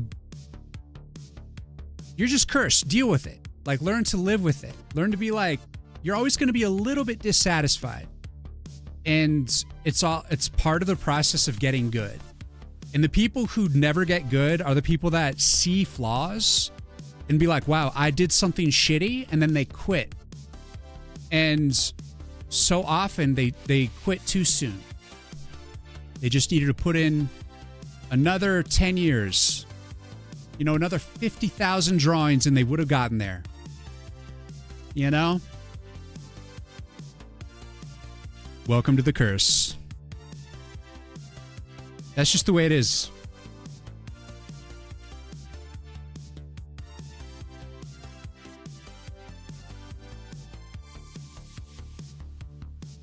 That's just the way it is. Just like you. So you get nice and comfortable with that concept. And you're gonna do just fine, sir. You're gonna do just fine.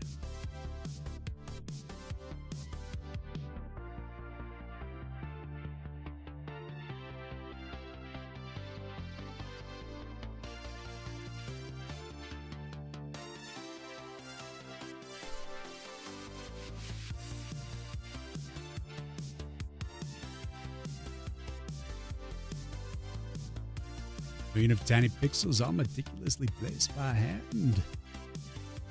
Today I learned I'm cursed. That's right.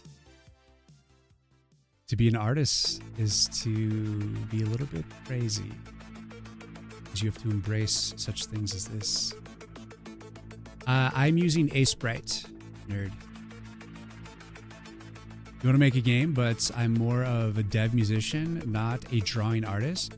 I'm also a musician too. I actually made the music for this game. I do need to improve my mastering abilities. I need to I think the mix is probably okay, but maybe tweaks to the mix and then learn to push it more. We need some low end or something, I don't know. Like put in a low end instrument for some parts of like the main theme song, but I like the song itself. It's good. Sound engineering, it's its own thing, you know.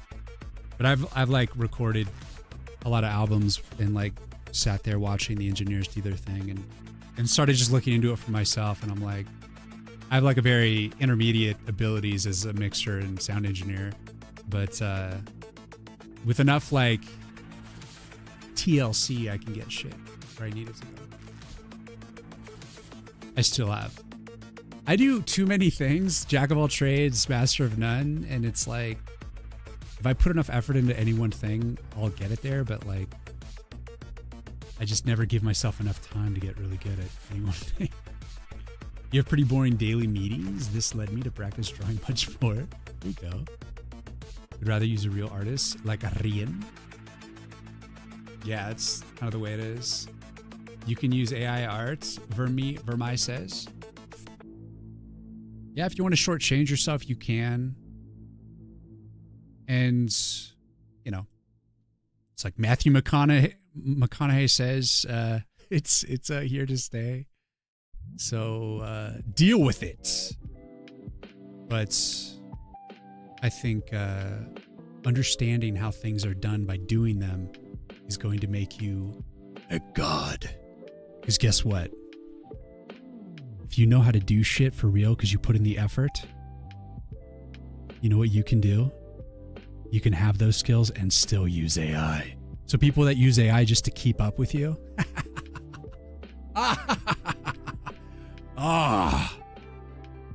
they have no idea. Shortchange as long as it's good.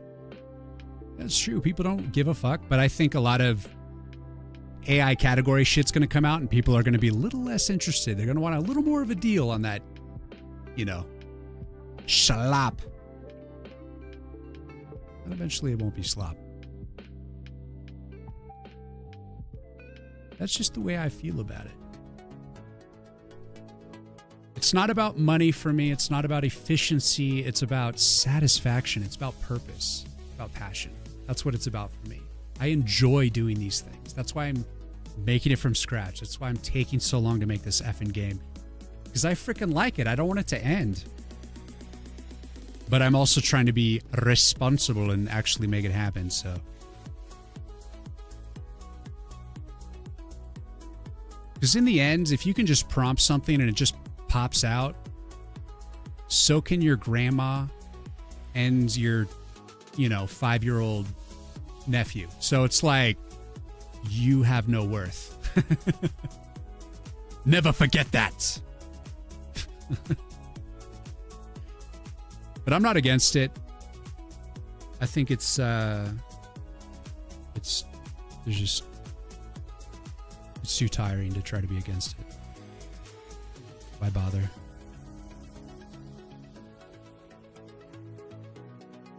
But if people want to do hard drugs, who are you to stop them, you know?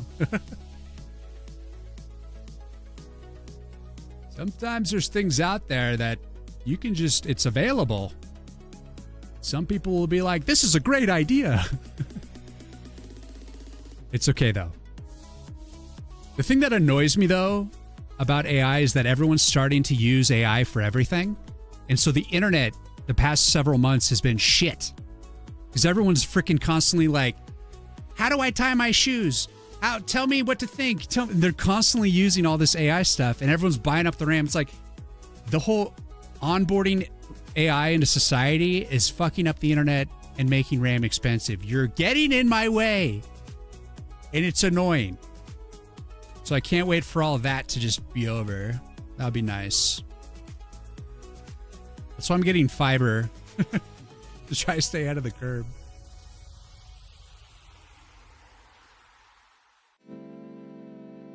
I guess to the point that there will be more people attempting to get toilet cleaning jobs. And that is bad.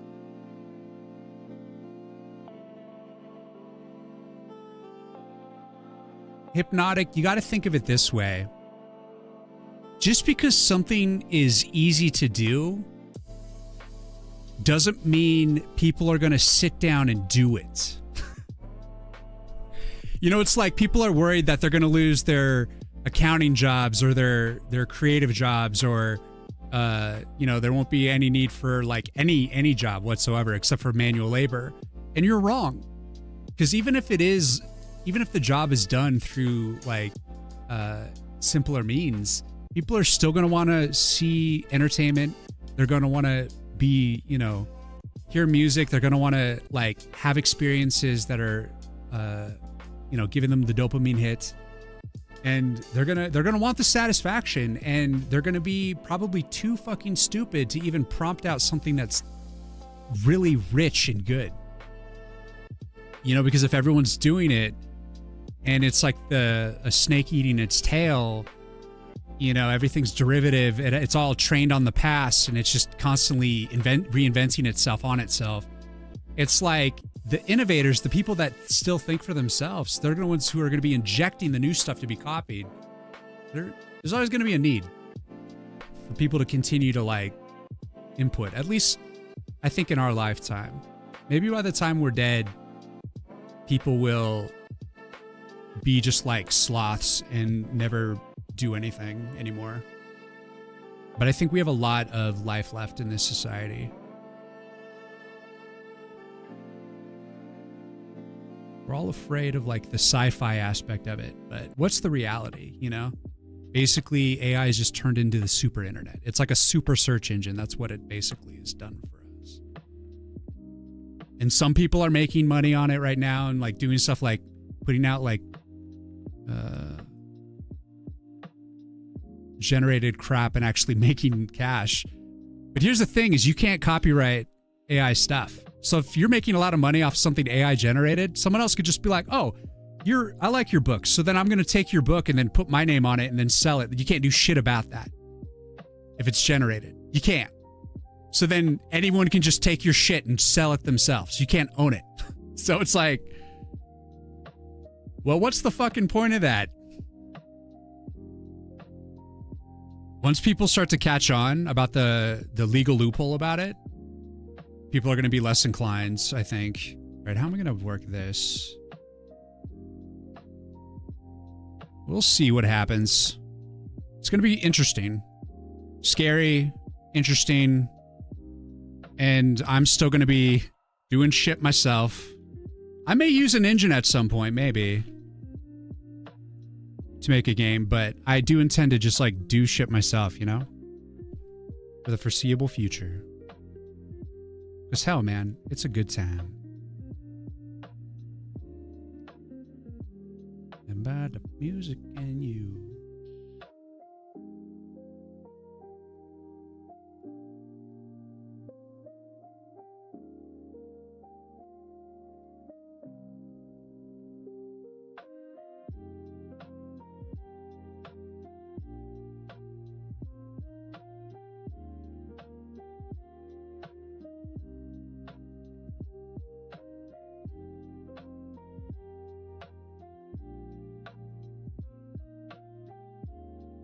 Let me see. How do I want to do this? This is shadow down there. This is going to be here. No, wait.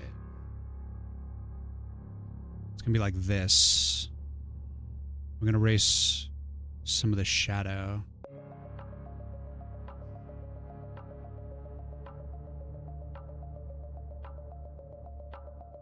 But anyways, it's becoming such a boring topic. Everyone keeps gassing on about it. Everyone's so worried, blah, blah, blah. I was like, you know what? Whatever. Just listen to this song. The world is going to pull through, guys.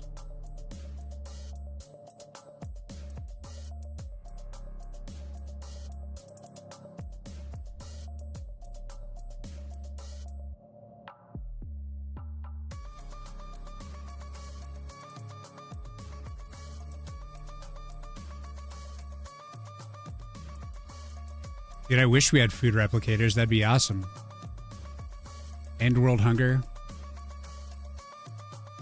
Creative people will be the ones who make the best content, even though it will be lower barrier entry.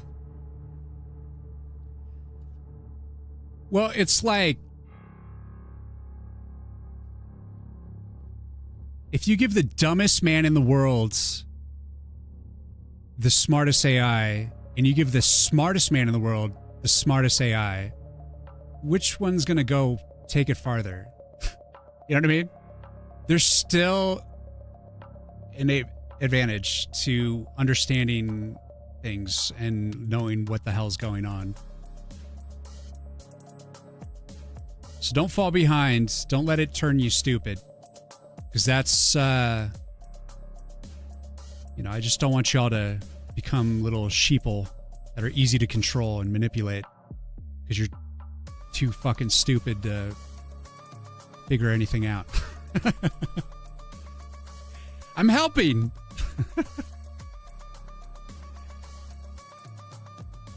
Just think for yourself, please. Please.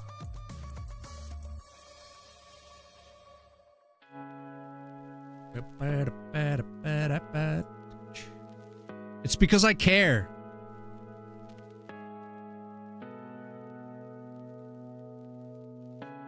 We'll kick your asses. It's because I care. About you scallywags.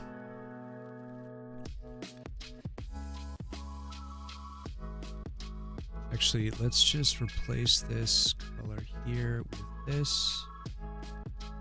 And this one. Start to dim it, maybe. This one. Transition there. Just a little too bright. One thing I really want to study up on more, especially before I get into the next game, but an ongoing study, is just deeper color theory. Just being able to pick color palettes.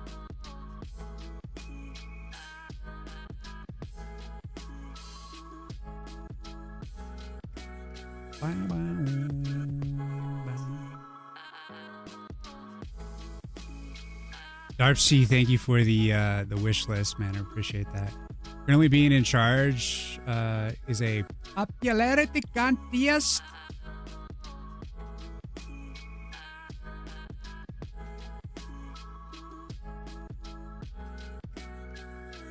One playing the hardest difficulty, one playing the normal. How come no one uses... they use bits, man. I got bits earlier. Nature Crank donated some bits. That's the bits you're talking about. The good man! He's probably long asleep right now. Guy playing the harder difficulty likes to solve the puzzles and problems himself and his own solutions. The guy playing normal searches of solutions on the internet. Everyone uses bits. You are using them now. Are we just talking about bits in general? Let me know what's happening.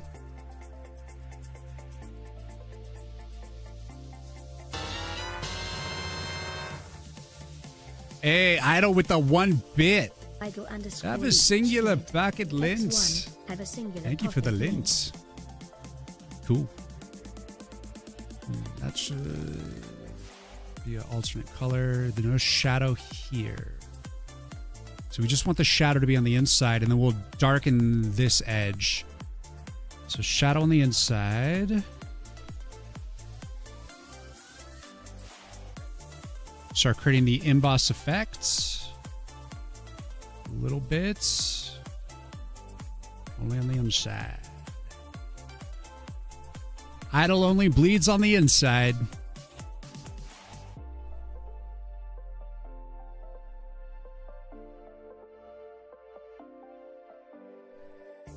Let's do a shadow here.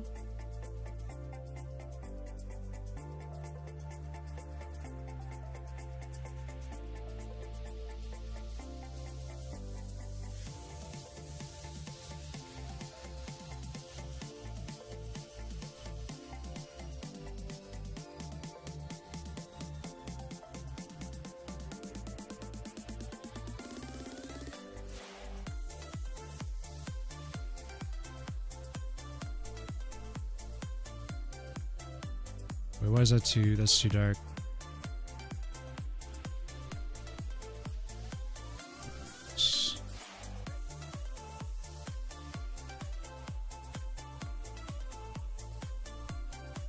And then this.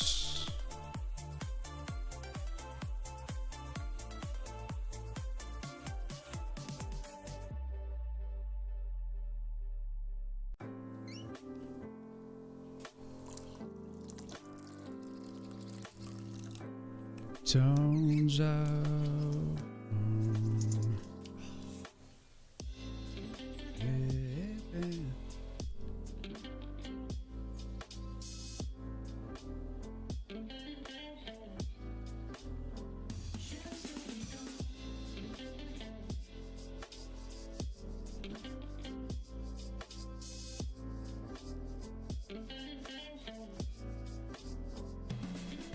Probably push this color.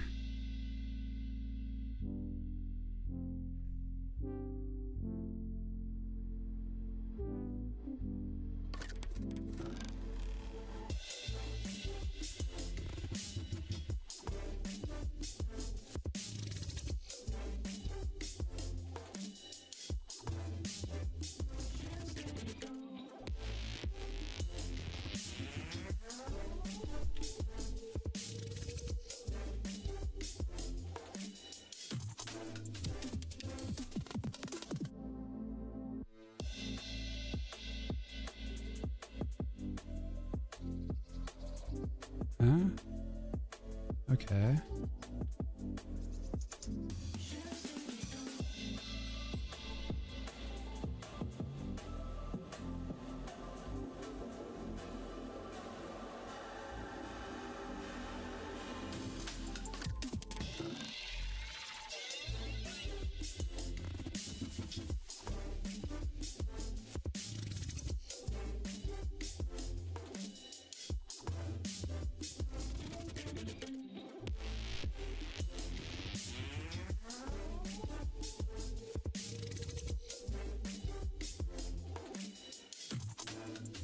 Sir James so tired.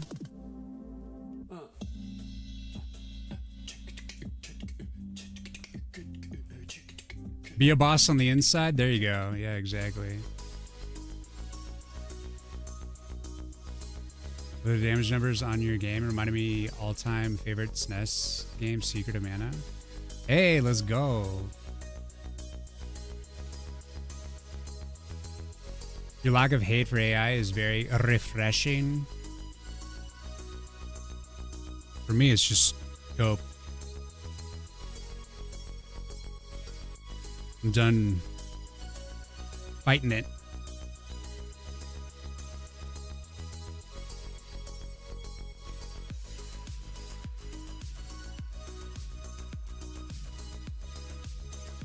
All we can do is figure out how to play it in the future, you know? This is where society's going, so what are we going to do? You can bitch about it, or you can think about, what are you going to do? What's your strategy? People are scrambling, worried, hoping to maintain status quo. But what if status quo is gone? What do you do then? Put on your thinking caps.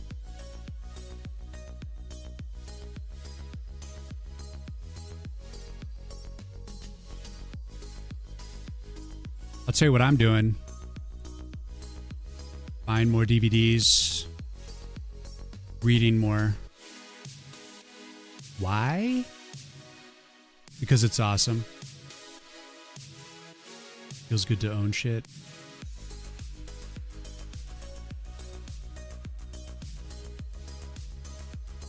I just got a 1978 printing of The Shining by Stephen King.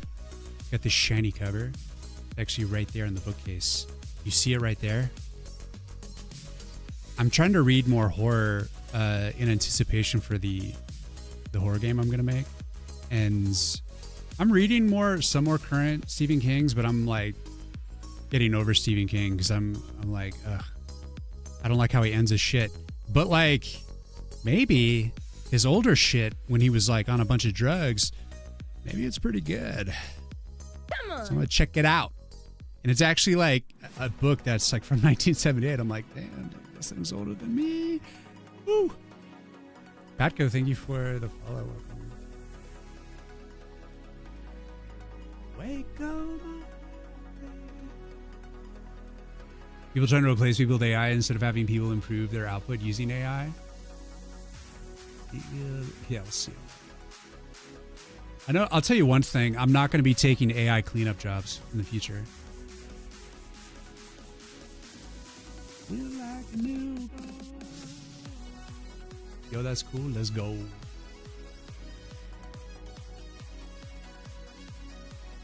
Like the attention to detail. Let's go. I appreciate that. Thank you. Did you read the follow-up to The Shining?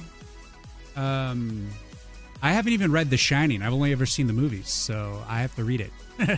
I got it because I intend to read it. But I had to get one that was like a cool cover because the current printing of it is lame. Like the cover is shit, and I just couldn't buy it. So I ended up buying this 1978 copy. Here, I'll show you.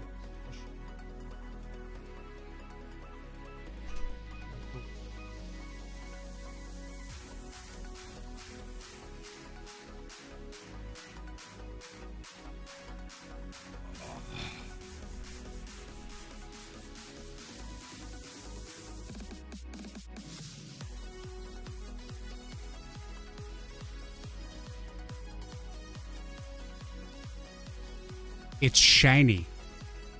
You guys see chat?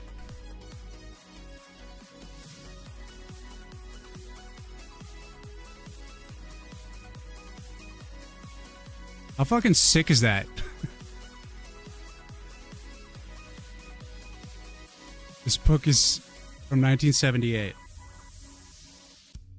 I stuck it in the freezer for a few days to kill any germs.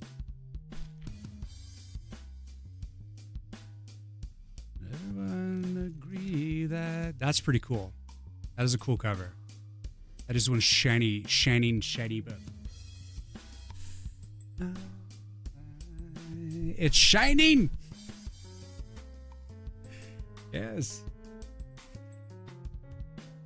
And I feel like a newborn. I just finished Stinger by Robert McCammon. Highly recommend that book. It's awesome. Enjoyed it right into... I was like putting off reading the last like 7 pages because I didn't want to finish it. I'm like, I don't want to leave. I want to go to there.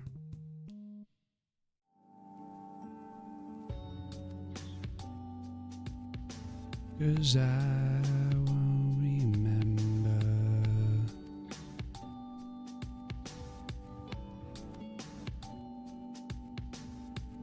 But I'm going to be reading every day this year. My intention is to read like around 11, 12 books. Takes me about a month to read a book. I read about 10 to 15 pages a day. That's it. If you keep at that pace, you'll knock out books. I'm a really slow reader. It takes me like 30 minutes to read 10 pages, 10 to 15 pages. Like I have to, I don't know, I just take my time when I read. Whenever I read fast, I have terrible comprehension for fast reading. So I have to read slow to like really take it in. But if I keep at that pace, I'm able to like knock books out, even though I'm a slow ass reader.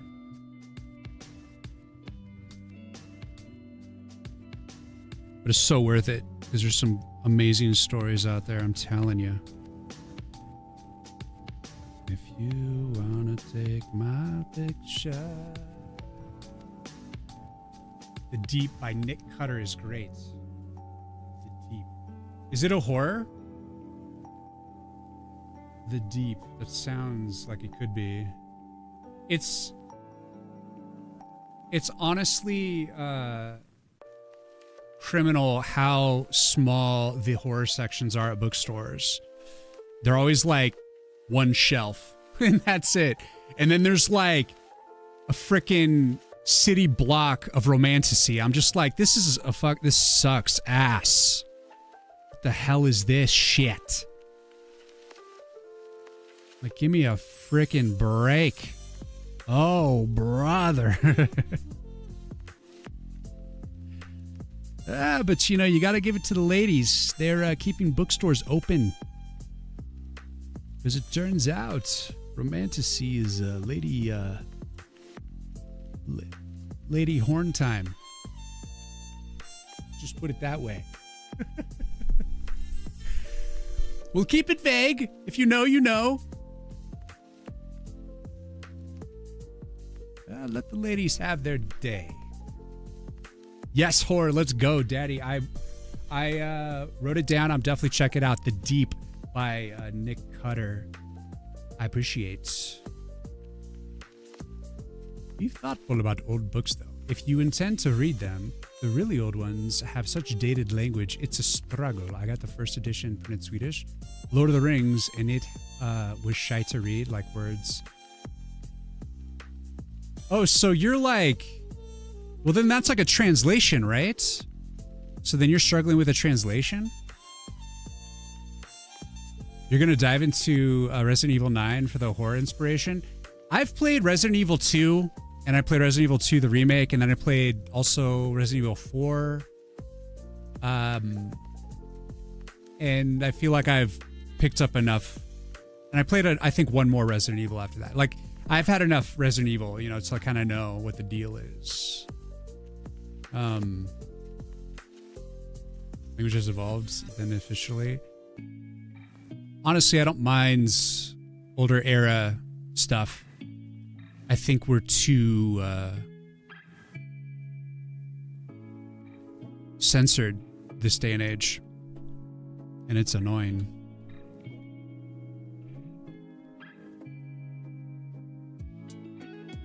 I'd rather just be a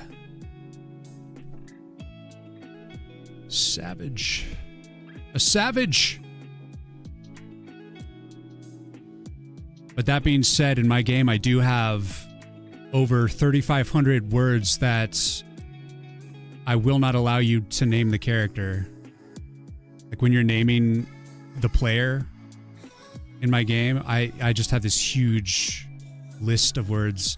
And the reason it's so long, I just like found stuff online and just copied and pasted over like lists of stuff. And the reason it's so long is because it accounts for the different languages. So it's like curse words and stuff in other languages. So honestly, I don't even know what half of it is. But for the English stuff, I like went through and just was like putting stuff back in. I'm like, they can say that. That's fine. Like if you want to call your character Tits McGee, you know, do it. Frank Farter. I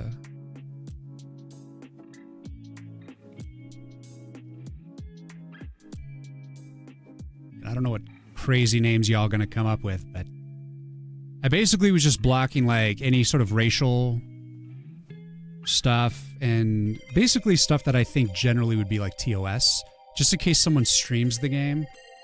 I don't want my game to be like marked as something that's unsafe for all the whiny babies out there. Whiny babies.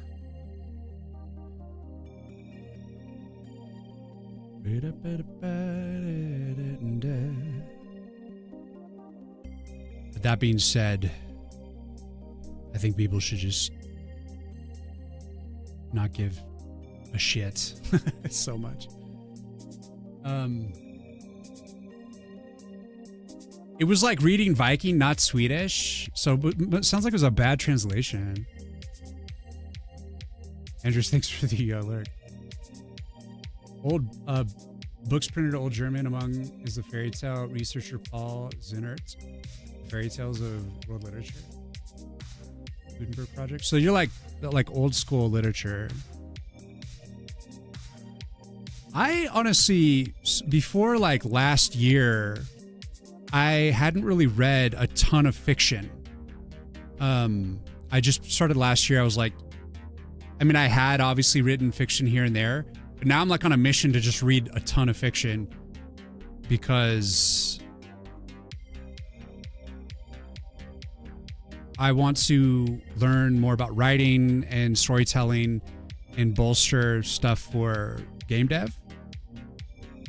And in order for me to like really appreciate something and spend a lot of time, it has to be like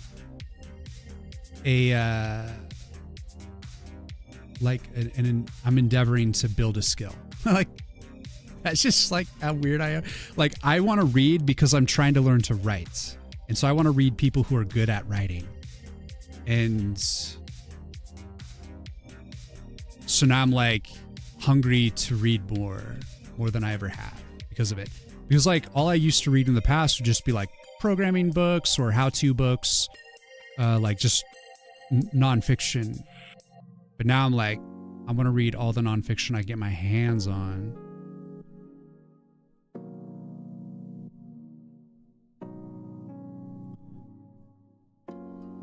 I really have turned into somebody different as I've gotten older. Because I used to like never like horror films. I never used to read fiction. It's like now I'm like, all this stuff is like 180, like the horror stuff. I'd be like, I only want to watch like, I'll watch like one horror film a year around October because it's time to get scared. And now I watch like a horror like every other day.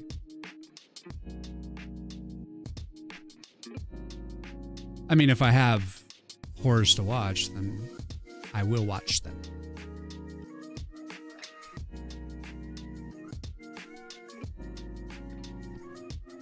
Right now, I want to watch The Exorcist. I've been trying to get myself in the mood for it.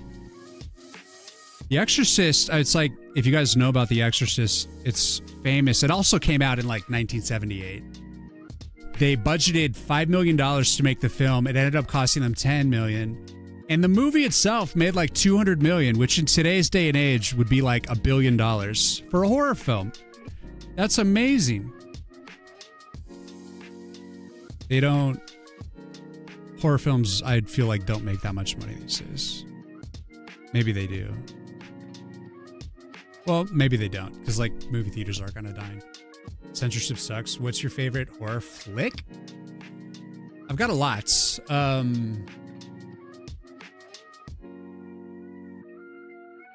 I can't really say my favorite per se. I can just say a bunch that I like. And we're about to go on ads, so maybe I should wait. Have you seen Haunting of Hill House? I have seen Haunting of Hill House, and I enjoyed it. I thought it was great.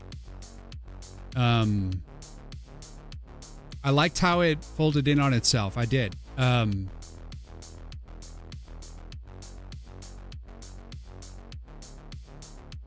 Been toying with the idea of reillustrating them for some time now. That's interesting, Patco. That's fairy tale like Winds in the Willow. thing made want to get the practical effects as a child. Yeah, I was gonna mention The Thing for sure. Well, we're on ads. I'll for those of you who are, you know, ad evaders, you'll hear this. So like, or subbies. I like The Thing. Of course, I like the Evil Dead series. We're talking first and second Evil Dead. Army of Darkness is also a great film. I love the behind the scenes about Army of Darkness, like what they went through to make that film. In terms of like last year, like more newer franchises, I really liked Substance. I thought it was awesome. Smile and Smile 2. I really love those films. I think they're awesome. It Follows. Haunting of Hill House was definitely great.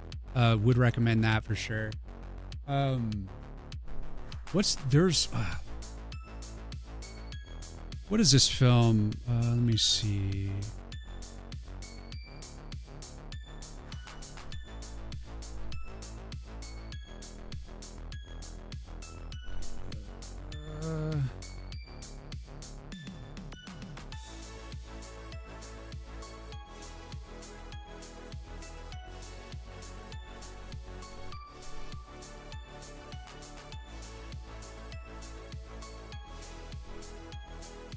I always forget this title because it's a weird title.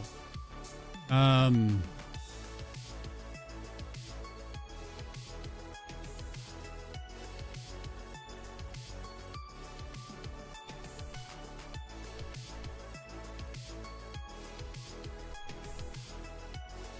not gonna remember this.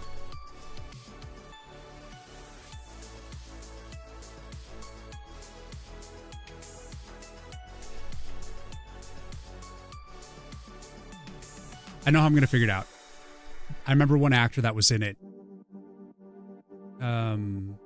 Most of the actors are like unknown, as far as I know.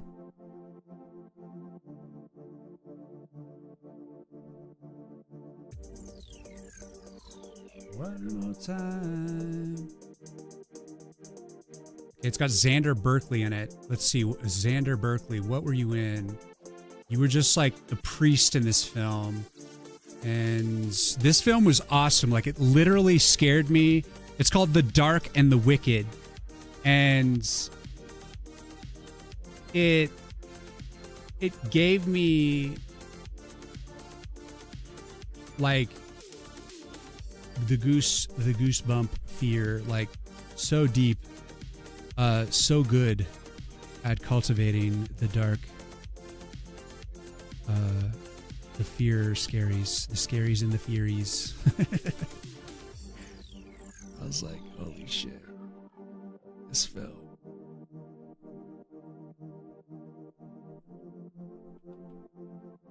Got some twisted scenes. I enjoyed the Terrifier series. That's more shock horror. I'm not like super huge. Like I would never, I don't think create shock horror. But it's something you can just like, it's like popcorn flick, you know, like the Terrifier series.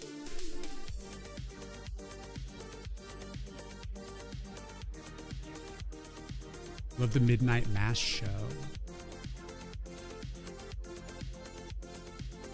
I haven't heard of those fairy tales.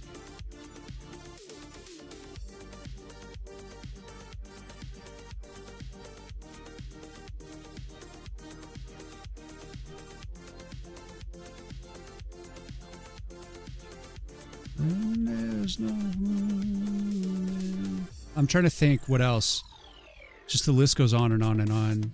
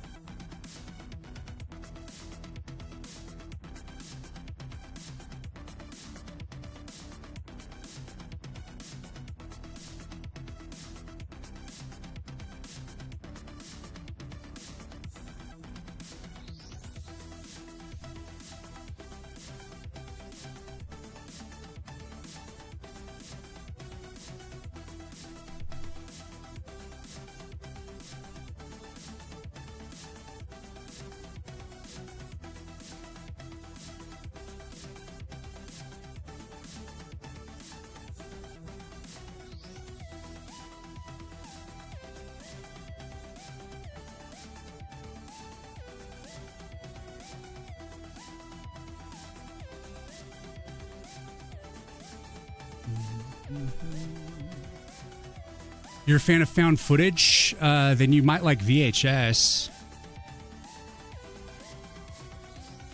You're all about the Evil Dead series. If I could make a horror film, it would be like those. Yeah, like, I think I would like to do a little bit of comedy horror when I do the game. You know, I want there to be a little bit of funny. But one thing that Sam Raimi does consistently to create, he has like a formula, and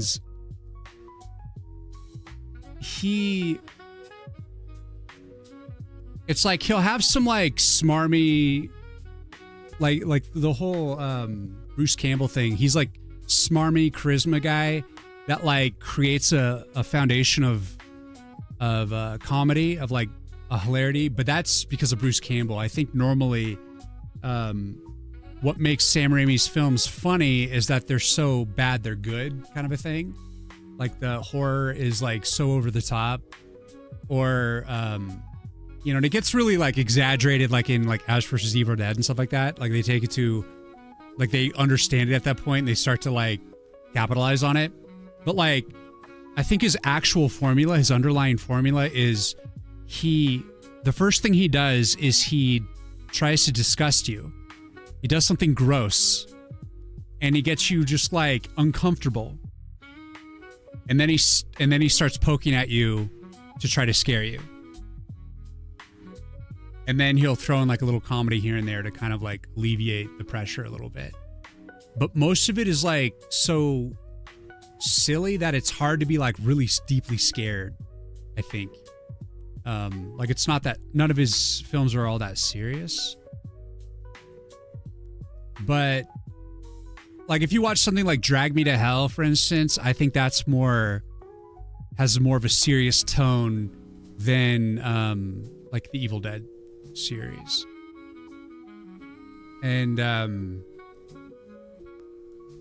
was I just thinking, doesn't he have like a new film out right now? Like I want to see it. I don't know if it was like Send Help or something, or there's a new film I want to see. I don't know what it is. Drag Me to Hell have some genuinely good scares in it. Yeah, like I feel like Drag Me to Hell got more serious, but there's definitely some super disgusting like preliminary scenes, like with the old lady at the beginning. Like that's what made me kind of realize, I'm like, he always just tries to gross you out and then he starts to scare you.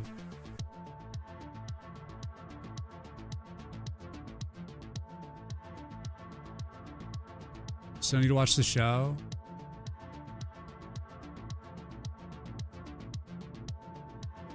They're not nearly as childish. Yeah, I've heard that about the older fairy tales for sure.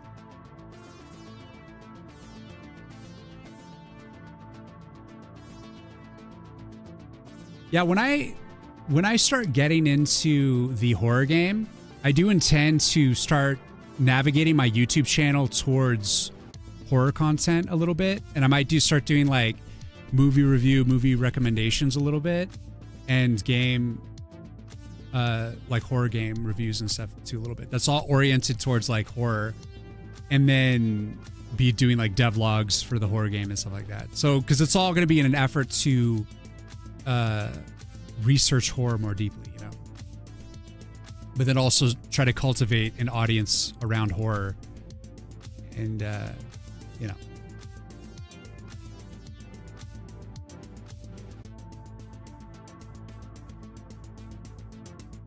You watched 88 movies in October? Is that like 4 films a day or some shit?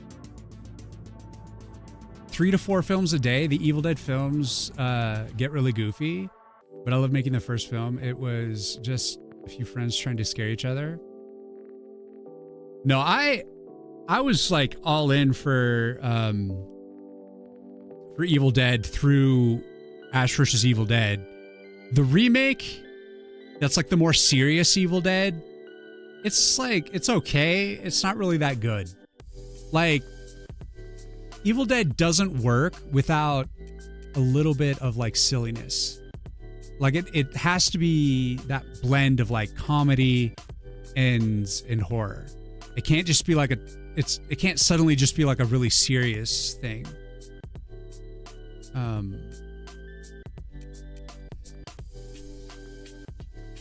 I mean, I'd say mainly because it's what you kind of come to expect. And I think it's hard to like undo that expectation.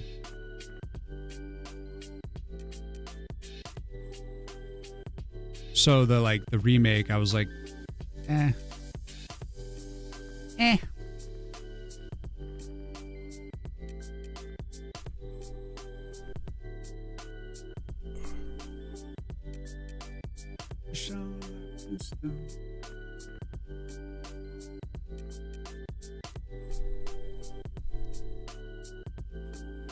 The Dark and the Wicked, though, like that's a serious one that like crushes it. Oops, I just like was pushing shortcuts outside of the program.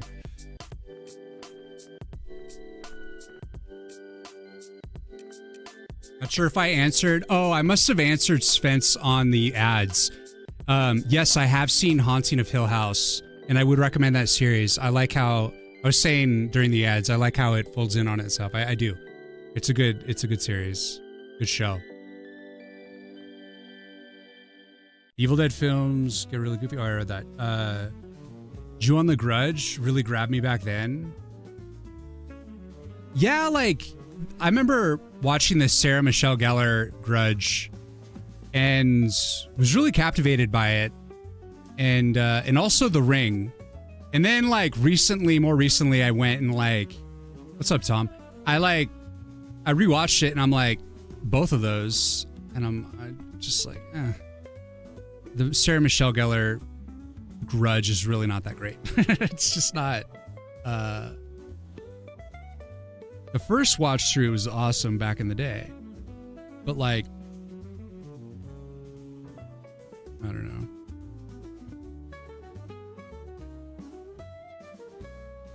Just put this here.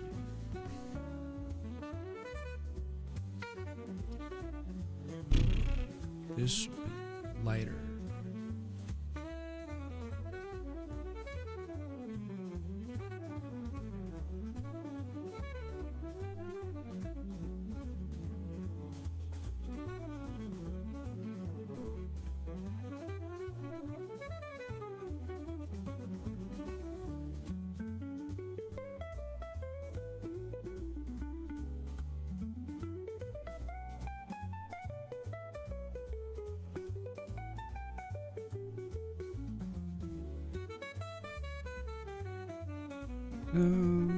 Numbers.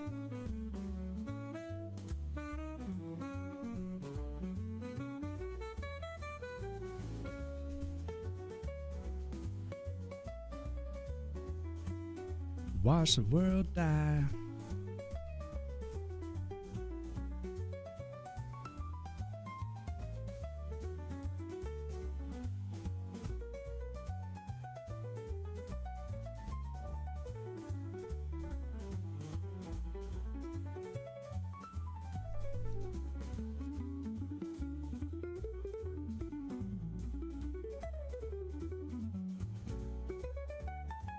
Probably the scariest piece of horror I've watched. The tension buildup is a masterclass of everything horror. Yeah.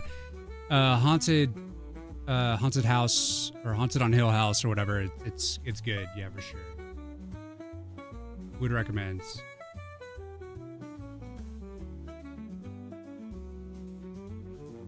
Look at that shoulder pad.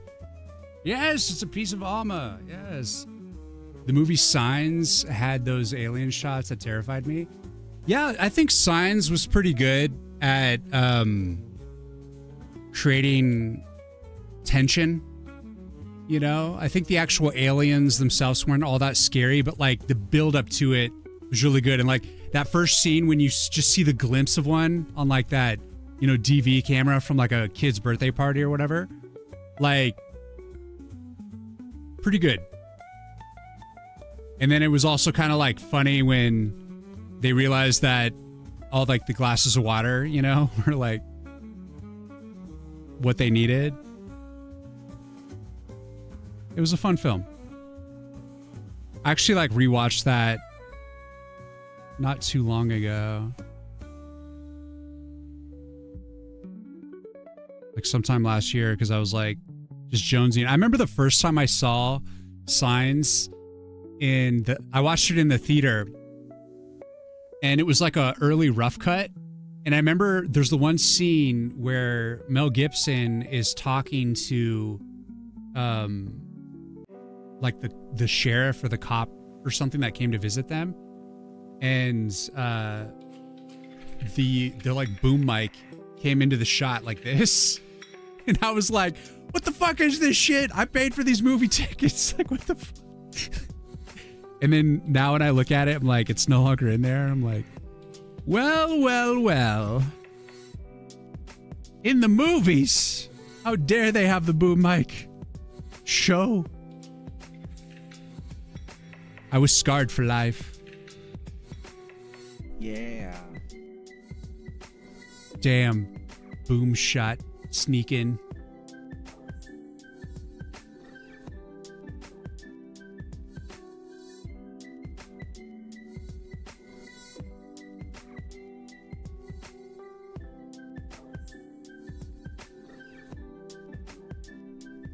Saw the film and then was alone on the way home in the headphones. And I kept imagining something cracking. Dude, when I was like 10 years old, my sisters were watching the original Stephen King It. And it like gave me nightmares for a long time. I didn't watch the whole thing. Like, the older Stephen King films are like really long and boring. But I saw some scary shiz. Oh, you saw my game pop up? That's awesome. Scary Movie 3 parodied it as so well.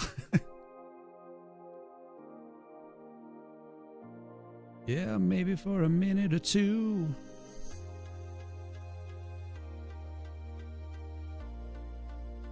I will buy you a pardon.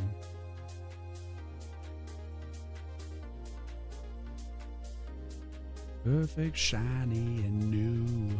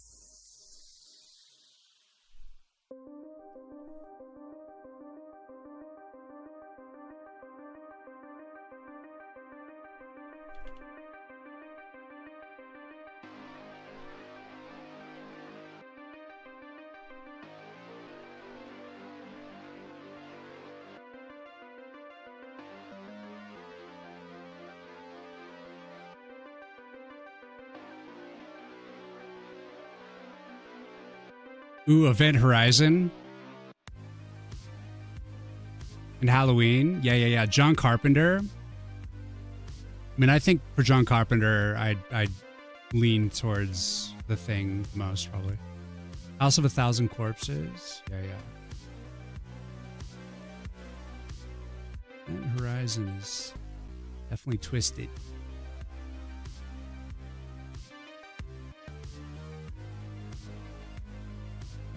Makes me think of Firefly, you know, with like the Ravagers.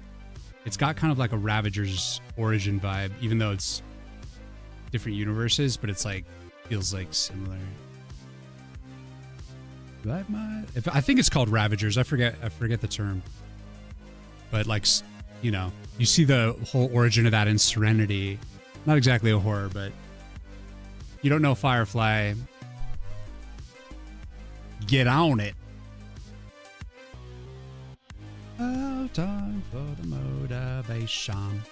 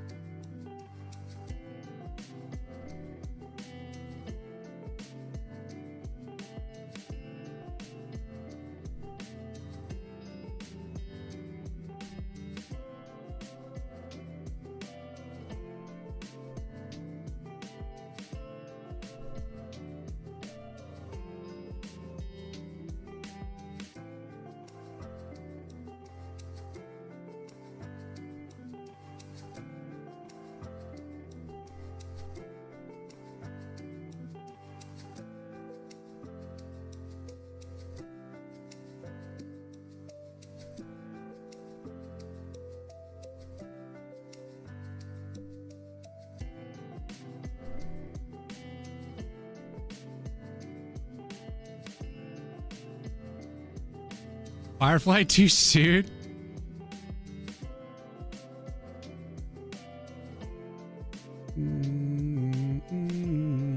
Oh, really?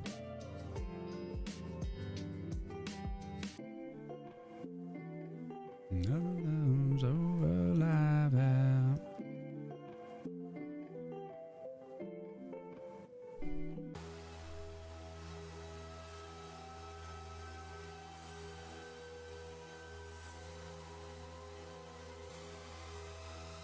We gotta do the other shoulder. Thankfully, it's just a small area, so it won't take nearly as long.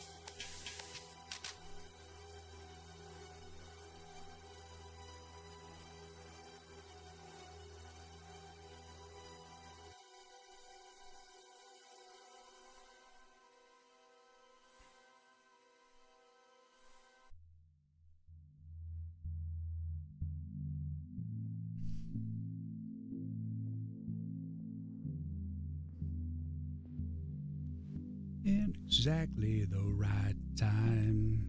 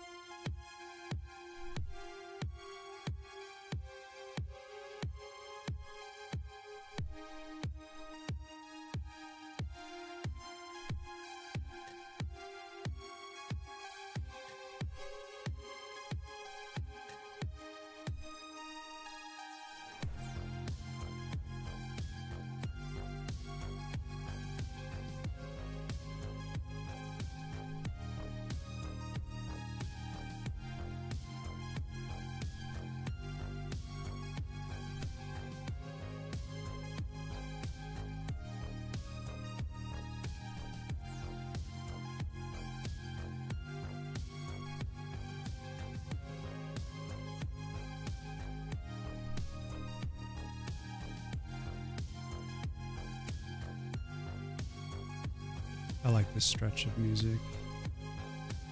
It's always rejuvenating my soul. Going 7 hours. Is YouTube hanging in there?